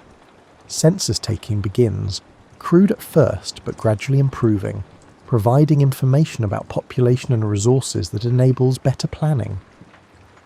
The Mongol army itself evolves during these campaigns. It incorporates Chinese engineers who can build increasingly sophisticated siege equipment. It adds infantry units recruited from conquered populations to complement the core cavalry forces. It develops more complex logistic systems to supply armies campaigning far from the steppe, including supply depots, transport networks, and systematic foraging procedures. The learning curve is steep, paid for in setbacks and failures, but Genghis Khan demonstrates remarkable flexibility in adopting whatever methods work. When traditional steppe tactics prove insufficient, he adapts. When his commanders make mistakes, he adjusts strategies. When new technologies or techniques appear useful, he incorporates them. This adaptability, as much as military prowess, explains Mongol success. The year 1218 brings a crisis that will redirect Mongol expansion and ultimately devastate Central Asia. A trade caravan sent by Genghis Khan to the Khwarezmian Empire, a powerful Muslim state controlling much of Central Asia, Persia and Afghanistan, is attacked at the border city of Otrar. The governor, Inalchuk, accuses the merchants of being spies and has them executed along with confiscating their valuable goods. Genghis Khan sends ambassadors demanding restitution, punishment of Inalchuk, and assurances this won't happen again. This is standard diplomatic procedure following an incident affecting merchants under imperial protection. Shah Muhammad II, the Khwarezmian ruler, makes what will prove to be one of history's most catastrophic errors in judgment. Instead of apologising and punishing Inalchuk, Shah Muhammad executes the lead Mongol ambassador and sends the others back with their beards shaved, a grave insult in both Mongol and Muslim cultures. This is essentially a declaration that the Khwarezmian Empire doesn't fear the Mongols and won't submit to their demands. You watch Genghis Khan's reaction, and it's chilling in its controlled fury. He doesn't rage or make immediate threats. Instead, he withdraws for several days to the mountains to pray and contemplate. When he returns, he's made his decision. The Khwarezmian Empire will be destroyed as an object lesson that attacking Mongol merchants and killing Mongol ambassadors carries consequences that no amount of distance or fortification can prevent. The preparation for this campaign is methodical and extensive. Genghis Khan assembles perhaps 150,000 to 200,000 troops. The exact numbers are debated, but it's clearly the largest force he's ever commanded. He brings his best generals, most experienced troops, and most sophisticated siege equipment. He gathers intelligence about Khwarezmian defences, resources, and internal politics. He plans the campaign with the care of someone who knows this will be different from anything the Mongols have attempted before. The Khwarezmian Empire is wealthy, urbanized, and militarily powerful. Shah Muhammad commands armies numbering in the hundreds of thousands. His empire includes some of the greatest cities in the Islamic world: Bukhara, Samarkand, Urgench, Merv, Herat, and many others. The fortifications are strong, the garrisons are substantial, and the territory is vast. But Shah Muhammad makes a critical strategic error that dooms his empire. Instead of concentrating his forces to meet the Mongols in decisive battle, he disperses them in garrison duty across his numerous cities. This defensive strategy seems logical: protect the valuable urban centres, but it allows Genghis Khan to defeat the Khwarezmian forces piecemeal, preventing them from combining their strength. In 1219, the Mongol invasion begins. Genghis Khan divides his forces into multiple armies that can operate independently while maintaining coordination through the sophisticated messenger system. This allows him to threaten multiple objectives simultaneously, forcing Shah Muhammad to guess which targets are primary and which are feints. You're part of the main army that Genghis Khan personally commands, and the campaign's scale dwarfs anything you've experienced. The Mongol army moves across the Sirdarya River and penetrates deep into Khwarezmian territory. The speed of advance catches defenders unprepared.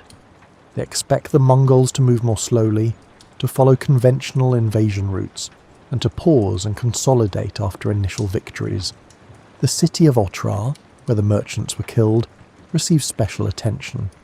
Genghis Khan assigns one army to besiege it, while the main forces continue advancing. The siege lasts 5 months before Otrar falls. Inalchuk, the governor responsible for killing the merchants, is captured and reportedly executed by having molten silver poured into his eyes and ears, a punishment that symbolically connects to his greed for the merchants' goods. Bukhara, one of the great centres of Islamic learning and culture, is next. The Mongol army appears before the city in 1220, having crossed distances that the defenders thought provided safety. The garrison attempts to break out and escape rather than endure a siege, but the Mongols slaughter them in the field. The city leadership, left without military protection, surrenders. What happens next becomes one of the most famous incidents of the conquest. Genghis Khan reportedly enters Bukhara, goes to the main mosque and addresses the assembled population. According to Persian historians writing later, he climbs the pulpit and announces that he is the punishment of God sent to chastise them for their sins, that if they had not committed great sins, God would not have sent a punishment like him. Whether he actually said this or whether its later embellishment is debatable. Genghis Khan wasn't fluent in Persian, and the story appears in sources written decades later. But the narrative captures something psychologically important about how the conquest was experienced and remembered as a divine punishment, an apocalyptic judgment that destroyed the normal order of things. The Mongols systematically loot Bukhara. They spare most of the population but conscript many for labour and military service. They execute the garrison and anyone identified as having resisted. They burn parts of the city, destroy fortifications, and leave it permanently weakened. The destruction serves both practical purposes, eliminating potential resistance, and strategic ones, encouraging other cities to surrender rather than face similar fates. Samarkand, perhaps the greatest city in Central Asia, proves more difficult. The city is enormous, strongly fortified, and defended by a garrison of perhaps 60,000 to 100,000 soldiers. Again, numbers are disputed. The Mongols surround it with perhaps 150,000 troops and begin systematic siege operations. The siege demonstrates the sophisticated military capabilities the Mongols have developed. They employ Chinese siege engines to bombard the walls. They build siege towers to scale fortifications. They divert water supplies. They use prisoners as human shields to discourage defenders from fighting.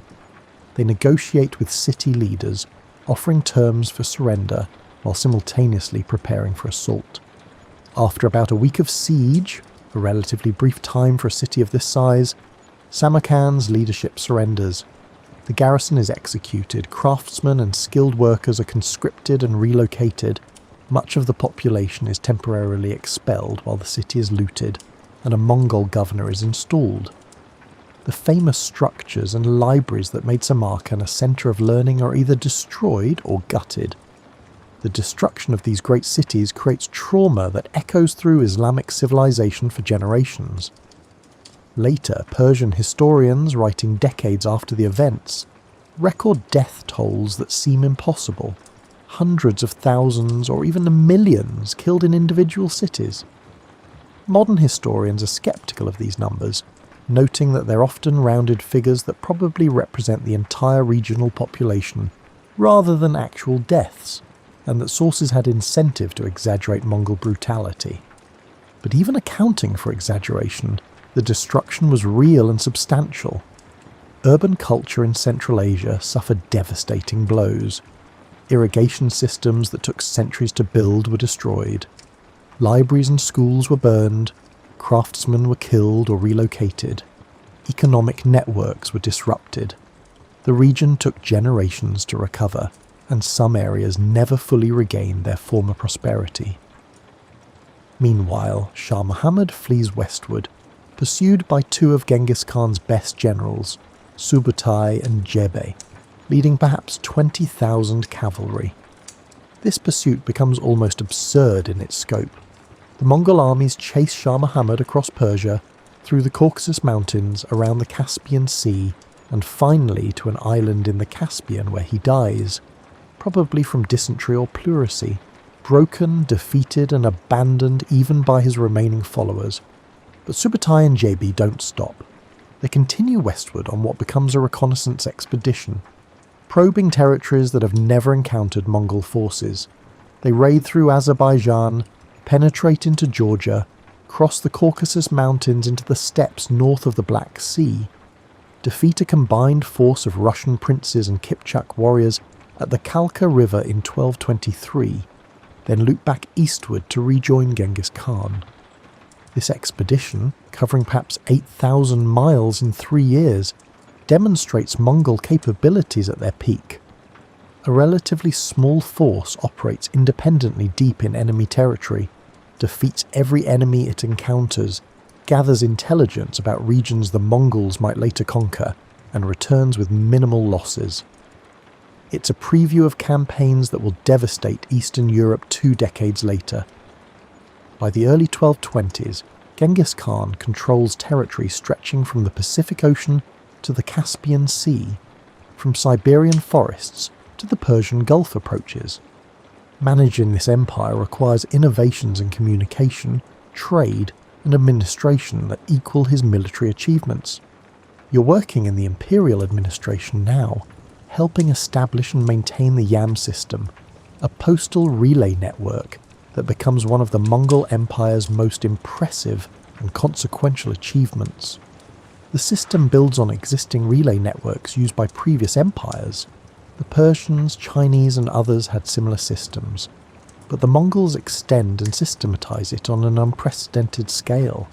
Stations are built along all major routes, spaced roughly a day's hard ride apart, perhaps 25 to 30 miles.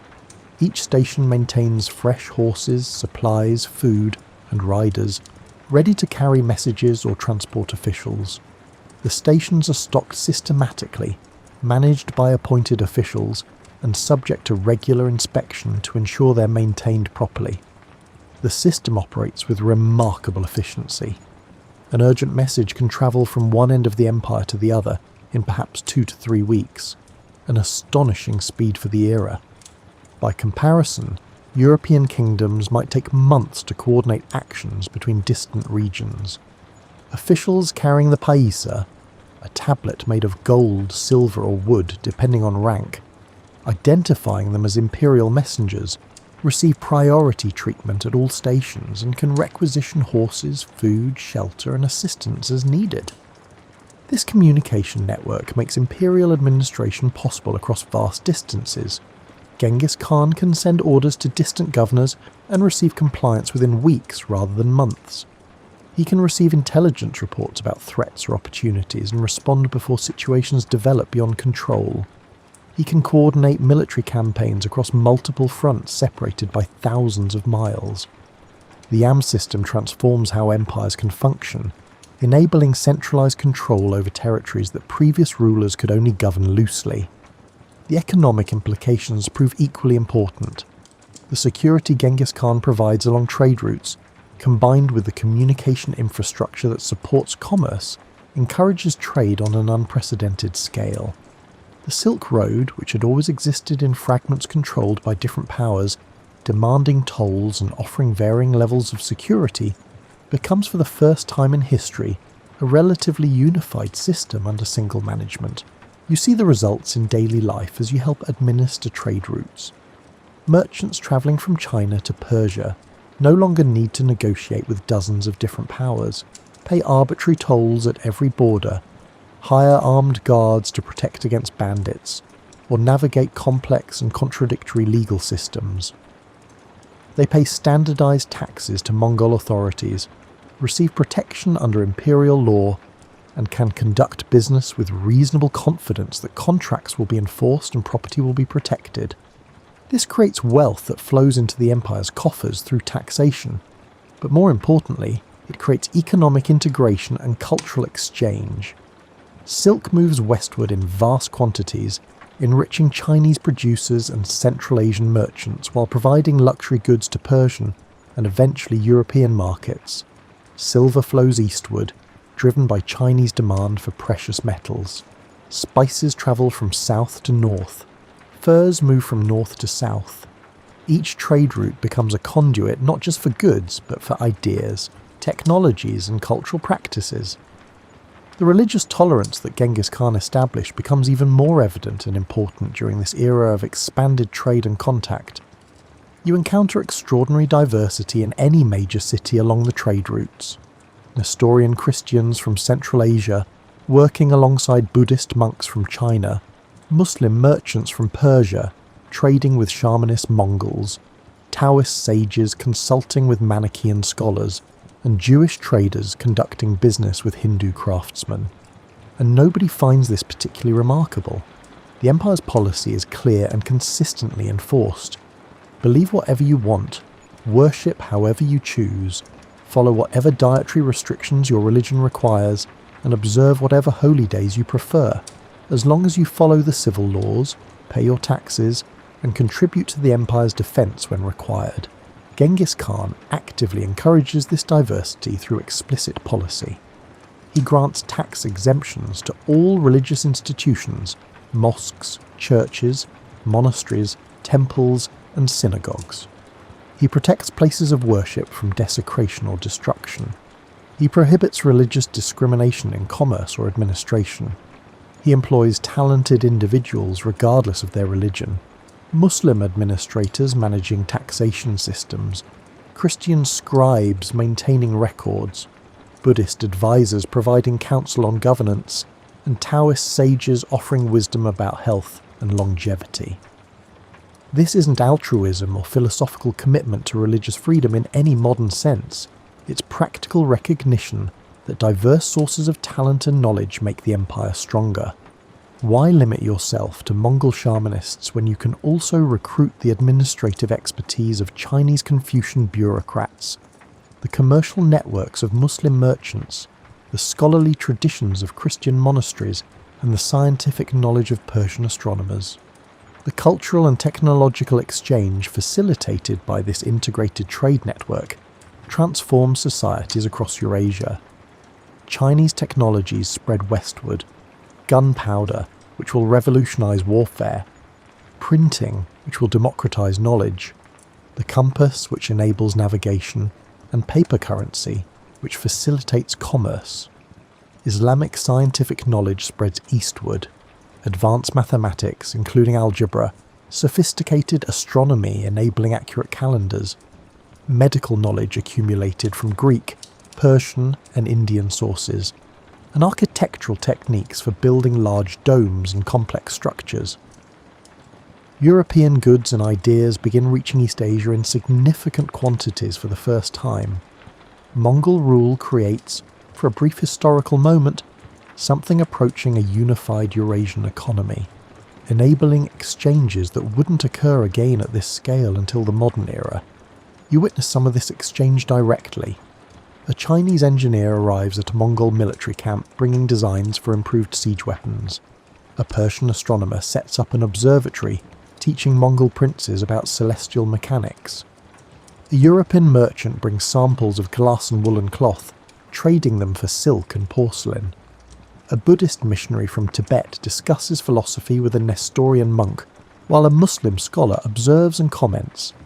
The intellectual and cultural ferment this creates is unprecedented. The administrative sophistication continues developing. The empire conducts censuses to better understand its population and resources, initially crude counts but gradually becoming more systematic. Tax records are maintained with increasing care, using written documentation that allows for planning and forecasting rather than just ad hoc extraction.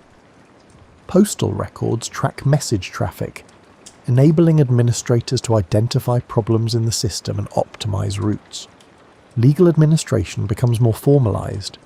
Judges applying the yasa accumulate precedents and interpretations that add nuance to the original principles.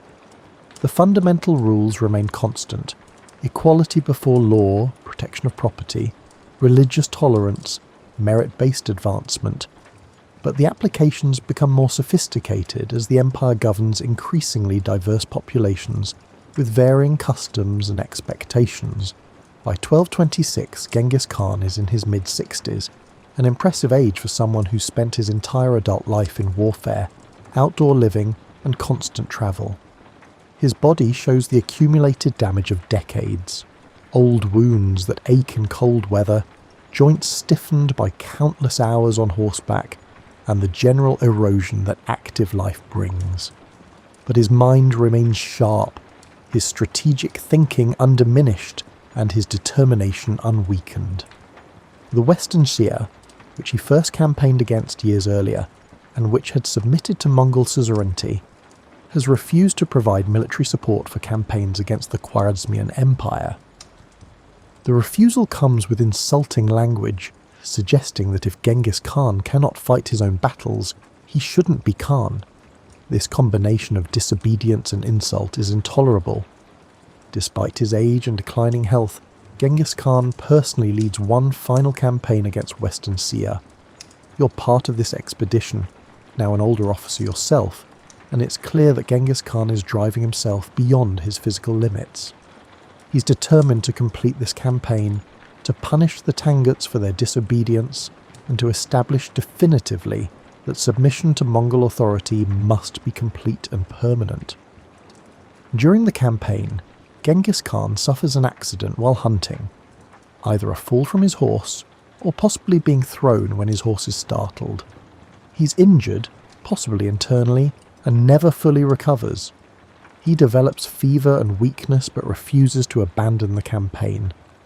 The Mongol army continues its systematic destruction of Western Xia's capacity for resistance, besieging cities, accepting surrenders, and gradually crushing all opposition. In August of 1227, Genghis Khan dies. The exact circumstances remain unclear. Some sources suggest complications from his hunting injury, others mention illness, possibly typhoid or dysentery, and still others hint at violence, though this seems less likely given the sources and circumstances. What's certain is that he dies during the Western Xia campaign, and according to some accounts, his final orders demand that the Western Xia ruling family be exterminated as punishment for causing him to campaign in his final years. His death is kept secret initially. The Mongol army is deep in enemy territory, and announcing the Khan's death might encourage resistance or enable enemies to attack during the vulnerable transition period. The body is transported back to Mongolia in secrecy. According to tradition, everyone the funeral cortege encounters is killed to preserve the secret of his burial location and to provide the deceased Khan with servants in the afterlife. The exact burial site remains unknown to this day. Tradition holds that he's buried somewhere in the sacred Burkhan Khaldun mountain region, where he had hidden and prayed during desperate times in his youth. The site is deliberately left unmarked, protected by prohibitions against disturbing the area and lost to history. Modern attempts to locate the tomb using various technologies have so far failed, but Genghis Khan had planned for succession, understanding that his death shouldn't plunge the empire into chaos. He designated his third son, Ögedei, as his principal heir, not his eldest son Yochi, whose paternity had always been questioned, and who had died earlier anyway. Not his second son, Chagatai, who was too quarrelsome and rigid in his thinking. Not his youngest son, Tolui, who was talented but perhaps too young, and who held the traditional role of inheriting the father's herds and homeland. Ögedei, competent and diplomatic, capable of building consensus and managing the competing interests of relatives and generals, would continue his father's work. The succession proceeds remarkably smoothly, a testament to the institutional structures Genghis Khan built. A Kurultai is held in 1229, and Ögedei is formally proclaimed as Great Khan. The empire doesn't fragment into warring factions. The administrative systems continue functioning. The postal network keeps operating. The laws remain in force. The military maintains its organization and discipline. The transition demonstrates that the empire has become larger than any individual, even its founder. You're older now, working in civil administration rather than fighting, and you witness the empire's continued expansion under Ögedei's rule. In many ways, Ögedei proves an ideal successor. He lacks his father's charisma and strategic genius, but possesses strong administrative skills and the political wisdom to work effectively with the powerful generals and princes he's inherited. Ögedei completes the conquest of the Jin dynasty that his father began. The final Jin emperor dies in 1234, ending a dynasty that had ruled northern China for over a century. The conquered territories are incorporated into the Mongol Empire, though administration remains challenging. Governing settled agricultural populations requires different skills than ruling nomadic tribes, and the Mongols are still learning. Ögedei also continues expansion westward. He sends armies into Eastern Europe under the command of Batu Khan, Genghis Khan's grandson through Jochi, and the brilliant general Subutai. From 1237 through 1241, Mongol forces sweep through Russia, Poland and Hungary, defeating every army that opposes them. The European campaigns demonstrate Mongol military capabilities at their peak. At the Battle of Liegnitz in 1241, Mongol forces defeat a combined Polish-German army using sophisticated tactics, including feigned retreats and coordinated charges from multiple directions. At the Battle of Mohi in Hungary the same year, they annihilate a large Hungarian army through superior reconnaissance, coordination, and tactical flexibility. European Christendom is terrified. The Mongols seem invincible, appearing and disappearing with supernatural speed, defeating every force sent against them, and using tactics and coordination that European commanders can't counter.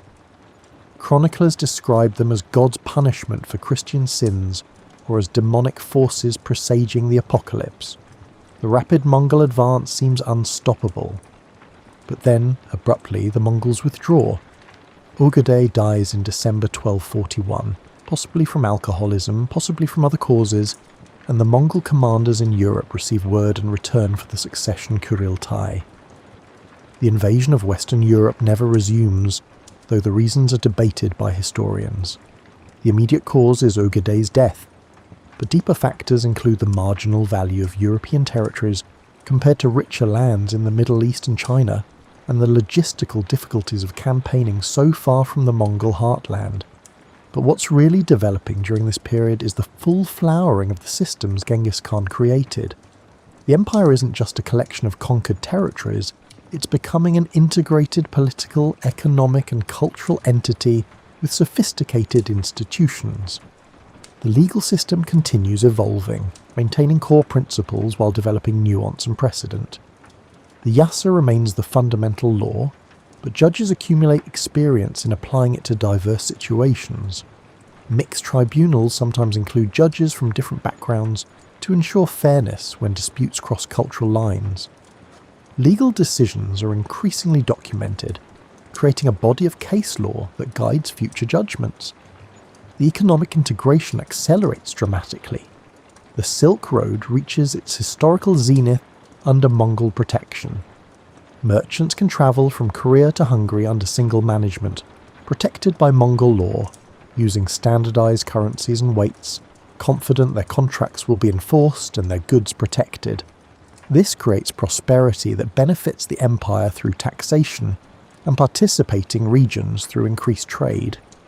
You help manage segments of this trade network and witness its sophistication. Caravanserais, fortified rest stops, are built along trade routes, providing secure lodging, fresh animals, supplies and banking services. Merchants can deposit money in one city and withdraw it in another through sophisticated bills of exchange, avoiding the risk of carrying large amounts of coin or precious metals. Commercial contracts are enforced by imperial courts that understand trade practices and can adjudicate disputes efficiently. The cultural exchange becomes truly remarkable. You attend gatherings in the imperial capital where scholars from across the empire exchange knowledge. Chinese engineers demonstrate new siege technologies. Persian astronomers share observations and calculations. Indian mathematicians explain advanced numerical systems, including the concept of zero. European merchants describe their trade networks and political systems. The Mongol court becomes genuinely cosmopolitan, employing administrators and advisors from dozens of different backgrounds. Religious debates occur where Buddhist, Christian, Muslim and Taoist representatives argue their positions before the Khan and his court. Not to determine which religion is correct, the empire maintains its policy of tolerance, but as an intellectual exercise and entertainment. This cultural mixing creates innovation and synthesis. Chinese medicine incorporates ideas from Persian and Indian traditions. Islamic astronomy benefits from Chinese observations. Mongol military tactics integrate siege technologies from multiple sources. Artistic styles blend, creating hybrid forms that draw from multiple traditions. The administrative sophistication increases steadily. Census taking becomes more systematic and regular, providing detailed information about population distribution, economic resources, and military capacity. Tax collection becomes more rationalized, with rates based on productivity and ability to pay rather than arbitrary extraction. The bureaucracy grows more professional, with specialised departments handling different aspects of governance. The empire establishes a postal system that handles not just official messages, but also begins enabling private correspondence and commercial communications. The yam stations, originally built for military and administrative purposes, become nodes in a broader communication network that facilitates commerce and cultural exchange. Looking back from the 1240s and 1250s, you can assess what Genghis Khan and his immediate successors actually accomplished. The territorial conquest is obvious and unprecedented. The Mongol Empire at its height controls more territory than any empire in history, stretching from Korea to Hungary, from Siberia to the Persian Gulf. But the conquest alone doesn't explain why the empire functioned as effectively as it did, or why its influence persisted long after its political unity dissolved. The real achievements were organisational, institutional and cultural. The Pax Mongolica, the Mongol Peace, enables trade and travel across Eurasia on an unprecedented scale. For perhaps a century, merchants can travel from China to Europe with reasonable security, paying standardised tolls, operating under consistent legal systems, and moving goods in quantities that would have been impossible during periods of fragmentation and chronic warfare. This economic integration creates wealth and facilitates exchanges that wouldn't occur otherwise. Technologies and ideas that might have remained localised spread rapidly across the empire. Chinese inventions reach Europe, Islamic science reaches China, and European goods reach East Asia. The Mongol Empire functions as a massive network for exchanging not just commodities, but also knowledge, techniques, and cultural practices.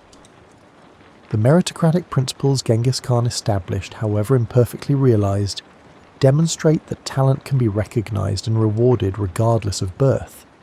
This isn't democracy or equality in any modern sense. The empire remains hierarchical and often brutal, but it represents movement towards systems that value contribution over inherited status.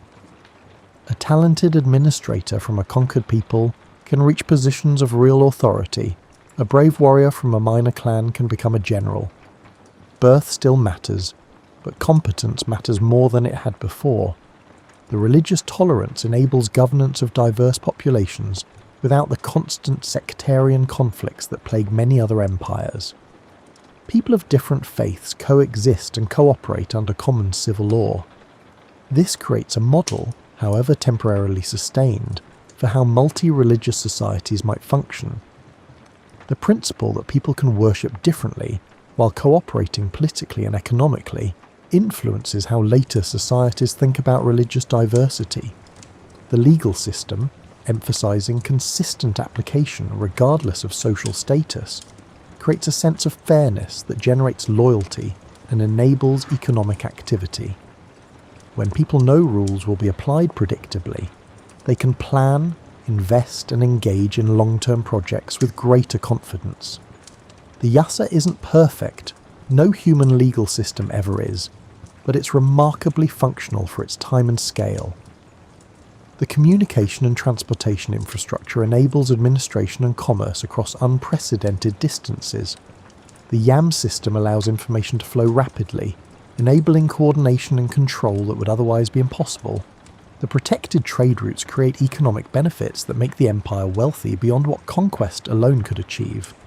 The systematic incorporation of conquered elites and populations, rather than their universal extermination, preserves talent and knowledge. Chinese engineers, Persian administrators, Turkish craftsmen, Russian artisans and European merchants all contribute their skills to the empire instead of being destroyed by it. This isn't mercy in any emotional sense, but practical recognition that killing talented people is wasteful, and that governing conquered territories requires understanding local conditions and customs. The Mongol Empire eventually fragments, as all empires do. Ugedei's successors quarrel over succession. The empire splits into separate khanates that gradually develop independent identities. The Golden Horde in Russia and Eastern Europe, the Ilkhanate in Persia and the Middle East, the Chagatai Khanate in Central Asia, and the Yuan dynasty in China. These successor states maintain varying degrees of coordination and shared identity, but the unified empire that Genghis Khan created and Ogedei maintained doesn't survive into the late 13th century as a single political entity. The Yuan dynasty in China is overthrown in 1368 by the Ming dynasty. The other khanate gradually weaken, are conquered by rising powers, or transform into different political entities. By the 15th century, the unified Mongol Empire exists only in memory. Yet Genghis Khan's legacy persists in ways that transcend political boundaries and outlast specific institutions. The systems he created, the principles he established, and the connections he forged between East and West had permanent effects on human civilization. The trade networks Genghis Khan protected and expanded created economic and cultural integration that persisted long after Mongol political control ended. The Silk Road, having reached its peak under Mongol protection, continued functioning even as the empire fragmented. The commercial practices, banking methods, and trade routes established during the Mongol period influenced how later empires and eventually modern global commerce developed. The religious tolerance demonstrated that diverse faiths could coexist under common political authority. This wasn't perfectly maintained. Human institutions rarely achieve perfection, but the principle was established and demonstrated at a massive scale. Later rulers facing religious diversity could look to the Mongol example and see that tolerance was possible and often advantageous. The administrative innovations, postal systems, census-taking, systematic taxation, and professional bureaucracy provided models that later empires studied and adapted. The Ming dynasty, which overthrew the Mongols in China, nevertheless maintained many Mongol administrative practices because they worked. The Ottoman, Safavid, and Mughal empires all studied Mongol governance methods and incorporated useful elements. The military innovations influenced warfare for centuries. The emphasis on mobility, coordination, intelligence gathering, logistics, and adaptability became standard elements of military thinking. The Mongol army's effectiveness came not from superior technology or overwhelming numbers, but from superior organization, discipline, and systematic planning. Lessons that military strategists continue studying. The concept of meritocratic advancement, however imperfectly realized, entered political consciousness and influenced how later societies thought about social mobility and opportunity. The idea that talent deserves recognition regardless of birth, that competent people should be promoted based on capability rather than connections, and that systems should reward contribution rather than inherited status. These principles, demonstrated at scale in the Mongol Empire, became part of how humans think about organizing societies. Returning to Genghis Khan himself, what kind of person emerges from the historical sources despite their biases and limitations? The sources are problematic, written by people with various agendas, often generations after the events, filtered through cultural assumptions and political needs. But some patterns emerge consistently. He was clearly intelligent and capable of learning continuously. He started as a skilled tribal leader and evolved into an imperial administrator, learning from every campaign, incorporating ideas from defeated enemies, and adapting methods based on results rather than rigid adherence to tradition. He recognized talent in others and promoted it regardless of background, suggesting both confidence in his own position and pragmatic understanding that capable subordinates make organizations function better. He was ruthless when he judged ruthlessness necessary but not gratuitously cruel. The distinction matters historically and morally. Cities that surrendered were generally spared major violence. Cities that resisted were punished severely. Enemies who demonstrated loyalty after defeat were incorporated and sometimes promoted. Those who continued resisting were eliminated. This was calculated brutality in service of strategic goals, encouraging future surrenders, eliminating potential rebellions, rather than sadism for its own sake. He valued loyalty intensely, probably reflecting his early experiences of betrayal and abandonment. People who proved their loyalty received rewards, protection, and advancement. People who betrayed his trust faced severe consequences. The Yasa codified this. Loyalty to the Khan and the empire was the highest obligation, superseding clan ties or personal relationships. He showed remarkable flexibility in adopting useful innovations regardless of their source. He learned siege warfare from Chinese engineers, adopted literacy from Uyghur scribes, employed Persian administrators, recruited religious advisors from multiple traditions, and incorporated military tactics from defeated enemies.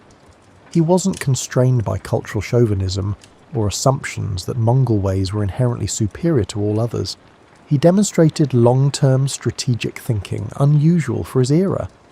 The postal system, legal code, administrative structures, and religious tolerance policies, these weren't necessary for immediate conquest, but were essential for long-term governance. He was building sustainable institutions, not just accumulating territory through raids. He maintained personal discipline and expected it from his followers. The Yasa included regulations about military conduct, personal behaviour, and ethical standards. Whether he always lived up to these standards himself is debatable, but he at least acknowledged that rulers should be bound by law, an unusual admission in an age of arbitrary autocracy. You're very old now, approaching the end of your life, having witnessed the transformation of the Mongol people from fragmented tribes to rulers of history's largest contiguous empire. You knew Temujin before he became Genghis Khan. You served him during his rise. You watched him build an empire, and you've seen that empire continue evolving after his death. What did it all mean? The question demands honest reckoning with both achievement and cost. The conquest caused tremendous suffering. Cities destroyed, populations killed or displaced, cultures disrupted, irrigation systems demolished, libraries burned, and centuries of accumulated knowledge lost. The death toll from Mongol conquest probably numbered in the millions. Exact figures are impossible to determine, but the scale of destruction was enormous. This suffering was real and shouldn't be minimized or excused by pointing to later benefits. The terror campaigns were deliberate. Stories of mass executions, wholesale slaughter, and cities reduced to rubble. Many were exaggerated, but many were true. The psychological warfare was calculated to encourage surrender, but it created genuine trauma that persisted for generations. Persian sources describe the Mongol invasions as apocalyptic catastrophes that destroyed an entire civilization. The environmental damage was substantial in some regions. Irrigation systems destroyed in Central Asia and the Middle East took generations to rebuild. Some were never fully restored. Agricultural land that had been productive for centuries was abandoned. The disruption to settled life in many regions set back development for decades. Yet the conquests also created unprecedented connections. The Silk Road reached its historical peak. Knowledge flowed between East and West at volumes not seen again until the modern era. Technologies and ideas that might have remained localized spread rapidly.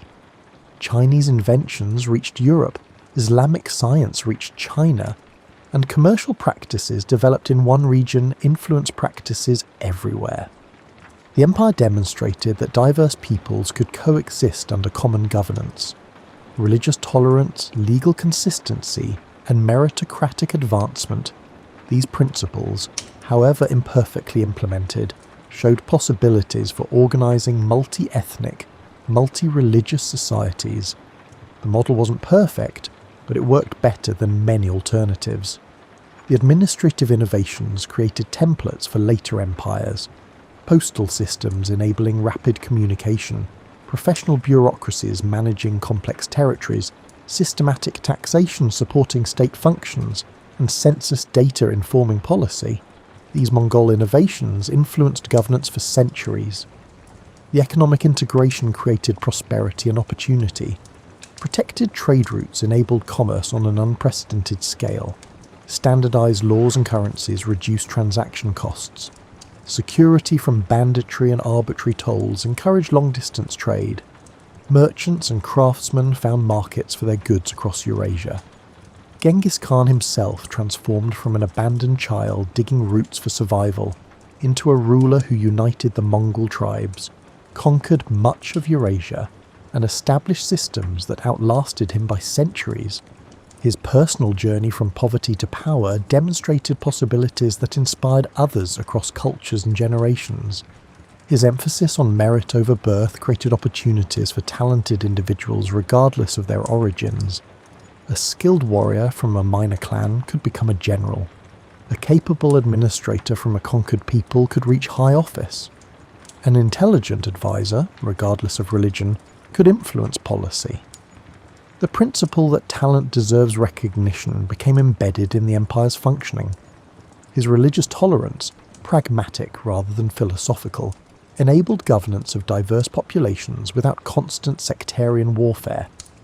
Muslims, Christians, Buddhists, Taoists, shamanists and others coexisted and cooperated under common civil law. The model demonstrated that religious diversity needn't mean perpetual conflict. His systematic approach to organisation showed that structure and administration matter as much as military force. The decimal military system, postal network, legal code, and administrative procedures, these enabled governance at an unprecedented scale and influenced how later empires organised themselves. The legacy is genuinely mixed. Enormous destruction alongside significant achievement, brutal conquest alongside innovative governance, mass death alongside economic prosperity, religious tolerance alongside cultural disruption. The historical judgment must acknowledge both the costs and the benefits, the suffering and the achievements, and the brutality and the brilliance. Genghis Khan's name evokes different responses across cultures. In Mongolia, he's the founder of the nation, the greatest leader in history, and a source of immense pride. In China, the evaluation is complex, respect for his achievements mixed with bitter memories of conquest. In the Middle East and Central Asia, he's often remembered primarily as a destroyer, the catastrophe that devastated Islamic civilization. In Russia, he's the founder of centuries of Mongol domination. In Europe, he barely registers despite coming close to conquering it. But assessed by impact rather than by any single cultural perspective, Genghis Khan ranks among history's most consequential individuals. He unified the Mongol tribes through a combination of military skill and organizational genius. He created an empire larger than any before or since in contiguous territory. He established systems of governance that functioned across unprecedented distances and diverse populations. He facilitated economic and cultural exchange that connected Eurasia in ways not seen again for centuries.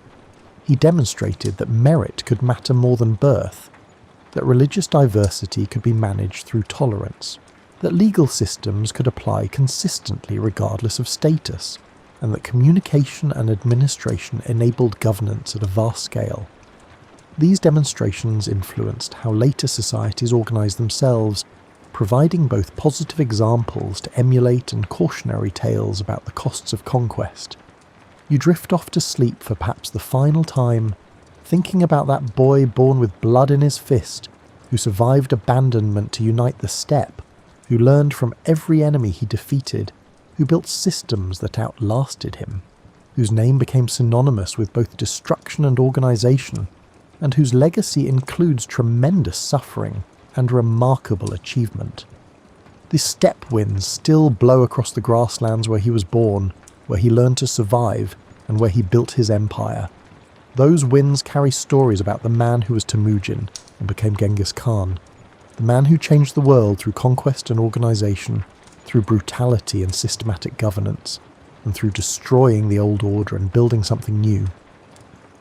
His life was a fully human life, limited, flawed, shaped by circumstances and choices, containing both cruelty and vision, both violence and innovation. His legacy is a human legacy, contested, interpreted differently across cultures, containing darkness and achievement inseparably mixed. But it was undeniably significant. The boy with blood in his fist grew into a man who shaped the course of history in ways that echo to our present day.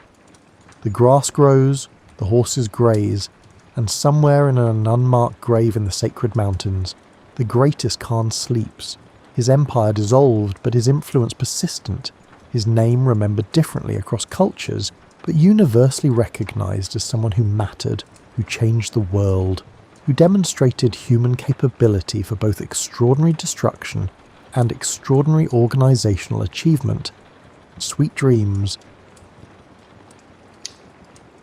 The afternoon light has that particular amber quality that makes dust motes visible in still air.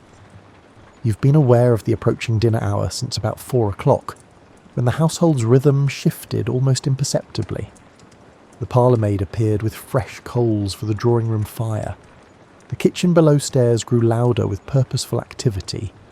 Even the house itself seemed to straighten its posture. You're upstairs in your dressing room now, and the act of changing for dinner feels less like vanity and more like suiting up for a performance. Your day clothes, perfectly respectable for receiving morning callers or writing correspondence, won't do for the evening meal. That's simply not how things work. The woman who helps you dress 3 times daily is already laying out your dinner attire with the practiced efficiency of someone who could do this blindfolded. The fabric she's selected feels heavier than your afternoon dress. Darker too. There's a practicality to this that nobody discusses openly.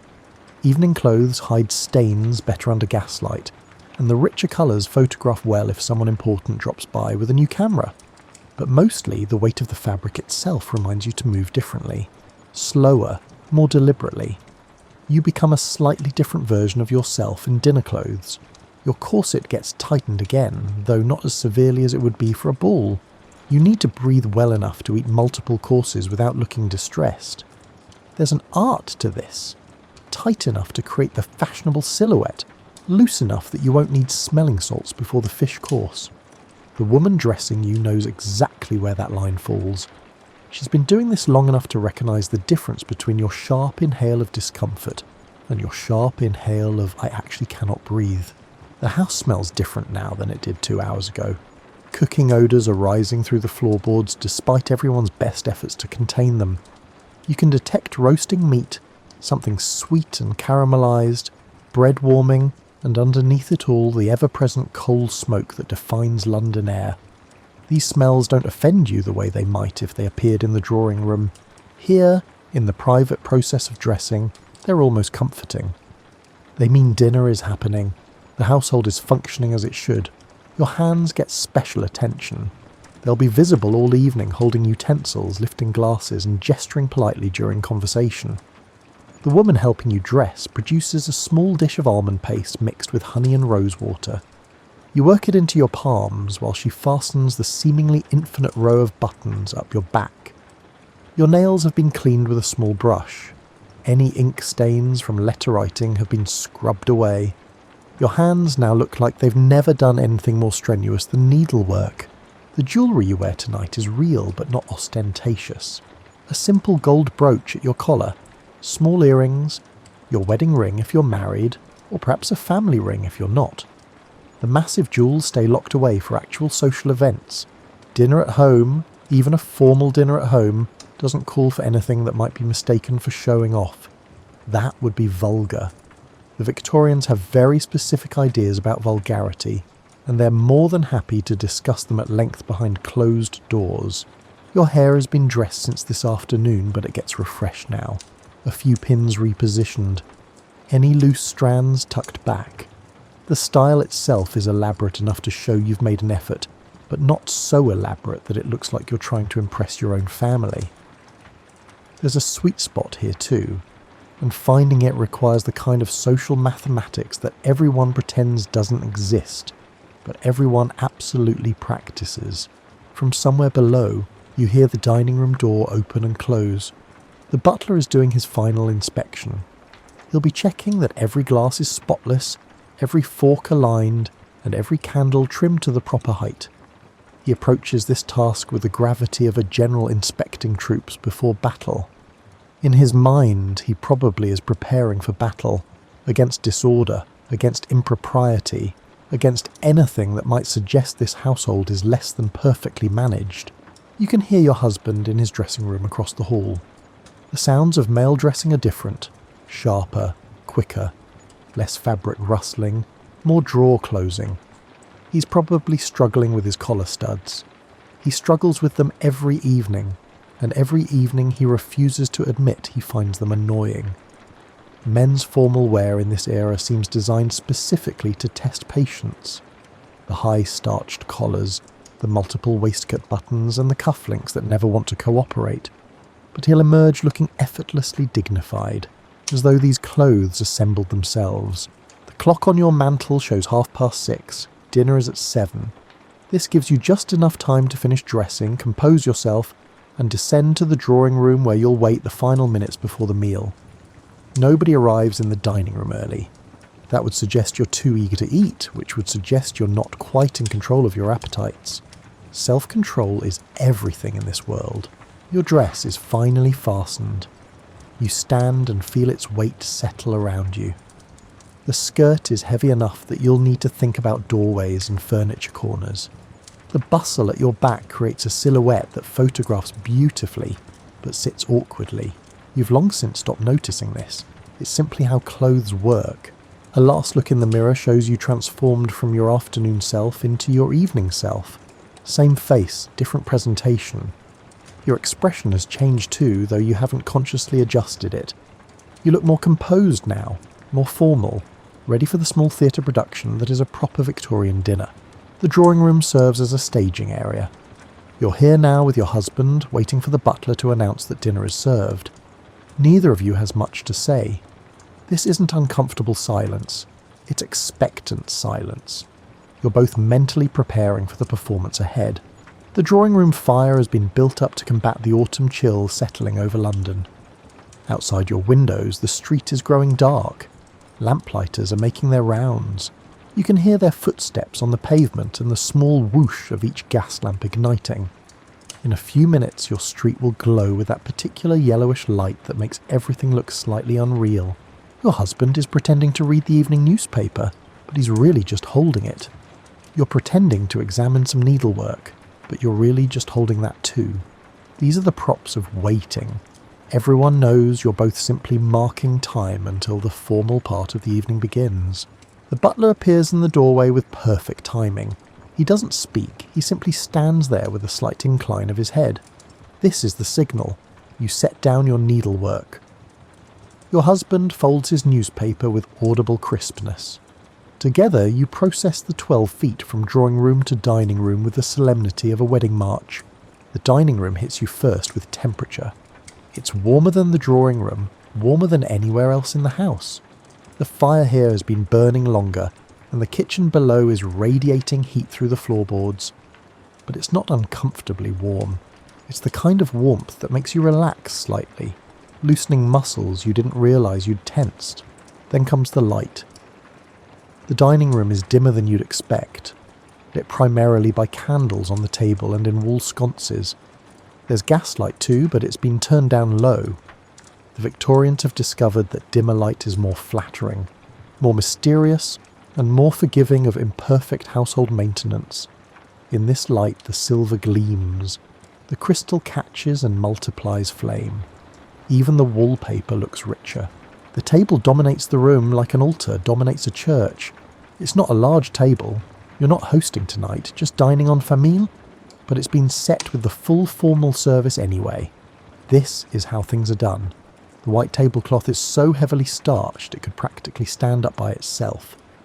Later in the evening, if you accidentally brush against it, you'll hear the fabric crackle. Your place settings are elaborate enough to confuse a modern person. Multiple forks on the left, multiple knives and spoons on the right, and glasses arranged above the knives in a specific pattern. There's a logic to the arrangement, but it's not immediately obvious. You start with the outermost utensils and work inward as the courses progress. Everyone knows this, just like everyone knows you don't discuss knowing this. The rules are meant to appear natural, not learned. The china is your second best set. The actual best set only appears when you're entertaining guests who might notice the quality. Tonight's pieces are still lovely. white with a delicate floral border, but they're meant for regular use. Regular use in this context means formal family dinners. The plates are warmed. You'll discover this when you first touch one. The Victorians hate cold food with a passion that borders on irrational. Crystal water goblets stand at attention above each knife. They'll remain largely decorative. You'll drink from them sparingly if at all. Wine glasses wait nearby, different shapes for different wines. The red wine glass has a rounder bowl. The white wine glass is taller and narrower. The sherry glass is the smallest. There's a science to glassware that people study seriously. The shape apparently affects how the wine tastes. Though you suspect it's mostly about having the right equipment to demonstrate you know what the right equipment is. The centrepiece is a modest arrangement of autumn flowers, chrysanthemums and some greenery. Nothing too tall, nothing too fragrant. Tall centerpieces block conversation across the table. Fragrant ones compete with food smells. This arrangement is exactly tall enough to be decorative and exactly neutral enough to offend no one. It probably took the parlour-maid 50 minutes to arrange it this morning, adjusting and readjusting until it achieved perfect mediocrity. Silver salt cellars sit at intervals along the table. Tiny spoons rest in them. You'll use these to transfer salt to the edge of your plate, then pinch the salt from there to season your food. Shaking salt directly onto food from a cellar would be crude. These are the kinds of distinctions that separate your class from the ones below and above you. The room's wallpaper is dark red with a subtle pattern. In candlelight it looks almost burgundy. The Victorians favour dark colours in dining rooms because they don't show soot stains from candles, and they create an intimate atmosphere. The walls seem to absorb sound too, making the room feel hushed even when conversation flows. You could whisper here and be heard clearly across the table. Heavy curtains frame the windows, already drawn against the night. They're made from the same deep red fabric as the wallpaper's base colour. During the day, these curtains stay open to show the street that this is a respectable household. During dinner, they close to keep the private theatre of dining away from public eyes. The sideboard against one wall holds the evening's supporting cast of serving pieces. Covered dishes wait there, keeping food warm. A crystal decanter of wine. Extra napkins in case of spills. The butler will move between table and sideboard throughout the meal with choreographed precision. The fire in the dining room fireplace burns with a different quality than drawing room fires. It's more purposeful, more utilitarian. It's not trying to be cosy. It's trying to keep the room at the proper temperature for digestion. The Victorians have theories about digestion and temperature. Most of these theories are completely wrong, but everyone believes them with absolute confidence. Your chair waits behind you. It's a heavy piece of furniture with the arms and a padded seat. It doesn't slide easily on the carpet, which is intentional. Furniture that's difficult to move appears more permanent, more established. Light furniture that shifts around suggests you might leave at any moment, which suggests instability. The butler stands ready to assist with seating. This is a choreographed moment that happens the same way every evening. Your husband will be seated first, at the head of the table. You'll take your place at the foot. Even though you're only 2 people, you'll sit at opposite ends of this table as though commanding a dinner party of 12. The distance between you and your husband, probably 8 feet, is standard for formal dining. It allows servants to move freely around the table. It creates proper space for food presentation. It also makes conversation slightly difficult, which is either a feature or a bug depending on how you feel about your spouse on any given evening. The butler pulls out your chair. The sound of wood legs on carpet is muffled but substantial. You approach from the left side, always the left, and wait until the chair is positioned correctly before sitting. Then you sit in one smooth motion while the butler pushes the chair forward. It's a small dance you've done hundreds of times. Sometimes you wonder what would happen if you just pulled out your own chair and sat down like a normal person. But you know what would happen. The butler would be quietly horrified. The entire household would sense the disruption. The evening would feel slightly off, like a picture frame hanging crooked.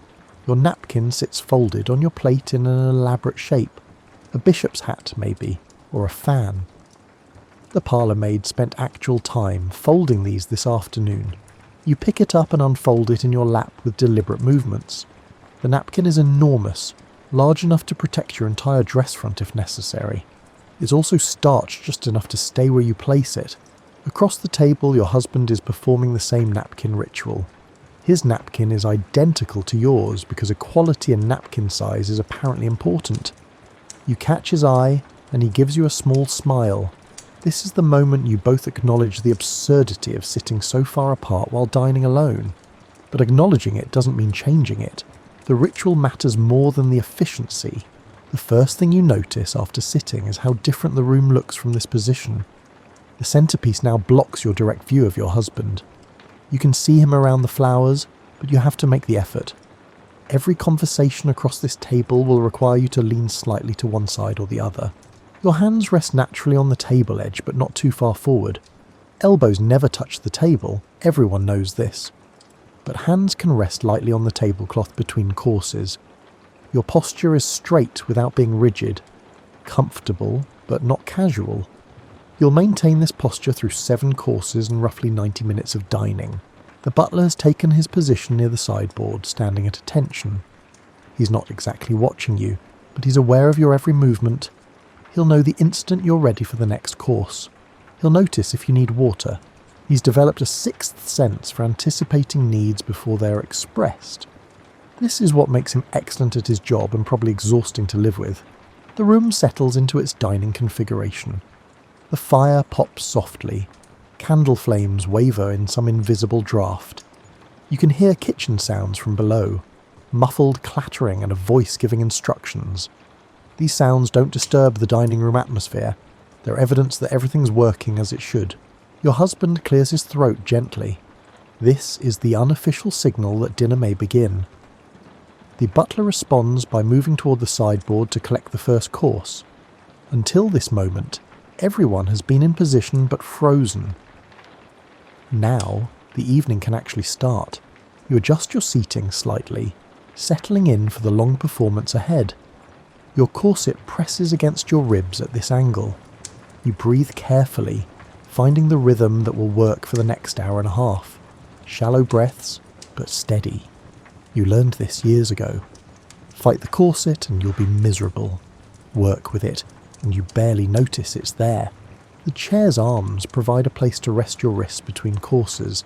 You'll use these strategically throughout the meal. Arms provide stability for cutting meat. They offer a resting place when conversation pauses. They're possibly the most useful part of dining room furniture, though nobody ever mentions this. Your feet touch the floor solidly. Dining chairs are lower than drawing room chairs, and the table height is calibrated exactly. Your arms can rest comfortably on the table edge.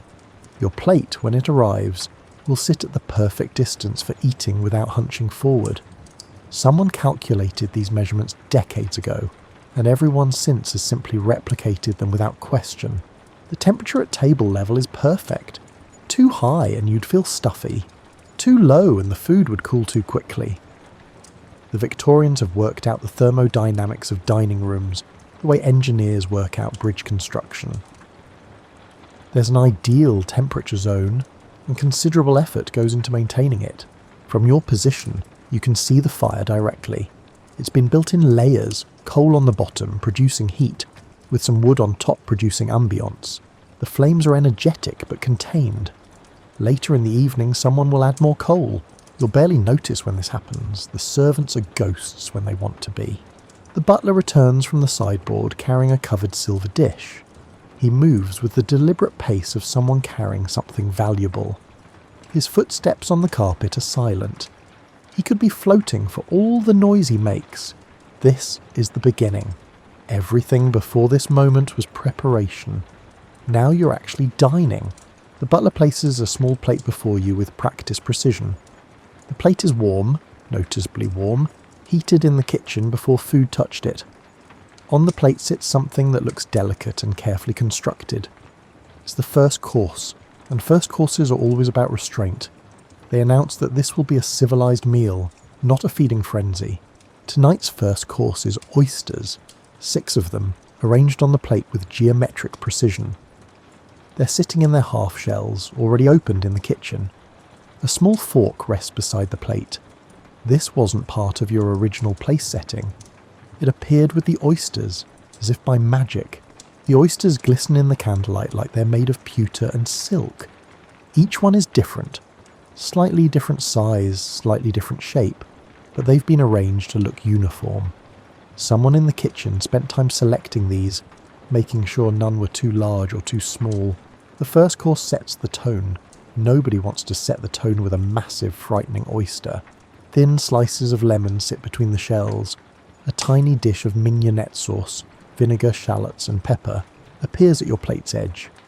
The smell reaching you is mostly brine, that distinct ocean scent that means the oysters are fresh. Not yesterday fresh, today fresh, possibly this afternoon fresh. Afternoon. You pick up the small fork and look across the table at your husband. He's examining his own oyster plate with the expression of a man who would rather be eating beef. He doesn't dislike oysters exactly. He dislikes that oysters are fashionable. He dislikes that fashionable things must be eaten even when you'd prefer something else. But he'll eat them because that's what the first course is. The technique for eating oysters has been explained to you many times, though you learned it so long ago that the explanations feel like something you were born knowing. You use the small fork to detach the oyster from its shell, cutting the muscle that holds it in place. Then you're supposed to lift the shell and let the oyster slide into your mouth. You're definitely not supposed to chew it. Let it rest on your tongue, maybe compress it slightly against your palate, then swallow. Chewing oysters is what people in restaurants do. Proper people simply receive oysters. You squeeze lemon over the first one. The juice runs down into the shell's curve, mixing with the oyster's natural liquid. The smell intensifies, more citrus now, cutting through the brine. You add a tiny amount of mignonette sauce with the miniature spoon provided for this purpose. The Victorians have specific utensils for everything. Somewhere in London, there's probably a factory employing dozens of people to make nothing but tiny spoons for mignonette sauce. The shell is rough against your lips, cold from the oyster, slightly sharp along the edge. Then the oyster itself slides into your mouth and you understand why people either love these or hate them. The texture is like nothing else, silky and firm at the same time. The taste is intensely ocean, not fishy, but definitely from water. Salt, yes, but also something mineral, something that reminds you of rocks and tides. You let it rest on your tongue for a moment. The lemon brightens everything. The mignonette adds a sharp vinegar note that cuts through the richness. Then you swallow, and the oyster is gone, leaving behind just flavour and a faint memory of texture. Your husband has eaten his first oyster while you were contemplating yours. He's reaching for his second. The meal has officially begun. You're both eating now, both committed to the evening's progression. The second oyster is slightly larger than the first. More lemon this time, less sauce. The third one you eat without any additions at all, just to taste the oyster itself. It's sweet underneath the brine, almost buttery. These are good oysters. Someone at the fishmonger did their job well. Eating oysters creates a rhythm: detach, lift, receive, swallow. Detach, lift, receive, swallow. It's meditative in its way. Your mind can wander while your hands perform this simple sequence.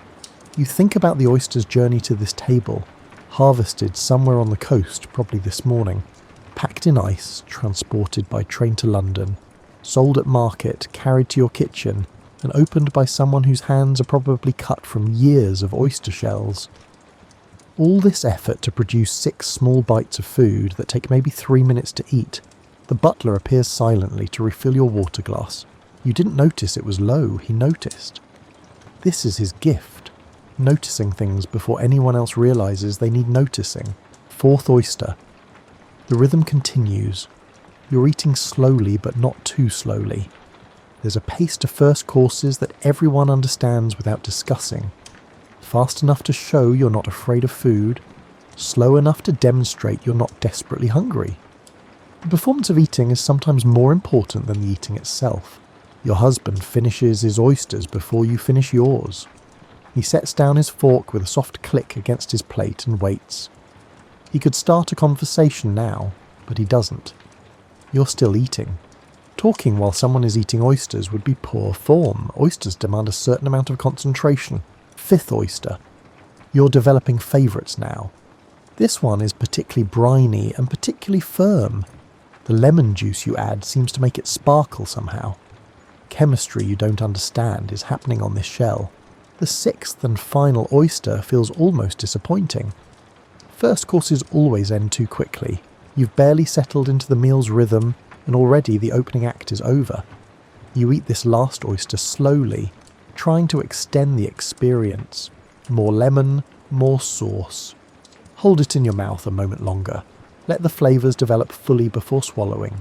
Your plate is now decorated with 6 empty shells arranged in a circle around the edge. The centre is clean white porcelain. The visual effect is surprisingly pleasing. These organic irregular shells against the perfect manufactured plate. It looks like an art installation you'd see in a gallery, if galleries existed for dinner courses. The butler has been waiting for this moment. The instant you set down your fork, he moves forward to collect your plate. Your husband's plate is lifted at the same time. Both plates disappear toward the sideboard. The oyster forks vanish too. In 10 seconds, all evidence of the first course is gone except the taste lingering in your mouth. A pause now, maybe 2 minutes of nothing. This is intentional. The break between courses gives your stomach time to register that food has arrived. It lets conversation resume if anyone has something to say. It builds anticipation for the next course. The Victorians understand that eating is about timing as much as taste. The butler returns carrying 2 plates that are noticeably larger than the first course plates.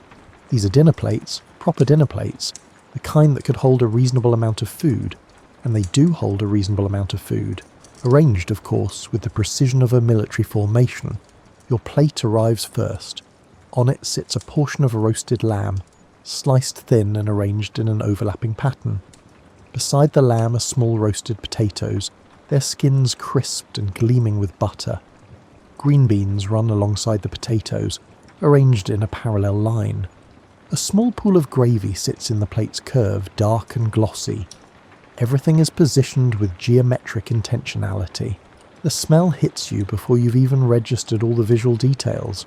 Roasted meat, rosemary, garlic, butter, and the deep savoury scent of gravy made from pan drippings. This is the smell that makes your stomach suddenly remember it's hungry. The oysters were interesting. This is food. Your husband receives his plate simultaneously. His portion is noticeably larger than yours, about half again as much meat, more potatoes. Nobody mentions this discrepancy because the discrepancy is expected. Men get larger portions. Women get portion-sized for their supposedly smaller appetites, and definitely smaller stomachs compressed by corsets. Whether you're actually less hungry than your husband is irrelevant. New utensils have appeared beside your plate. A proper dinner knife and fork, larger and heavier than anything used in the first course. The knife has real weight to it. The fork tines are sharp. These are serious eating implements. You arrange your napkin slightly, making sure it's positioned to catch any potential drips. Gravy has a way of finding shirt fronts and dress bodices through some kind of malicious navigation system. The napkin is your primary defence. The lamb has been cooked properly, pink in the middle, grey at the edges. You can see this in the sliced portions on your plate. The outside has that desirable crust where herbs and heat combine to create something more delicious than the sum of its parts. You select a piece from the middle of the arrangement and cut it carefully. The knife slides through with just the right amount of resistance. Too easy would mean the meat is overcooked. Too difficult would mean it's tough. This is exactly right. The first bite combines lamb, gravy, and a small piece of potato. You've learned that food tastes better in combinations than in isolation. The lamb is tender and rich, with the distinctive slightly gamey flavour that separates it from beef. The gravy adds salt and depth. The potato provides textural contrast and soaks up the gravy like an edible sponge. Your mouth is suddenly very happy. Across the table, your husband is cutting his meat with the focused attention of someone performing surgery. Men are taught to cut meat decisively, one firm motion per cut. Women are taught to cut more delicately, with multiple small sawing motions if necessary. These gendered cutting techniques are apparently important enough that people write etiquette books explaining them. The green beans are still slightly crisp, dressed with butter and possibly a touch of almond. You weren't expecting the almond. That's a nice surprise. The beans taste green and fresh despite being cooked. Someone in the kitchen understands vegetables. You eat methodically, working your way around the plate. A bite of lamb, a potato, some beans, another bite of lamb with gravy. The pattern doesn't matter exactly, but having some pattern to your eating looks better than randomly attacking whatever appears closest. Even eating alone with your husband, appearances matter. The potatoes have been roasted in duck fat if your palate is correct. They have that particular richness that butter alone doesn't provide. Their outsides are crispy, their insides fluffy. They're possibly the best thing on the plate, though you'd never say this out loud. Admitting you prefer potatoes to lamb would suggest your priorities are wrong. Your husband speaks for the first time since the main course arrived. The lamb is very good tonight. You agree that the lamb is very good tonight. This exchange covers all necessary conversation about the food. Going into more detail would suggest you're overly focused on eating. Not commenting at all would suggest you're ungrateful. This brief acknowledgement is the sweet spot. You're about halfway through your portion when you realise you're eating too quickly. First courses should be eaten at a leisurely pace. Main courses should be eaten at a pace suggesting you're enjoying the food, but not obsessed with it. You deliberately slow down, setting your knife and fork on your plate between bites. This is the proper resting position. Knife and fork in an X pattern on the plate. Setting them parallel would signal you're finished, and you're definitely not finished. The wine glasses have been filled. Red wine for the main course. You didn't notice when this happened. The butler is a magician when he wants to be. The wine is a burgundy, you think, or possibly a claret. The Victorians aren't as fussy about wine as the French, but they do understand that red wine goes with red meat. You take a small sip. The wine is dry and slightly tannic, with fruit notes that complement the lamb's richness. Your husband is eating more quickly than you, but not rapidly. His larger portion requires more efficient eating to finish in a reasonable time frame. He's about 3/4 through when you're still navigating your halfway point. This is normal. These proportional timing differences work out naturally if everyone eats at their proper pace. The gravy is becoming more important as the meal progresses. It started as an accent and has now become the element that ties everything together. You find yourself deliberately saving some for the final bites. Running out of gravy before finishing your meat would be a small tragedy. The room's temperature has increased slightly from the hot plates and the continuing fire. You're warm now, but not uncomfortable. The wine helps. Everything is slightly blurred at the edges in that pleasant way that good food and low light create. A small piece of lamb resists your knife. You have to saw at it slightly more than elegantly. These moments happen. Nobody has invented meat that cuts perfectly every single time. You manage to separate the piece without anything sliding off your plate or making dramatic knife-screeching sounds. Small victories. The potatoes are gone.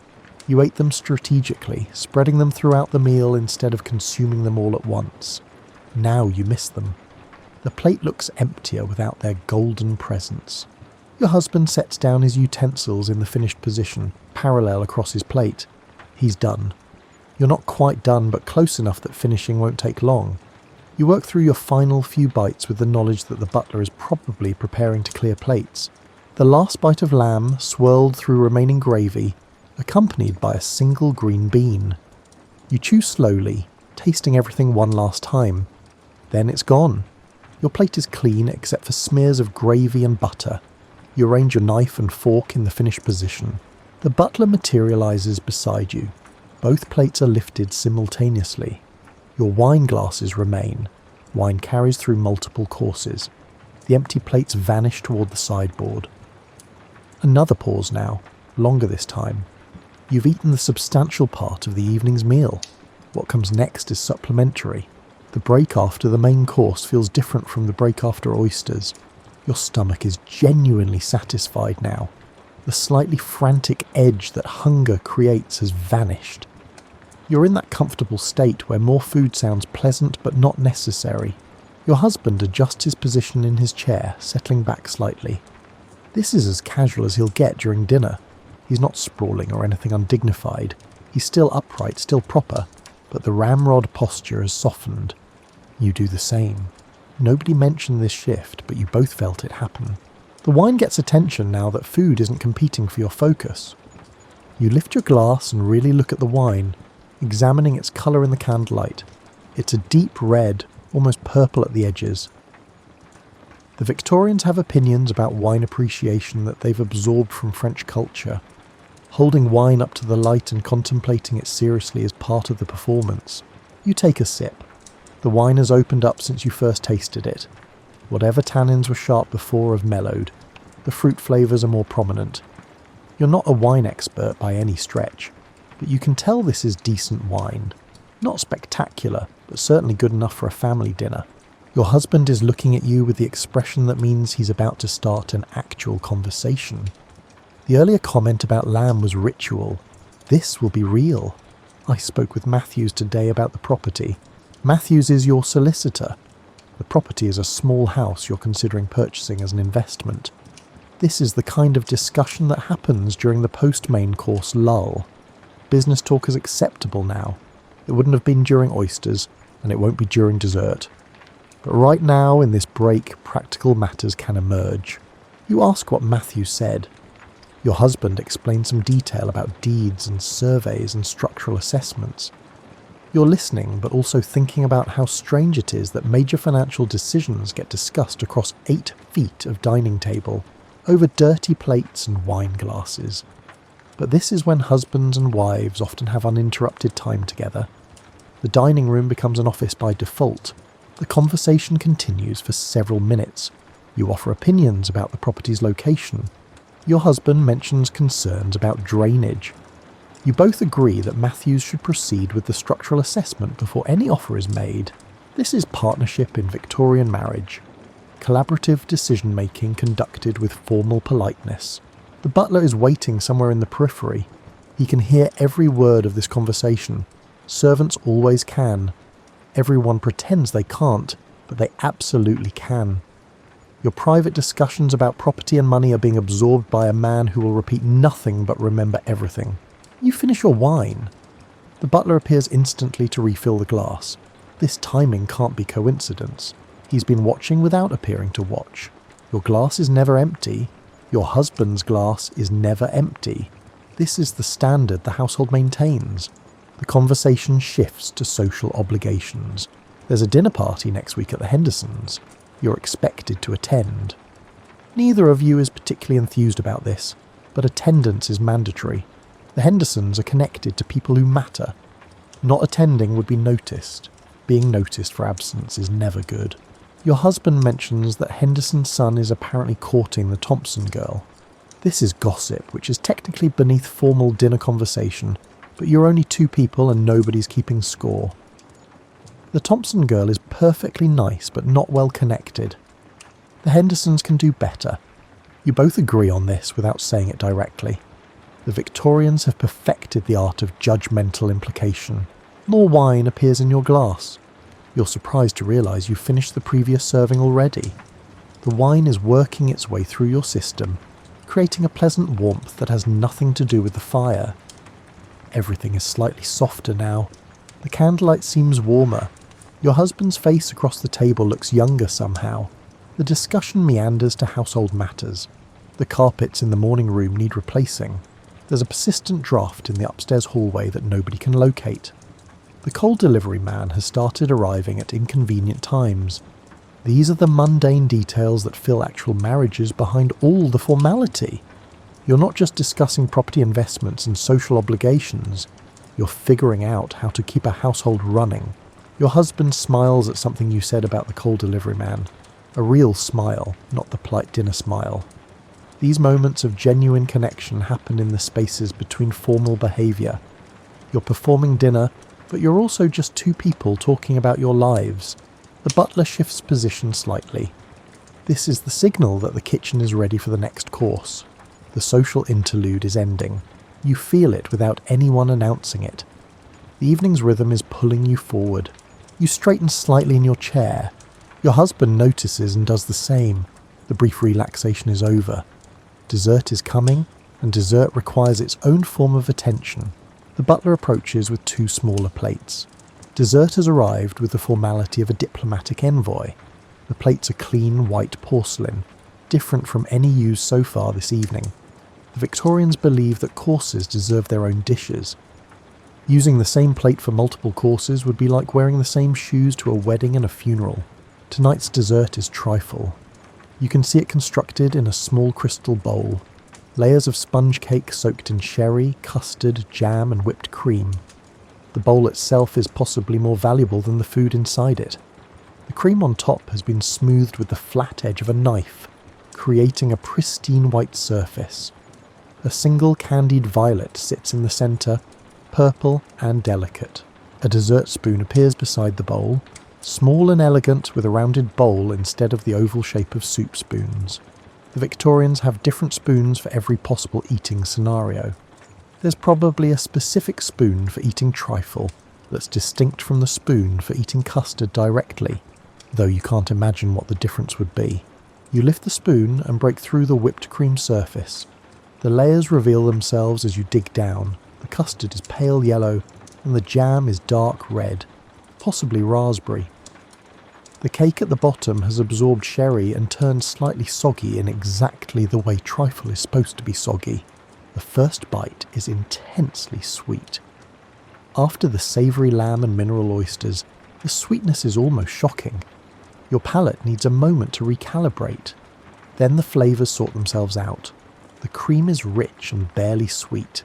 The custard is vanilla heavy.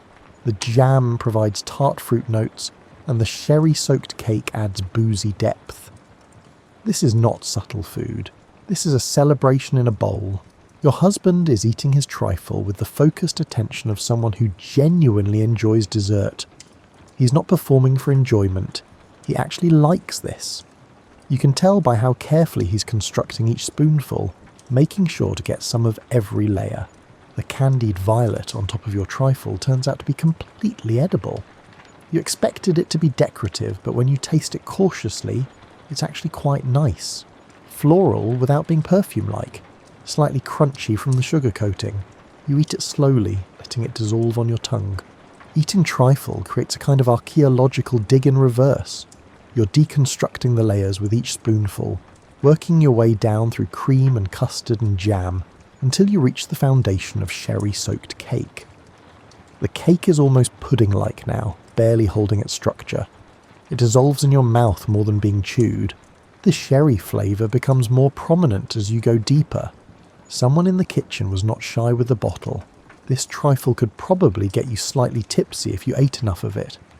Combined with the wine you've been drinking all evening, you're definitely feeling warmer and more relaxed than you were at the meal's beginning. Your husband finishes his trifle before you finish yours. This is becoming a pattern. He sets his spoon in the empty bowl with a satisfied expression. You're still working through your bottom layers, savouring the last few bites. The dining room feels cosier now than it did earlier. The candles have burned down slightly, creating softer light. The fire has settled into steady warmth rather than active heat. Outside the curtained windows, London is fully dark. You're isolated in this warm bubble of food and light. The final spoonful of trifle is mostly just soaked cake and jam. The cream and custard are long gone. You eat it slowly, knowing that finishing this bite marks the end of the formal meal. Once the dessert is gone, dinner is officially over. What comes next is a different part of the evening entirely.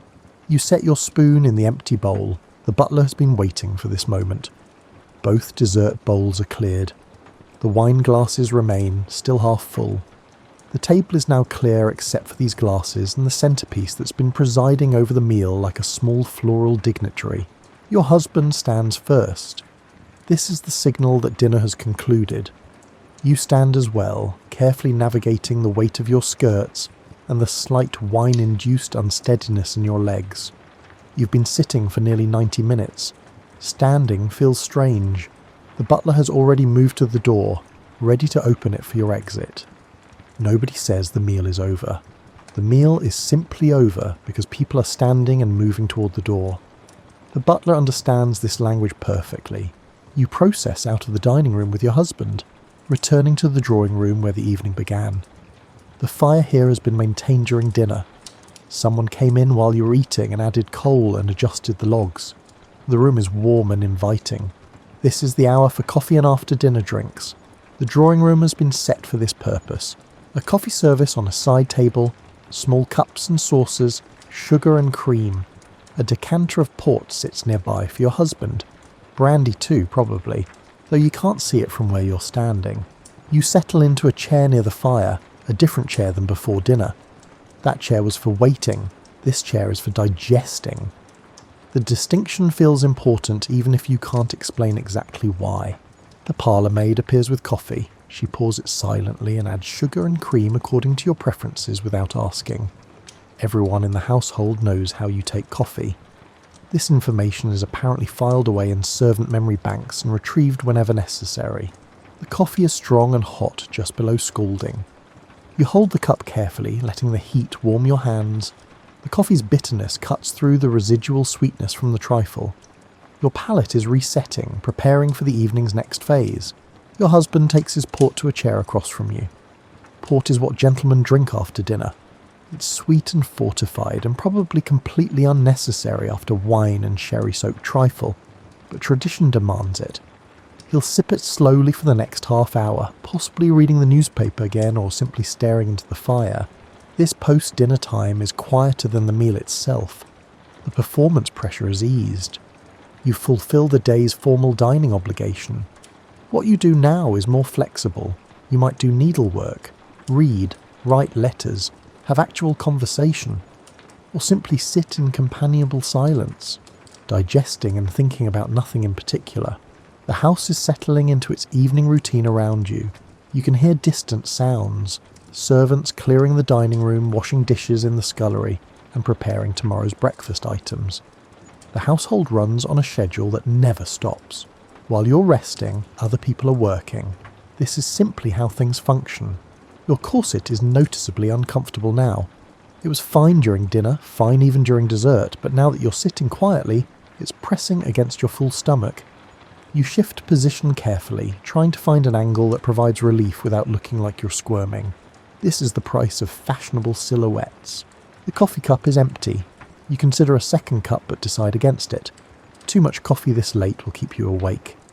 You have that slightly overfull feeling that comes from eating a proper multi-course meal. Not uncomfortable exactly, but definitely aware that your stomach is occupied. Your husband has set aside his port glass and picked up a book. He's not really reading it. He's just opened to a random page and is staring at words without absorbing them. This is his version of winding down. Let the food settle. Let the wine metabolize. Transition slowly from the formal evening to actual night time. The clock on the mantel shows 8:30. 2 hours ago you were upstairs dressing for dinner. Now dinner is over and the evening is settling into its final phase. In another hour you'll begin preparing for bed. The day's formal activities are complete. You close your eyes for a moment, listening to the fire crackle and the house breathe. The evening has been exactly what every evening is, a careful performance of propriety and routine. Nothing exciting happened. Nothing was supposed to happen. The success of the evening lies precisely in how ordinary it was. The drawing room fire is dying down to embers. The room has taken on that late evening stillness where even movement feels like it should be slow and deliberate. Your husband has closed his book. You've set aside your needlework. The evening is winding down through mutual unspoken agreement. This is the time when the formal parts of your personas fall away. You're both tired from the day, comfortable from the meal, and slightly fuzzy from the wine. The need to maintain perfect deportment has faded. You can slouch slightly in your chair. He can loosen his collar just a bit.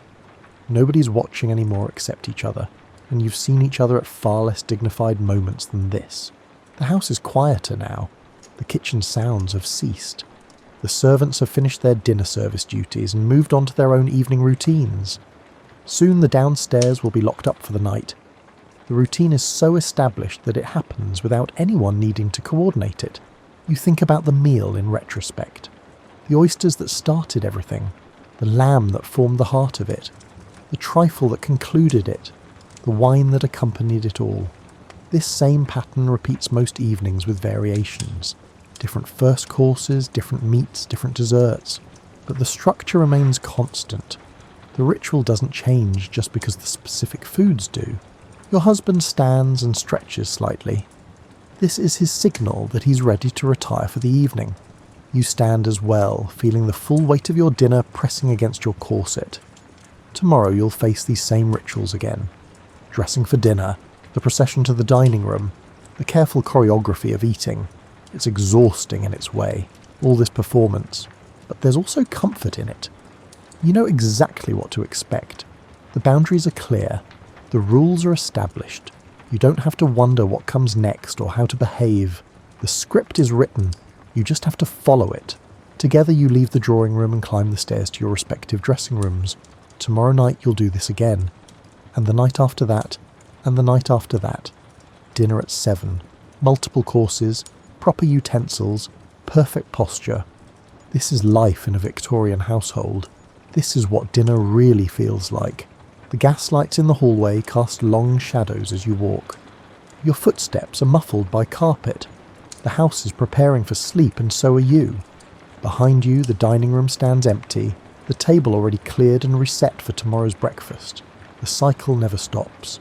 The performance simply pauses until the next meal. You reach your dressing room, and the woman who dressed you for dinner appears to help you undress.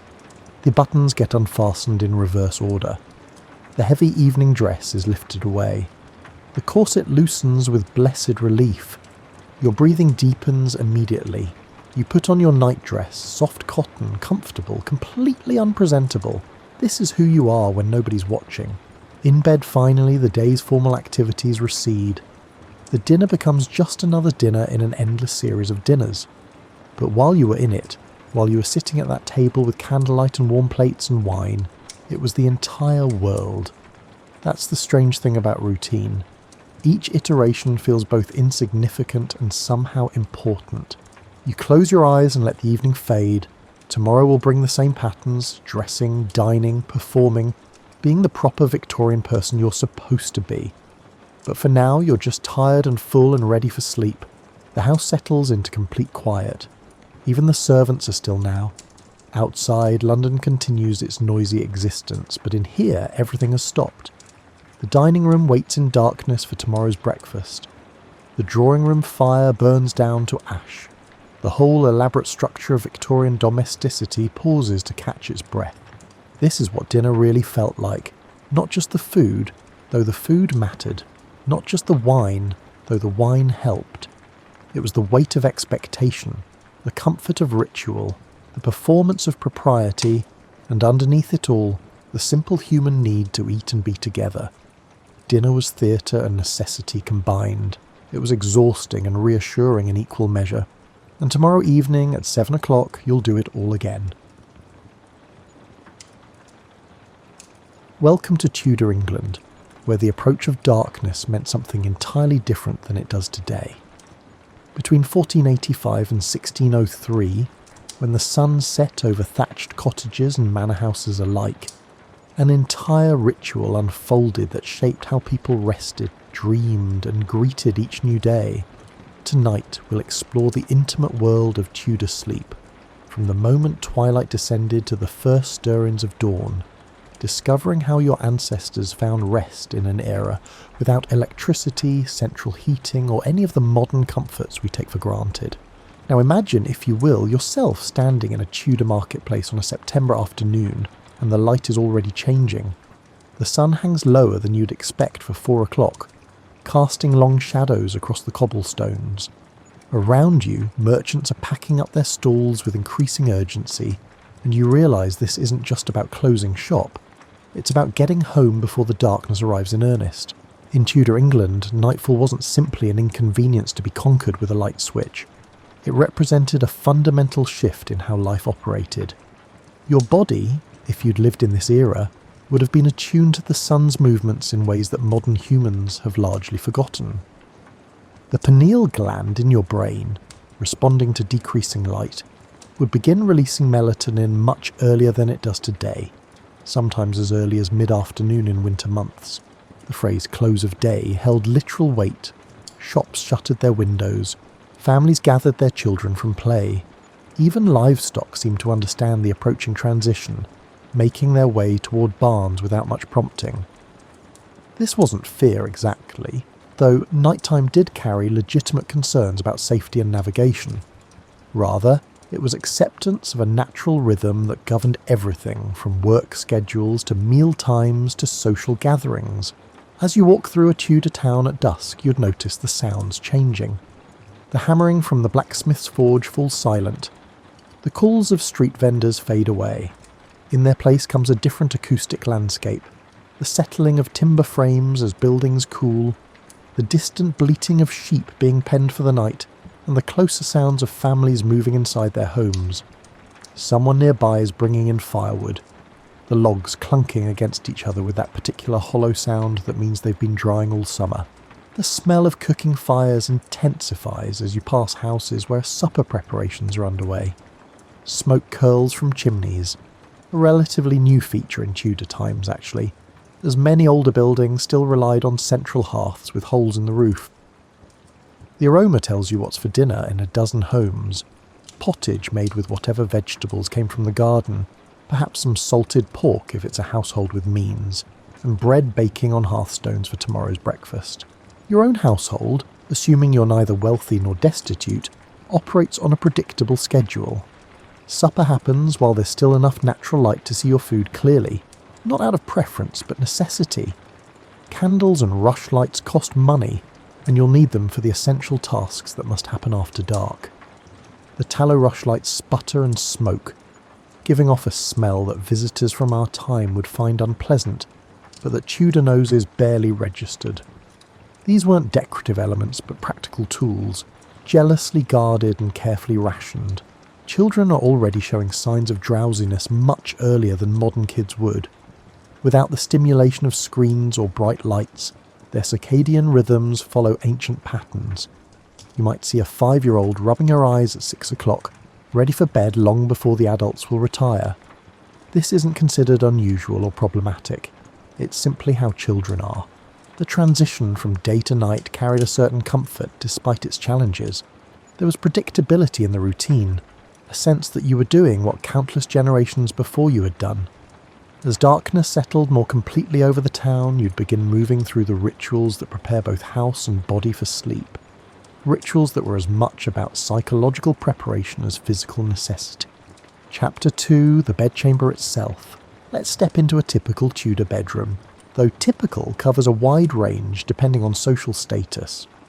We'll start with a middling household, prosperous enough to have separate sleeping quarters, but far from the elaborate arrangements of nobility. You climb a narrow wooden staircase, your hand trailing along a wall made of wattle and daub. Woven sticks covered with a mixture of mud, clay, and straw. The texture under your fingers is rough but solid, cool to the touch. At the top, you duck slightly through a doorway built for people who average several inches shorter than modern humans, though not quite as short as myth would have it. The average Tudor man stood around 5'7". The average woman, about 5'2". The bedchamber isn't large. In fact, it strikes you as remarkably small by contemporary standards, perhaps 10 feet by 12 feet, and it serves multiple purposes beyond sleeping. Against one wall stands the bed itself, the room's most valuable piece of furniture, and quite possibly the most expensive item the family owns. This isn't a mattress on a frame from a furniture store. This is a substantial wooden structure built to last generations that will be mentioned specifically in the owner's will. The bed frame rises higher off the floor than you'd expect, roughly 3 feet up. There's practical reasoning here. Elevation provides protection from floor drafts, and from the various creatures that might wander across the floorboards at night. The space underneath serves as storage for chests, boxes, and sometimes even a trundle bed that pulls out for children or servants. What catches your attention most is the bed itself, particularly the mattress situation, which operates on a principle of layering that would make perfect sense to anyone who understands insulation. At the base sits a canvas sack stuffed with straw, quite firmly packed. This foundation layer gets replaced seasonally. Fresh straw in autumn brought a particular satisfaction, like the feeling of new rushes on the floor or a newly thatched roof. On top of this lies a second mattress, thinner and stuffed with wool if the household can afford it, or more straw mixed with dried herbs if they can't. The term mattress itself comes from the Arabic word meaning to throw, referring to the cushions thrown on the floor for sleeping. But Tudor beds had evolved well beyond floor cushions, incorporating knowledge from continental craftsmen about comfort and construction. A well-made bed represented a significant investment, perhaps 3 months of wages for a labourer. Bed curtains hang from a wooden frame, and these serve purposes that our modern heated bedrooms don't require. Heavy wool or linen curtains, sometimes lined with additional fabric for winter, create a room within a room. When drawn, they trap body heat and provide genuine privacy in a home where privacy was scarce. The curtains also block drafts that slip through shuttered windows and gaps in walls, making the enclosed space several degrees warmer than the outer room. The curtains aren't purely functional, they carry social meaning too. Their quality and decoration announce status to anyone who enters the room. Wealthy households might have curtains embroidered with family crests or biblical scenes. Middling families might add simple geometric patterns or contrasting coloured trim. Even modest households try to manage something beyond plain, undyed fabric, perhaps adding bands of colour at the edges or simple embroidered flowers near the opening. Bed linens tell another story about Tudor life. If you're fortunate enough to have sheets, they're made of linen, hemp or flax woven into cloth that started out quite rough but softened with repeated washing. Cotton is exotic and expensive, imported from great distances. Silk is for the truly wealthy. Your sheets, assuming you have them rather than sleeping directly on the wool mattress cover, get washed perhaps once a month or every 6 weeks, depending on the season and available water.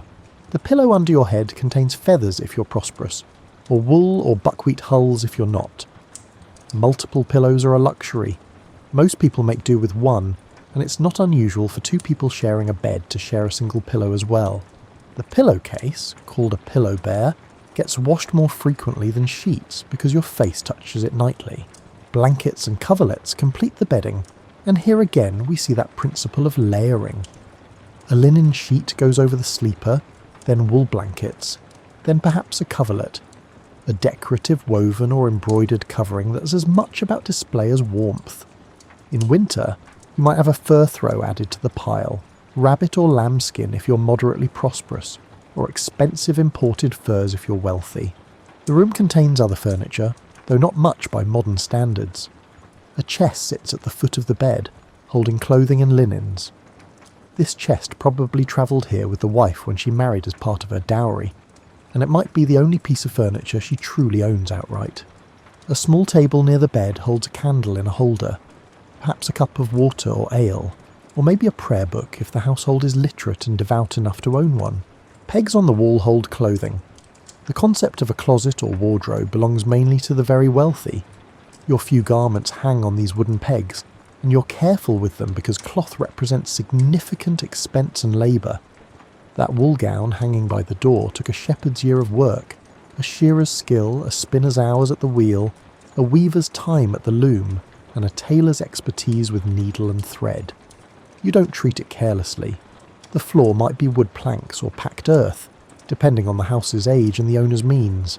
Either way, it's covered with rushes, long grasses strewn across the surface that serve as a combination floor covering, insulation, and waste absorption system. Fresh rushes smell green and pleasant. Old rushes, due for changing, smell of all the things that have fallen into them over weeks or months. You'd notice it immediately, but Tudor noses were acclimated to organic smells that modern sensibilities find challenging. A window, quite small by modern standards, sits high in one wall. It has shutters but no glass. Glass windows remain expensive and mainly appear in the homes of the wealthy or in churches. When shutters close at night, they block wind and rain, but also all light and fresh air. So there's a constant negotiation between warmth and ventilation, between security and stuffiness. The walls might have a religious image or two. Woodblock prints of saints are affordable even for modest households. A crucifix hangs near the bed, placed where you'll see it last thing at night and first thing in the morning, a reminder of spiritual protection during the vulnerable hours of sleep. This room represents safety, privacy, and rest in a world where all three are precious commodities. It's not merely a place to sleep, but a sanctuary from the demands of daylight, the observation of neighbours, and the requirements of work. Within these walls, with those curtains drawn, you can be simply yourself, freed temporarily from the social roles and expectations that govern behaviour in the public sphere. Chapter 3, Who Sleeps Where? The question of sleeping arrangements in Tudor England reveals much about social structure, family dynamics, and practical necessities. The modern assumption that each person deserves their own bed, let alone their own room, would strike Tudor minds as bizarre and rather wasteful. In your middling household, the sleeping arrangements operate on a clear hierarchy. The master and mistress of the house share the main bedchamber we've just explored. This represents both privilege and responsibility. Their bed is the good one, yes, but they're also expected to manage household affairs, which means they might be woken by servants reporting problems at any hour. Children's sleeping arrangements depend on age and gender. Young children, regardless of sex, might share a bed in a separate chamber, if the house has one, or sleep in the same room as their parents in smaller homes. A trundle bed slides under the main bed during the day and pulls out at night for children. This works reasonably well until the children reach a certain age, at which point gender segregation becomes important for modesty. Older boys might sleep in an attic space or in an outbuilding, while older girls typically remain in the house proper under closer supervision. This isn't uniform across all households. Practical considerations often override ideal arrangements. If you only have one chamber, everyone sleeps there in whatever configuration makes sense. Servants present another layer of sleeping logistics.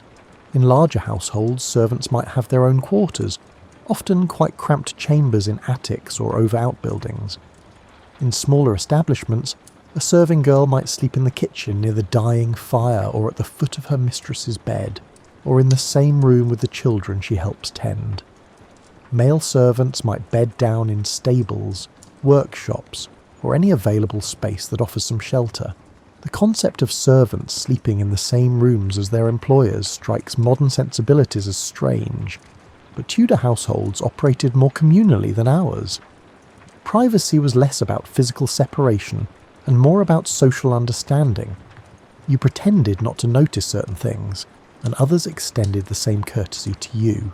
Bed sharing was utterly normal across all social classes. 2 or 3 children commonly shared a bed, and this arrangement continued well into adulthood for unmarried siblings. Adult guests might share beds with household members of the same sex without anyone thinking twice about it. When inns advertised beds, they often meant spaces in beds. You might find yourself sharing with a stranger, though innkeepers tried to pair people of similar apparent status. This proximity didn't generally carry romantic implications. Bed sharing was practical. Beds cost money. Bed linens cost money. Heating multiple rooms cost money. And besides, shared body heat kept everyone warmer. People slept in their undergarments, not naked as many modern people do, which provided a basic layer of modesty. The wealthy had more options, but didn't necessarily choose solitude. A nobleman and his wife might have separate bedchambers, but this was often about creating private spaces for entertaining guests of their own sex rather than avoiding each other. The lady might receive female friends in her chamber during the day, while the gentleman used his for business meetings or entertaining other men. Great households had elaborate sleeping hierarchies. The lord and lady had their private chambers. Yes, but these rooms opened onto others where personal servants slept, ready to assist at a moment's notice. A lady's maid might sleep in a small chamber adjoining her mistress's room, literally on call throughout the night. The gentleman's valet had similar arrangements. Apprentices in merchant or craft households presented their own sleeping puzzle. They were neither family nor exactly servants, occupying an ambiguous middle status. Typically, they slept in the workshop itself or in the chamber above it, their presence serving partly as security against theft. The relationship between master and apprentice included an understanding that the master would provide bed and board, so the apprentice's sleeping arrangements were part of the contract. Babies and very young children often slept in cradles near their parents' bed. close enough that a mother could reach out and rock the cradle without getting up. Some cradles were designed to hook onto the main bed frame, keeping the infant literally within arm's reach. Wet nurses, employed in wealthier families, might sleep with the infant in a separate room, essentially taking over nighttime parenting duties so the mother could rest undisturbed. The danger of overlaying, accidentally smothering an infant while sleeping, was well recognised and genuinely feared. Some parishes kept records of these deaths, and moralists preached against parents bringing babies into their beds, though necessity often overrode caution in cold weather or when a child was sick. As children grew, their sleeping locations tracked their increasing independence and changing roles. A boy approaching apprenticeship age might move out of the family sleeping quarters as preparation for his coming departure from home. A girl approaching marriageable age needed increased supervision, so her sleeping arrangements might actually become less independent, moving closer to parental oversight. Elderly family members presented yet another consideration. Grandparents who could no longer maintain their own households might move in with adult children, requiring adjustments to sleeping arrangements. A grandmother might share a bed with granddaughters, both providing supervision and receiving care. A grandfather might bed down near the fire on the ground floor if climbing stairs became difficult. During plague years or times of illness, sleeping arrangements shifted dramatically. The sick were isolated as much as possible, though isolation in a Tudor house meant something different than it does now, perhaps sleeping alone in a chamber rather than sharing a bed, with the door closed to contain contagious vapours that medical theory blamed for spreading disease. Seasonal variations affected sleeping locations too. In summer, some people moved their sleeping pallets to cooler locations, perhaps a chamber on the north side of the house, or even into gardens for the truly wealthy with secure properties. In winter, everyone contracted into the warmest rooms, accepting crowding in exchange for warmth. All these arrangements operated under unspoken rules about hierarchy, modesty, and mutual respect. You knew where you ranked in the household by where you slept, what you slept on, and whom you slept near. The social order that structured waking life continued into the night, reflected in who got the good mattress, the wool blankets, and the spot farthest from drafty windows. Chapter 4, Preparing for Sleep. The transition from waking life to sleep in Tudor England involved rituals both practical and spiritual, a series of actions that prepared body, home and soul for the vulnerable hours of darkness. Your evening routine begins while some light still remains. First comes the task of securing the house, checking that shutters are fastened, doors are barred, and anything valuable is put away. This isn't paranoia, but prudent caution. Without streetlights or night watches in smaller communities, darkness provides cover for those with bad intentions. You check the fire, making sure it's banked properly for the night. Letting a fire go completely out was a serious inconvenience, requiring you to either restart it from scratch using flint and steel, a time-consuming process, or send someone to a neighbour to fetch live coals in the morning. Most households kept fires burning continuously, sometimes for years, carefully maintained day and night. Banking a fire involves covering the burning coals with ashes to slow combustion while keeping them alive until morning. It's a skill that takes practice to get right. Too much ash and you smother the fire completely. Too little and you burn through your wood stores wastefully. A well-banked fire should still show red embers when uncovered at dawn, ready to spring back to life with fresh wood and a bit of bellows work. Water gets hauled inside for morning needs if your house doesn't have an indoor well or convenient rain barrel. In winter, this prevents you from having to break ice to access water at dawn. A bucket or pitcher sits ready near the fire, where the remaining heat keeps it from freezing solid in the coldest months. Prayers form an essential part of the bedtime routine. Even in households that aren't particularly devout during the day, nighttime prayers serve important psychological functions. They mark the transition from active to resting states. They invoke protection during the vulnerable hours of sleep, and they reinforce the moral framework that governs daily life. In Catholic homes before the Reformation, the Rosary might be recited as a family. After England breaks from Rome, Protestant prayers replace Catholic ones, though the basic rhythm remains similar, a formal acknowledgement of dependence on divine protection through the night. Children learn prayers specifically designed for bedtime, asking angels to guard them while they sleep, requesting they wake to see another day. Personal hygiene before bed is less elaborate than modern routines, but not non-existent. You might rinse your face and hands with water from a basin, using a cloth to wipe away the day's accumulation of dirt and sweat. Teeth cleaning, when it happens, involves rubbing them with a cloth, perhaps dipped in salt or a mixture of herbs. Toothbrushes exist but aren't common.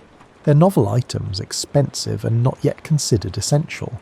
Hair gets attention, especially for women. Long hair, worn by most females regardless of age, needs brushing or combing to remove tangles and debris accumulated during the day. This serves practical purposes.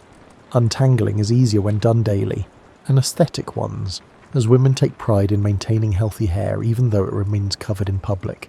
Night clothes in Tudor England aren't what you might imagine. There's no such thing as pyjamas in the modern sense. Instead, you sleep in your undergarments, your shift if you're a woman, your shirt if you're a man. These linen garments, worn under your outer clothes during the day, become nightwear after you remove everything else. They're washed more frequently than outer garments because they absorb body oils and sweat directly. The wealthy might own specific sleeping shifts made of finer linen, but this is a luxury. Most people make do with the same undergarments day and night, perhaps changing them once or twice a week, more often in summer, less often in winter when washing and drying laundry becomes more challenging. Nightcaps serve important functions. For women, they keep hair contained and clean. For men and women both, they provide warmth. Substantial heat escapes through your head, and a good linen or wool cap helps retain it. You'd no more sleep without a nightcap than you'd sleep without a blanket, except perhaps during the hottest summer nights. Checking on children becomes part of the evening routine. You make sure younger ones have relieved themselves. Chamber pots sit under beds or in corners for nighttime use, because venturing outside to the privy in darkness isn't appealing. You settle any last-minute needs, calm any fears about darkness or strange sounds, and pull blankets up around small shoulders. In larger households, servants perform a final round of duties. They empty chamber pots from the day, carry up pitchers of water for morning, make sure rushlights are safely extinguished, and check that the household's dog is inside or outside depending on its role. Guard dogs stay outside and lap dogs come in. Some households engage in a practice called reading in bed, though this is limited to those who can read and can afford candles or oil lamps. Religious texts are most common: psalms, devotional works and lives of saints before the Reformation. Reading serves both spiritual edification and practical purposes, as the eye-straining work of reading by poor light naturally induces sleepiness. Conversation happens too, though not the late-night discussions common in the age of electric lights. Married couples might review the day's events, plan tomorrow's tasks and discuss children or household concerns. But these talks wind down relatively quickly. Candles cost money and tomorrow begins early. Finally, you climb into bed, a process that requires a bit of coordination given the bed's height. Wooden steps or a small stool might assist, or you simply clamber up. The bed curtains close, sealing you into your private domain. The remaining light gets extinguished. A rushlight snuffed, a candle blown out, darkness settling completely. The bed itself feels different from modern mattresses. It's firm, not soft, and it conforms to your body's weight rather than cushioning you above it. The straw beneath rustles with every movement. The wool or linen against your skin carries the smell of the household, wood smoke, cooking, the herbs scattered among stored linens, and the general organic scent of daily life. You lie on your side, most likely, or on your back with knees bent. Sleeping positions recommended by medical authorities who had opinions about which positions promoted health and which encouraged bad dreams or illness. Whether people actually followed this advice is debatable, but the existence of such guidelines shows that even sleep positions carried cultural meaning. Chapter 5, The Pattern of Two Sleeps. One of the most surprising aspects of Tudor sleep habits, at least to modern minds, is the practice of segmented sleep. What historians call first sleep and second sleep, separated by a quiet waking period in the middle of the night. You fall asleep shortly after full darkness arrives, exhausted from a day of physical labour or household management. That first sleep comes easily, your body surrendering to fatigue, melatonin flooding your system unchecked by artificial light. You sleep deeply, dreamlessly, or with the vivid dreams that accompany the first sleep cycles of the night. Then, somewhere around midnight or 1 in the morning, you wake up. This isn't insomnia or a sleep disorder, it's a natural pattern documented across Europe in this period. Your eyes open in the darkness, and your mind surfaces from sleep into a peculiar state of calm wakefulness. You're not anxious or restless, you're simply awake. This quiet hour or two between sleep served various purposes in Tudor life. Some people used it for prayer or meditation, considering it a spiritually significant time when the barrier between earthly and divine might be thinner. Prayers during this interval were thought to carry special power, and some religious manuals included prayers specifically designated for the midnight watch. Married couples might use this time for intimate conversation or lovemaking. With children and servants sleeping, with daily pressures suspended, the interval between sleeps offered rare privacy. Medical texts from the period suggest this timing for marital relations, claiming that conception was more likely when the body was relaxed but not fully unconscious. Others simply lie quietly, thinking through problems or making mental plans. Without the distractions of daytime, no one calling your name, no tasks demanding attention, you could process thoughts more clearly. Solutions to problems might emerge during these contemplative hours. Decisions that seemed impossible in daylight might resolve themselves in the calm of midnight waking. Some people got up during this interval, moving through the dark house for practical reasons. You might need the chamber pot. You might check on a sick child or elderly parent. You might tend the fire, adding a log if the night was particularly cold, banking it more thoroughly if you'd wake to find it burning too hot. The wealthy might light a candle and read or write. Diaries from the period sometimes mention thoughts recorded during the night watch. Letters might be composed, accounts reviewed, and poems drafted. Some of the era's literary output probably originated in these quiet midnight hours when creative thoughts flowed freely. You might simply lie there listening to the nighttime soundscape of your house and neighbourhood. In winter you'd hear the wind testing shutters, the creak of timber adjusting to temperature changes, and perhaps the scratch of mice in the walls. In summer, insects chirped outside and birds called occasionally. Some species are more active at night than daylight dwellers realise. The practice of segmented sleep aligned with natural human physiology in ways that modern consolidated sleep often doesn't. Without electric lights to suppress melatonin production, and without the stimulation of screens and entertainment, the body naturally settled into this two-phase pattern. You weren't fighting your biology to maintain it. You were simply following what your body did on its own. This interval rarely lasted more than an hour or two. Gradually you'd feel sleep returning, that gentle tug of drowsiness that signalled your body was ready for the second phase of rest. You'd settle back into your straw mattress, pull the wool blankets closer, and slip into second sleep. Second sleep was different from first sleep. Lighter, more prone to dreams, and easier to wake from. You might shift positions more, surface briefly without fully waking, and experience the vivid narrative dreams that happen in the later sleep cycles.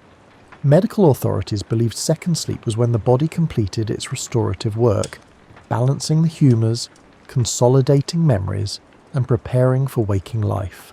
The transition from second sleep to morning happened gradually as well. You didn't leap awake at an alarm's insistence. Instead, you drifted toward consciousness, perhaps hovering in that half-awake state where dreams and thoughts intermingle, where you're aware of your physical surroundings but not yet ready to engage with them. This sleep pattern, so foreign to modern consolidated 8-hour sleep, was documented not just in England but across Western Europe in this period. References to first and second sleep appear in legal depositions, medical texts, literature and diaries. People scheduled activities around it. A time to meet a lover might be set for after first sleep, implying everyone knew what that meant. The practice began to disappear in the 17th and especially 18th centuries, as artificial lighting improved and nighttime activities became more common.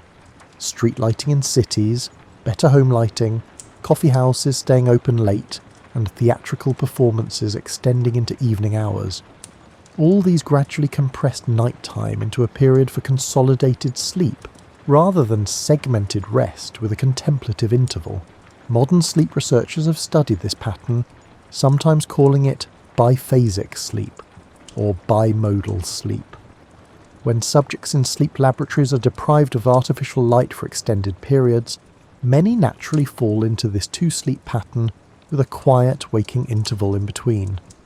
This suggests Tudor sleep habits weren't cultural quirks, but responses to natural human biology, operating without artificial light's interference. Understanding this pattern helps explain various aspects of Tudor life that might otherwise seem puzzling. Why did people go to bed so early, even before full darkness fell? Partly because they'd wake in the middle of the night anyway, so the total time in bed needed to be longer than actual sleep time. Why do period sources describe midnight as a special contemplative time? Because people regularly experienced it in a unique state of consciousness, neither fully asleep nor fully awake in the daytime sense. For you, lying in your Tudor bed with curtains drawn around you, this pattern would feel entirely natural. The transition from first to second sleep wouldn't worry you. It's just how night works, how it's always worked, and how everyone you know experiences it. The quiet hour in darkness, alone with your thoughts or quietly talking with your spouse, represents not disrupted sleep, but an integral part of how human beings rest when aligned with natural rhythms. Chapter 6. Staying warm through winter nights. Winter nights in Tudor England presented genuine challenges, particularly in the brutal months between December and February, when temperatures regularly dropped well below freezing, and houses, despite their fires and inhabitants' best efforts, remained cold by modern standards. Your bedchamber in deep winter might hover around 45 degrees Fahrenheit, and that's with a fire burning somewhere in the house. Without central heating or insulation beyond the straw in the walls and the rushes on the floor, keeping warm became a nightly engineering project involving multiple strategies layered together. The bed curtains, which we mentioned earlier, become crucial wintertime allies. When fully closed, they create what's essentially a tent within the room, trapping the heat generated by your body or bodies and separating you from the colder air beyond. The temperature difference between inside the curtained bed and the outer chamber might be 10 or 15 degrees, significant when you're trying to sleep. That layering principle in the bedding reaches its full expression in winter. You start with the base straw mattress, add the wool topper, then cover yourself with a linen sheet, wool blankets, possibly a coverlet, perhaps a fur throw, and in the coldest weather, your outdoor cloak on top of everything.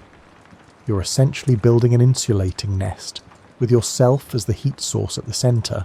Warming pans represented one of the era's great bedtime luxuries, long-handled brass or copper pans with perforated lids that held hot coals from the fire. You'd run this device between the sheets before climbing into bed, warming the linen and wool and chasing away the bone-deep chill. For about half an hour after using a warming pan, your bed felt positively toasty, a small miracle on a January night when your breath misted in the air. Not everyone owned warming pans, they were significant investments. Poorer households improvised with heated stones wrapped in cloth, achieving similar results though requiring more care to avoid burns. A stone heated in the fire's edge, wrapped in several layers of wool and tucked at the foot of the bed could keep your toes warm for hours. Bed socks existed, though socks in general were less common than you might expect. Stockings, what we might call long socks or tights, were standard day wear for both sexes, and you might keep these on under your sleeping shift if the night was particularly brutal. The very cold sensitive might add a second layer of everything, though this limits mobility under the heavy blankets. Nightcaps, as mentioned before, weren't optional in winter. A substantial wool cap kept heat from escaping through your head and protected your ears from the cold. Some people also wrapped cloths around their necks, particularly if they were prone to throat ailments in cold weather. Shared body heat became increasingly valuable as temperatures dropped. This is one reason bed sharing was so prevalent. 2 people generate more warmth than 1, and 3 more than 2. Children packed together in a bed weren't just saving space, They were pooling thermal resources. Married couples had an obvious advantage here, though even they might invite a young child into their bed on the coldest nights, despite usual preferences for separate sleeping arrangements. Some households brought small braziers or heated bricks into bedchambers before sleep, warming the air briefly, though these had to be removed before actually sleeping due to the danger of fire and the fumes they produced. Carbon monoxide poisoning wasn't understood in these terms, but people recognised that sleeping with burning coals in an enclosed space could kill you, probably attributing it to bad vapours rather than the actual mechanism of asphyxiation. Rooms above the kitchen or bakehouse were prized in winter because heat from below rose into them. If your family ran an inn or shop with ovens operating into the evening, the chambers above stayed noticeably warmer than others. Some people positioned beds directly above the first floor hearth for similar reasons, accepting the occasional bit of smoke seeping through floorboards in exchange for extra warmth. Draft-proofing became a household project as winter approached. Gaps in shutters got stuffed with rags or sealed with wax. Floors received extra layers of rushes for insulation. Tapestries on walls served decorative purposes, yes, but also created dead air space that reduced heat loss through stone or timber. Even a simple cloth hanging could make a measurable difference. Still, you'd be cold by modern standards. Your nose would be chilly, your face exposed to the air outside the blankets. Getting up in the night to use the chamber pot required genuine courage. Leaving the warm nest meant exposing yourself to frigid air that made your muscles clench and your skin prickle. You'd accomplish your business quickly and dive back under the covers, burrowing in until your body heat warmed everything again. Morning presented the hardest moment, that transition from warm bed to cold room when your body protested vigorously against moving. You'd procrastinate, lingering under the blankets, steeling yourself for the unpleasant but necessary task of getting up and dressing. The first person up had the worst of it. They'd restart the fire and begin warming the house, making it easier for those who followed. Children might wake to frost patterns on the inside of shutters, ice in the washing water, and their breath forming clouds in the air. This wasn't unusual or alarming, it was simply how winter mornings felt. You dressed quickly, layering on garments, moving close to the fire as soon as possible, and beginning the day's work partly to generate body heat through activity. Despite these challenges, Tudor people didn't generally complain about cold the way modern people might. It was expected, normal, and part of the seasonal rhythm of life. You prepared for it, accepted it, and worked with it rather than fighting against it. The return of spring's warmth, when it finally came, felt like a genuine blessing, a relief so profound that people's moods lifted noticeably, with the rising temperatures and lengthening days. Chapter 7. The Soundscape of Night. Lying in your curtained bed in a Tudor night, the sounds surrounding you create an acoustic environment completely different from anything most modern people experience. Let's listen carefully to what you'd hear during those nighttime hours. The house itself provides a constant backdrop of sounds. Timber frames expand and contract with temperature changes, producing creaks, groans, and occasional sharp cracks that might startle you until you learn to recognise them as normal. The thatch on the roof rustles when wind passes over it, a sound like soft scratching or the movement of some large animal, though it's just dried straw shifting against itself. In winter, the wind becomes a dominant presence. It finds every gap in the shutters, producing whistles in different pitches depending on the size of the opening and the wind's strength. It buffets the walls, making the whole structure shudder slightly during the strongest gusts. You can hear it approaching across the landscape, rushing through bare trees before hitting your house, then moving away again into the darkness. Rain on a thatched roof sounds different from rain on modern shingles or tiles, softer, more muffled, like someone pouring dry sand rather than water. Heavy rain creates a steady rushing sound that some people find soothing, a natural white noise that masks other sounds and helps lull you back to second sleep. Animals contribute their voices throughout the night. Mice scurry inside walls, their tiny claws scratching on wood, their squeaks occasionally audible. You accept their presence as inevitable. Keeping a house completely mouse-free is nearly impossible, though you try to prevent them from getting into food stores.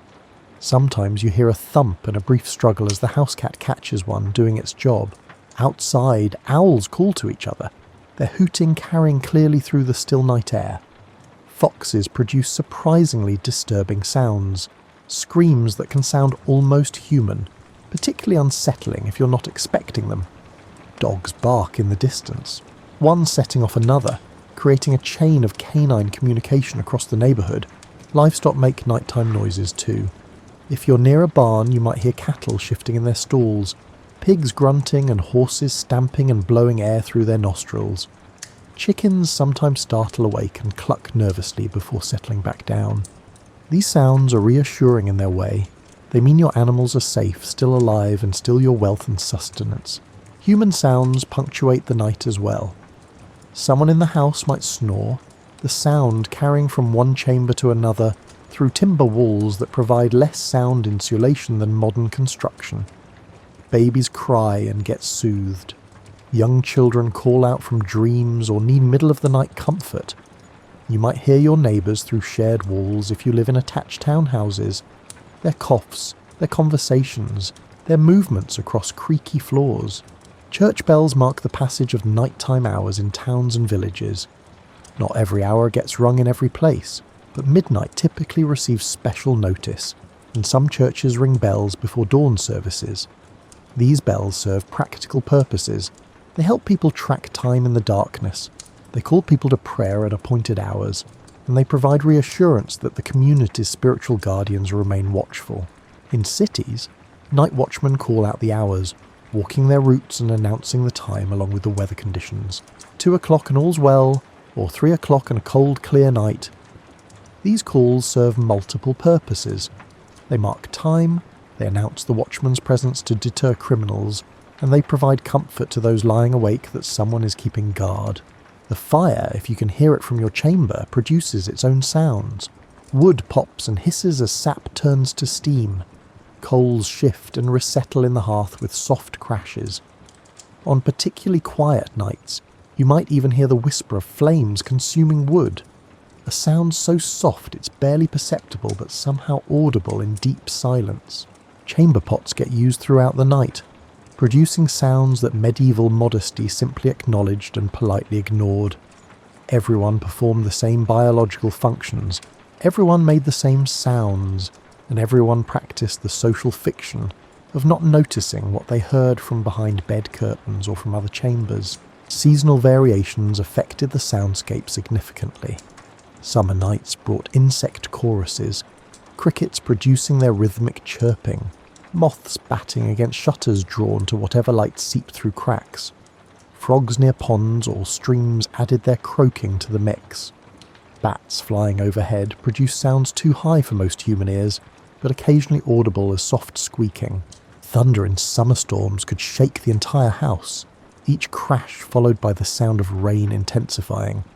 You'd hear the initial large drops hitting the thatch, then the steady downpour, perhaps the rushing of water through gutters or off eaves, and the sound of the storm passing over like a living thing moving through the landscape. In the quiet periods between sounds, silence itself had a quality different from modern silence. No electric hum of refrigerators or heating systems, no distant traffic sounds, no airplane overhead, just genuine quiet, broken only by the immediate sounds of your household and natural environment. A silence so complete that modern people who experience it often find it unsettling at first. So accustomed are we to continuous background noise. Your own body produces sounds you might notice in the stillness. Your heartbeat becomes audible when you press your ear against the mattress. Your breathing, your stomach gurgling quietly, the rustle of linen against your skin when you shift position. All become part of the sonic environment when everything else falls still. Some sounds inspired fear or superstition. Unexplained noises might be attributed to spirits or demons testing the household's defences, though most people understood that most mysterious sounds had natural explanations once you learned to identify them. Still, a sudden loud noise in the deep night, its source uncertain, could set your heart racing and make you clutch your religious medals or whisper protective prayers. The return of morning sounds provided its own comfort. The The first birds before dawn, roosters crowing, though not always exactly at dawn despite folklore, signalled the approaching end of night. Other birds joined gradually, building toward the dawn chorus. You'd hear the household beginning to stir, people rising, fires being revived, and the sounds of daily life returning to replace the nighttime soundscape. This acoustic world shaped how Tudor people experienced night. Without visual stimuli, with darkness complete behind closed shutters and curtains, hearing became the primary sense connecting you to the world beyond your bed.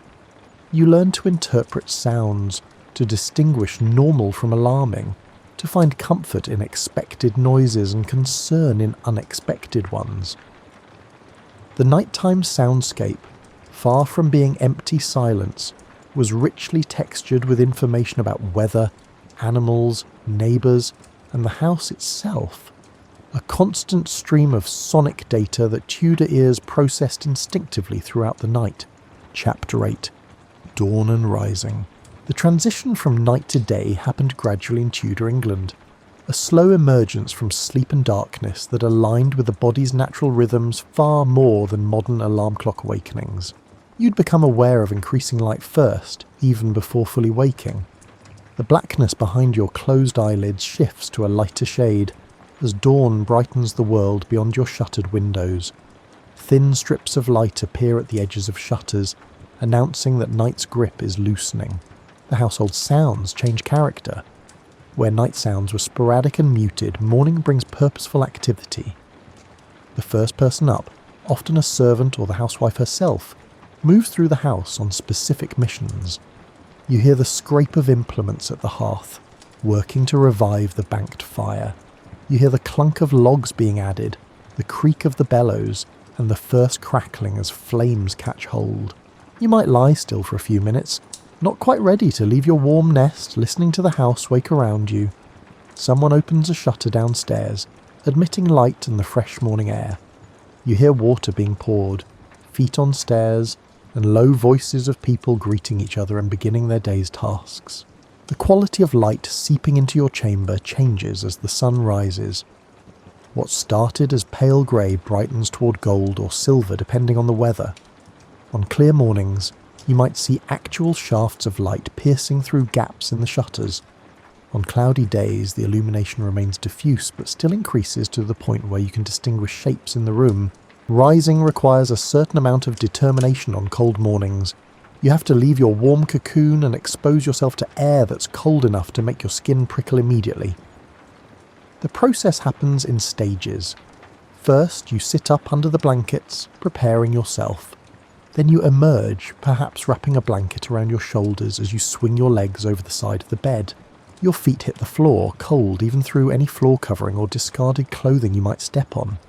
You move quickly now, motivated by discomfort, reaching for your outer clothes that hang nearby. Dressing happens rapidly, layering on garments that have been sitting in the cold air all night and feel clammy until your body heat warms them.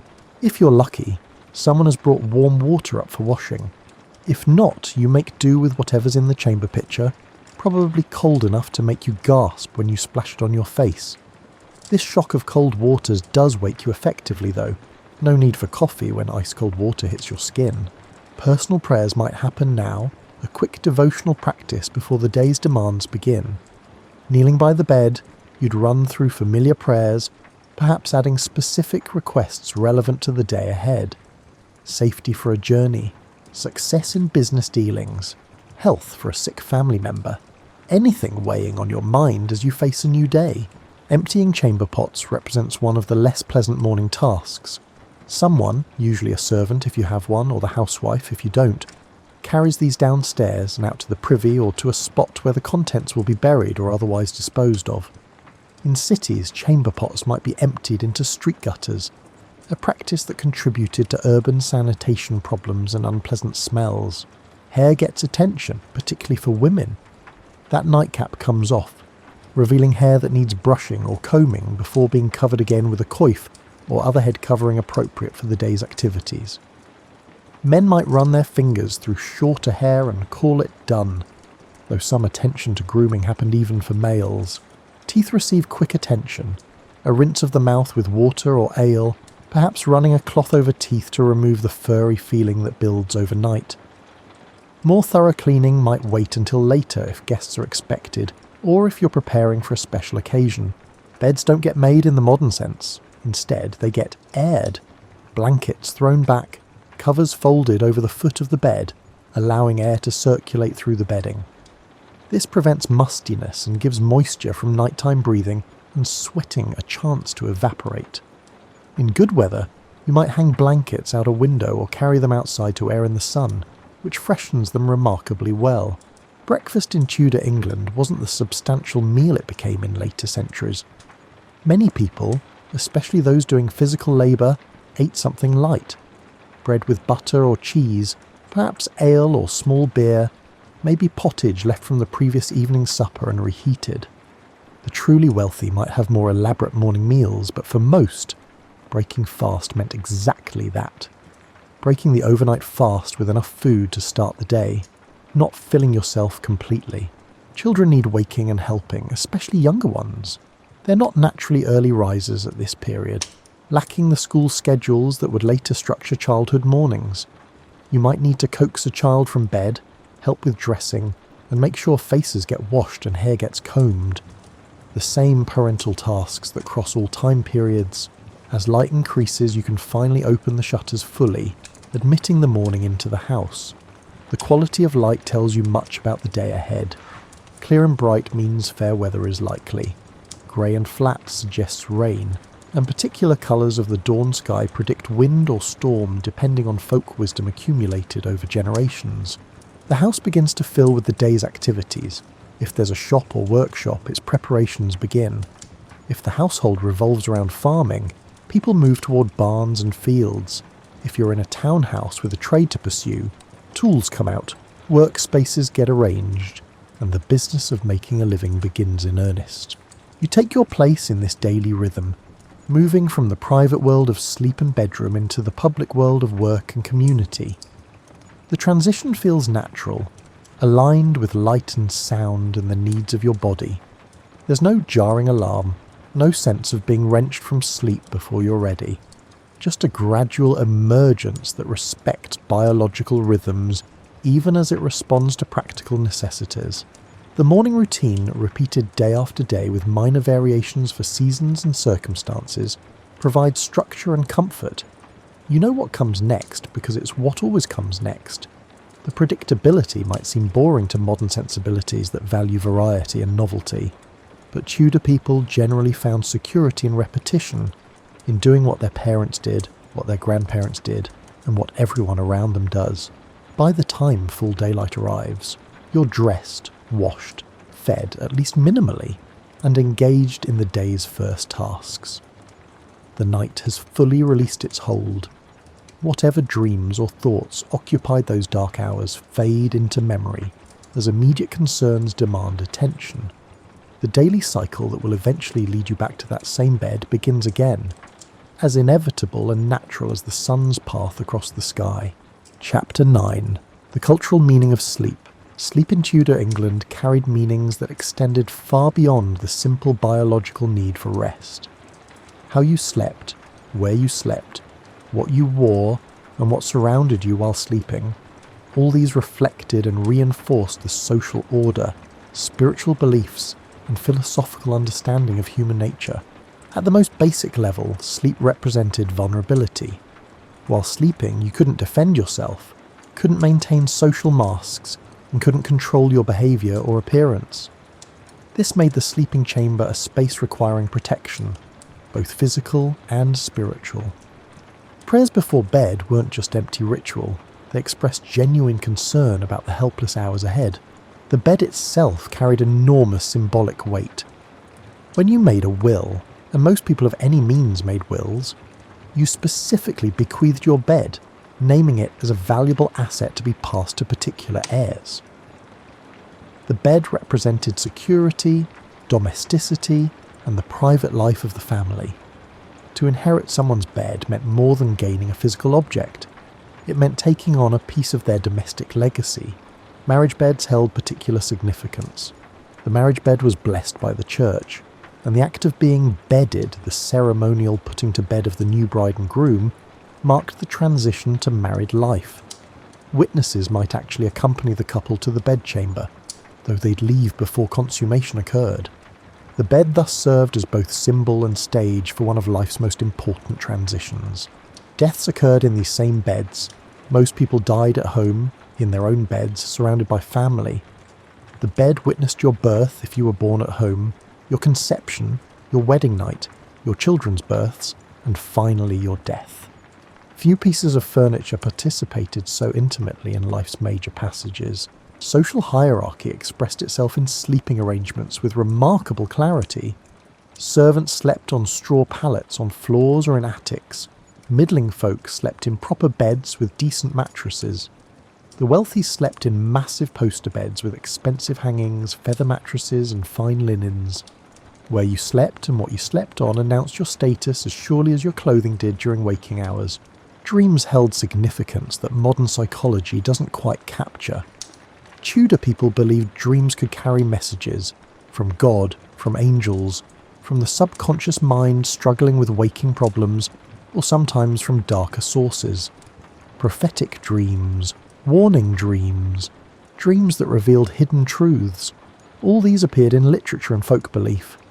You might consult an almanac or a priest about the meaning of a particularly vivid or disturbing dream. The vulnerability of sleep made people careful about who could observe them sleeping. Servants might see their masters in nightclothes, but this was part of the intimate household relationship, balanced by mutual dependencies and understood boundaries. Strangers seeing you sleep, though, represented a kind of violation. Your guard was down, your face relaxed into its true form, and your body positioned without the careful control you maintained while awake. Medical theory connected sleep to the body's humoral balance. Sleep allowed the digestive system to process food, the body to repair itself, and the brain to clear itself of vapours accumulated during waking hours. Too much sleep made you sluggish and phlegmatic. Too little sleep dried out the body's fluids, leading to choleric irritability. The right amount of sleep, which varied by age, constitution and season, maintained equilibrium. Different phases of life required different amounts of sleep. Babies and young children needed much sleep for proper growth.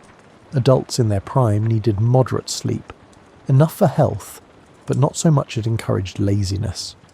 Elderly people naturally required less, their bodies winding down toward life's end. These patterns seemed obvious through observation, and folk wisdom aligned reasonably well with what modern sleep science has since confirmed. Seasonal sleep patterns reflected the agricultural calendar. Winter allowed slightly longer sleep periods since less daylight meant fewer work hours. Summer demanded earlier rising to make use of long days, though afternoon rests might compensate. The wealthy, less tied to agricultural rhythms, could maintain more consistent schedules, though even they adjusted somewhat to seasonal light changes. Religious observance intersected with sleep in multiple ways. Monks and nuns arose for night prayers, the night offices that divided sleep into segments different from the lay pattern of first and second sleep. Devout lay people might rise at midnight for private prayers, imitating monastic practice. Religious holidays might involve night vigils or dawn processions that disrupted normal sleep patterns. The language people used about sleep carried moral overtones. To be a slug-a-bed, someone who stayed too long in bed, implied moral failure, laziness, and lack of virtue. The early riser demonstrated industry, godliness, and proper household management. Early to bed and early to rise makes a man healthy, wealthy, and wise captured this attitude, though that specific formulation came slightly later than the Tudor period. Sleep made you equal to everyone else in a way. The nobleman and the peasant both needed sleep, both experienced dreams, and both lay helpless in the dark. This temporary equality perhaps made sleep slightly troubling to social hierarchies.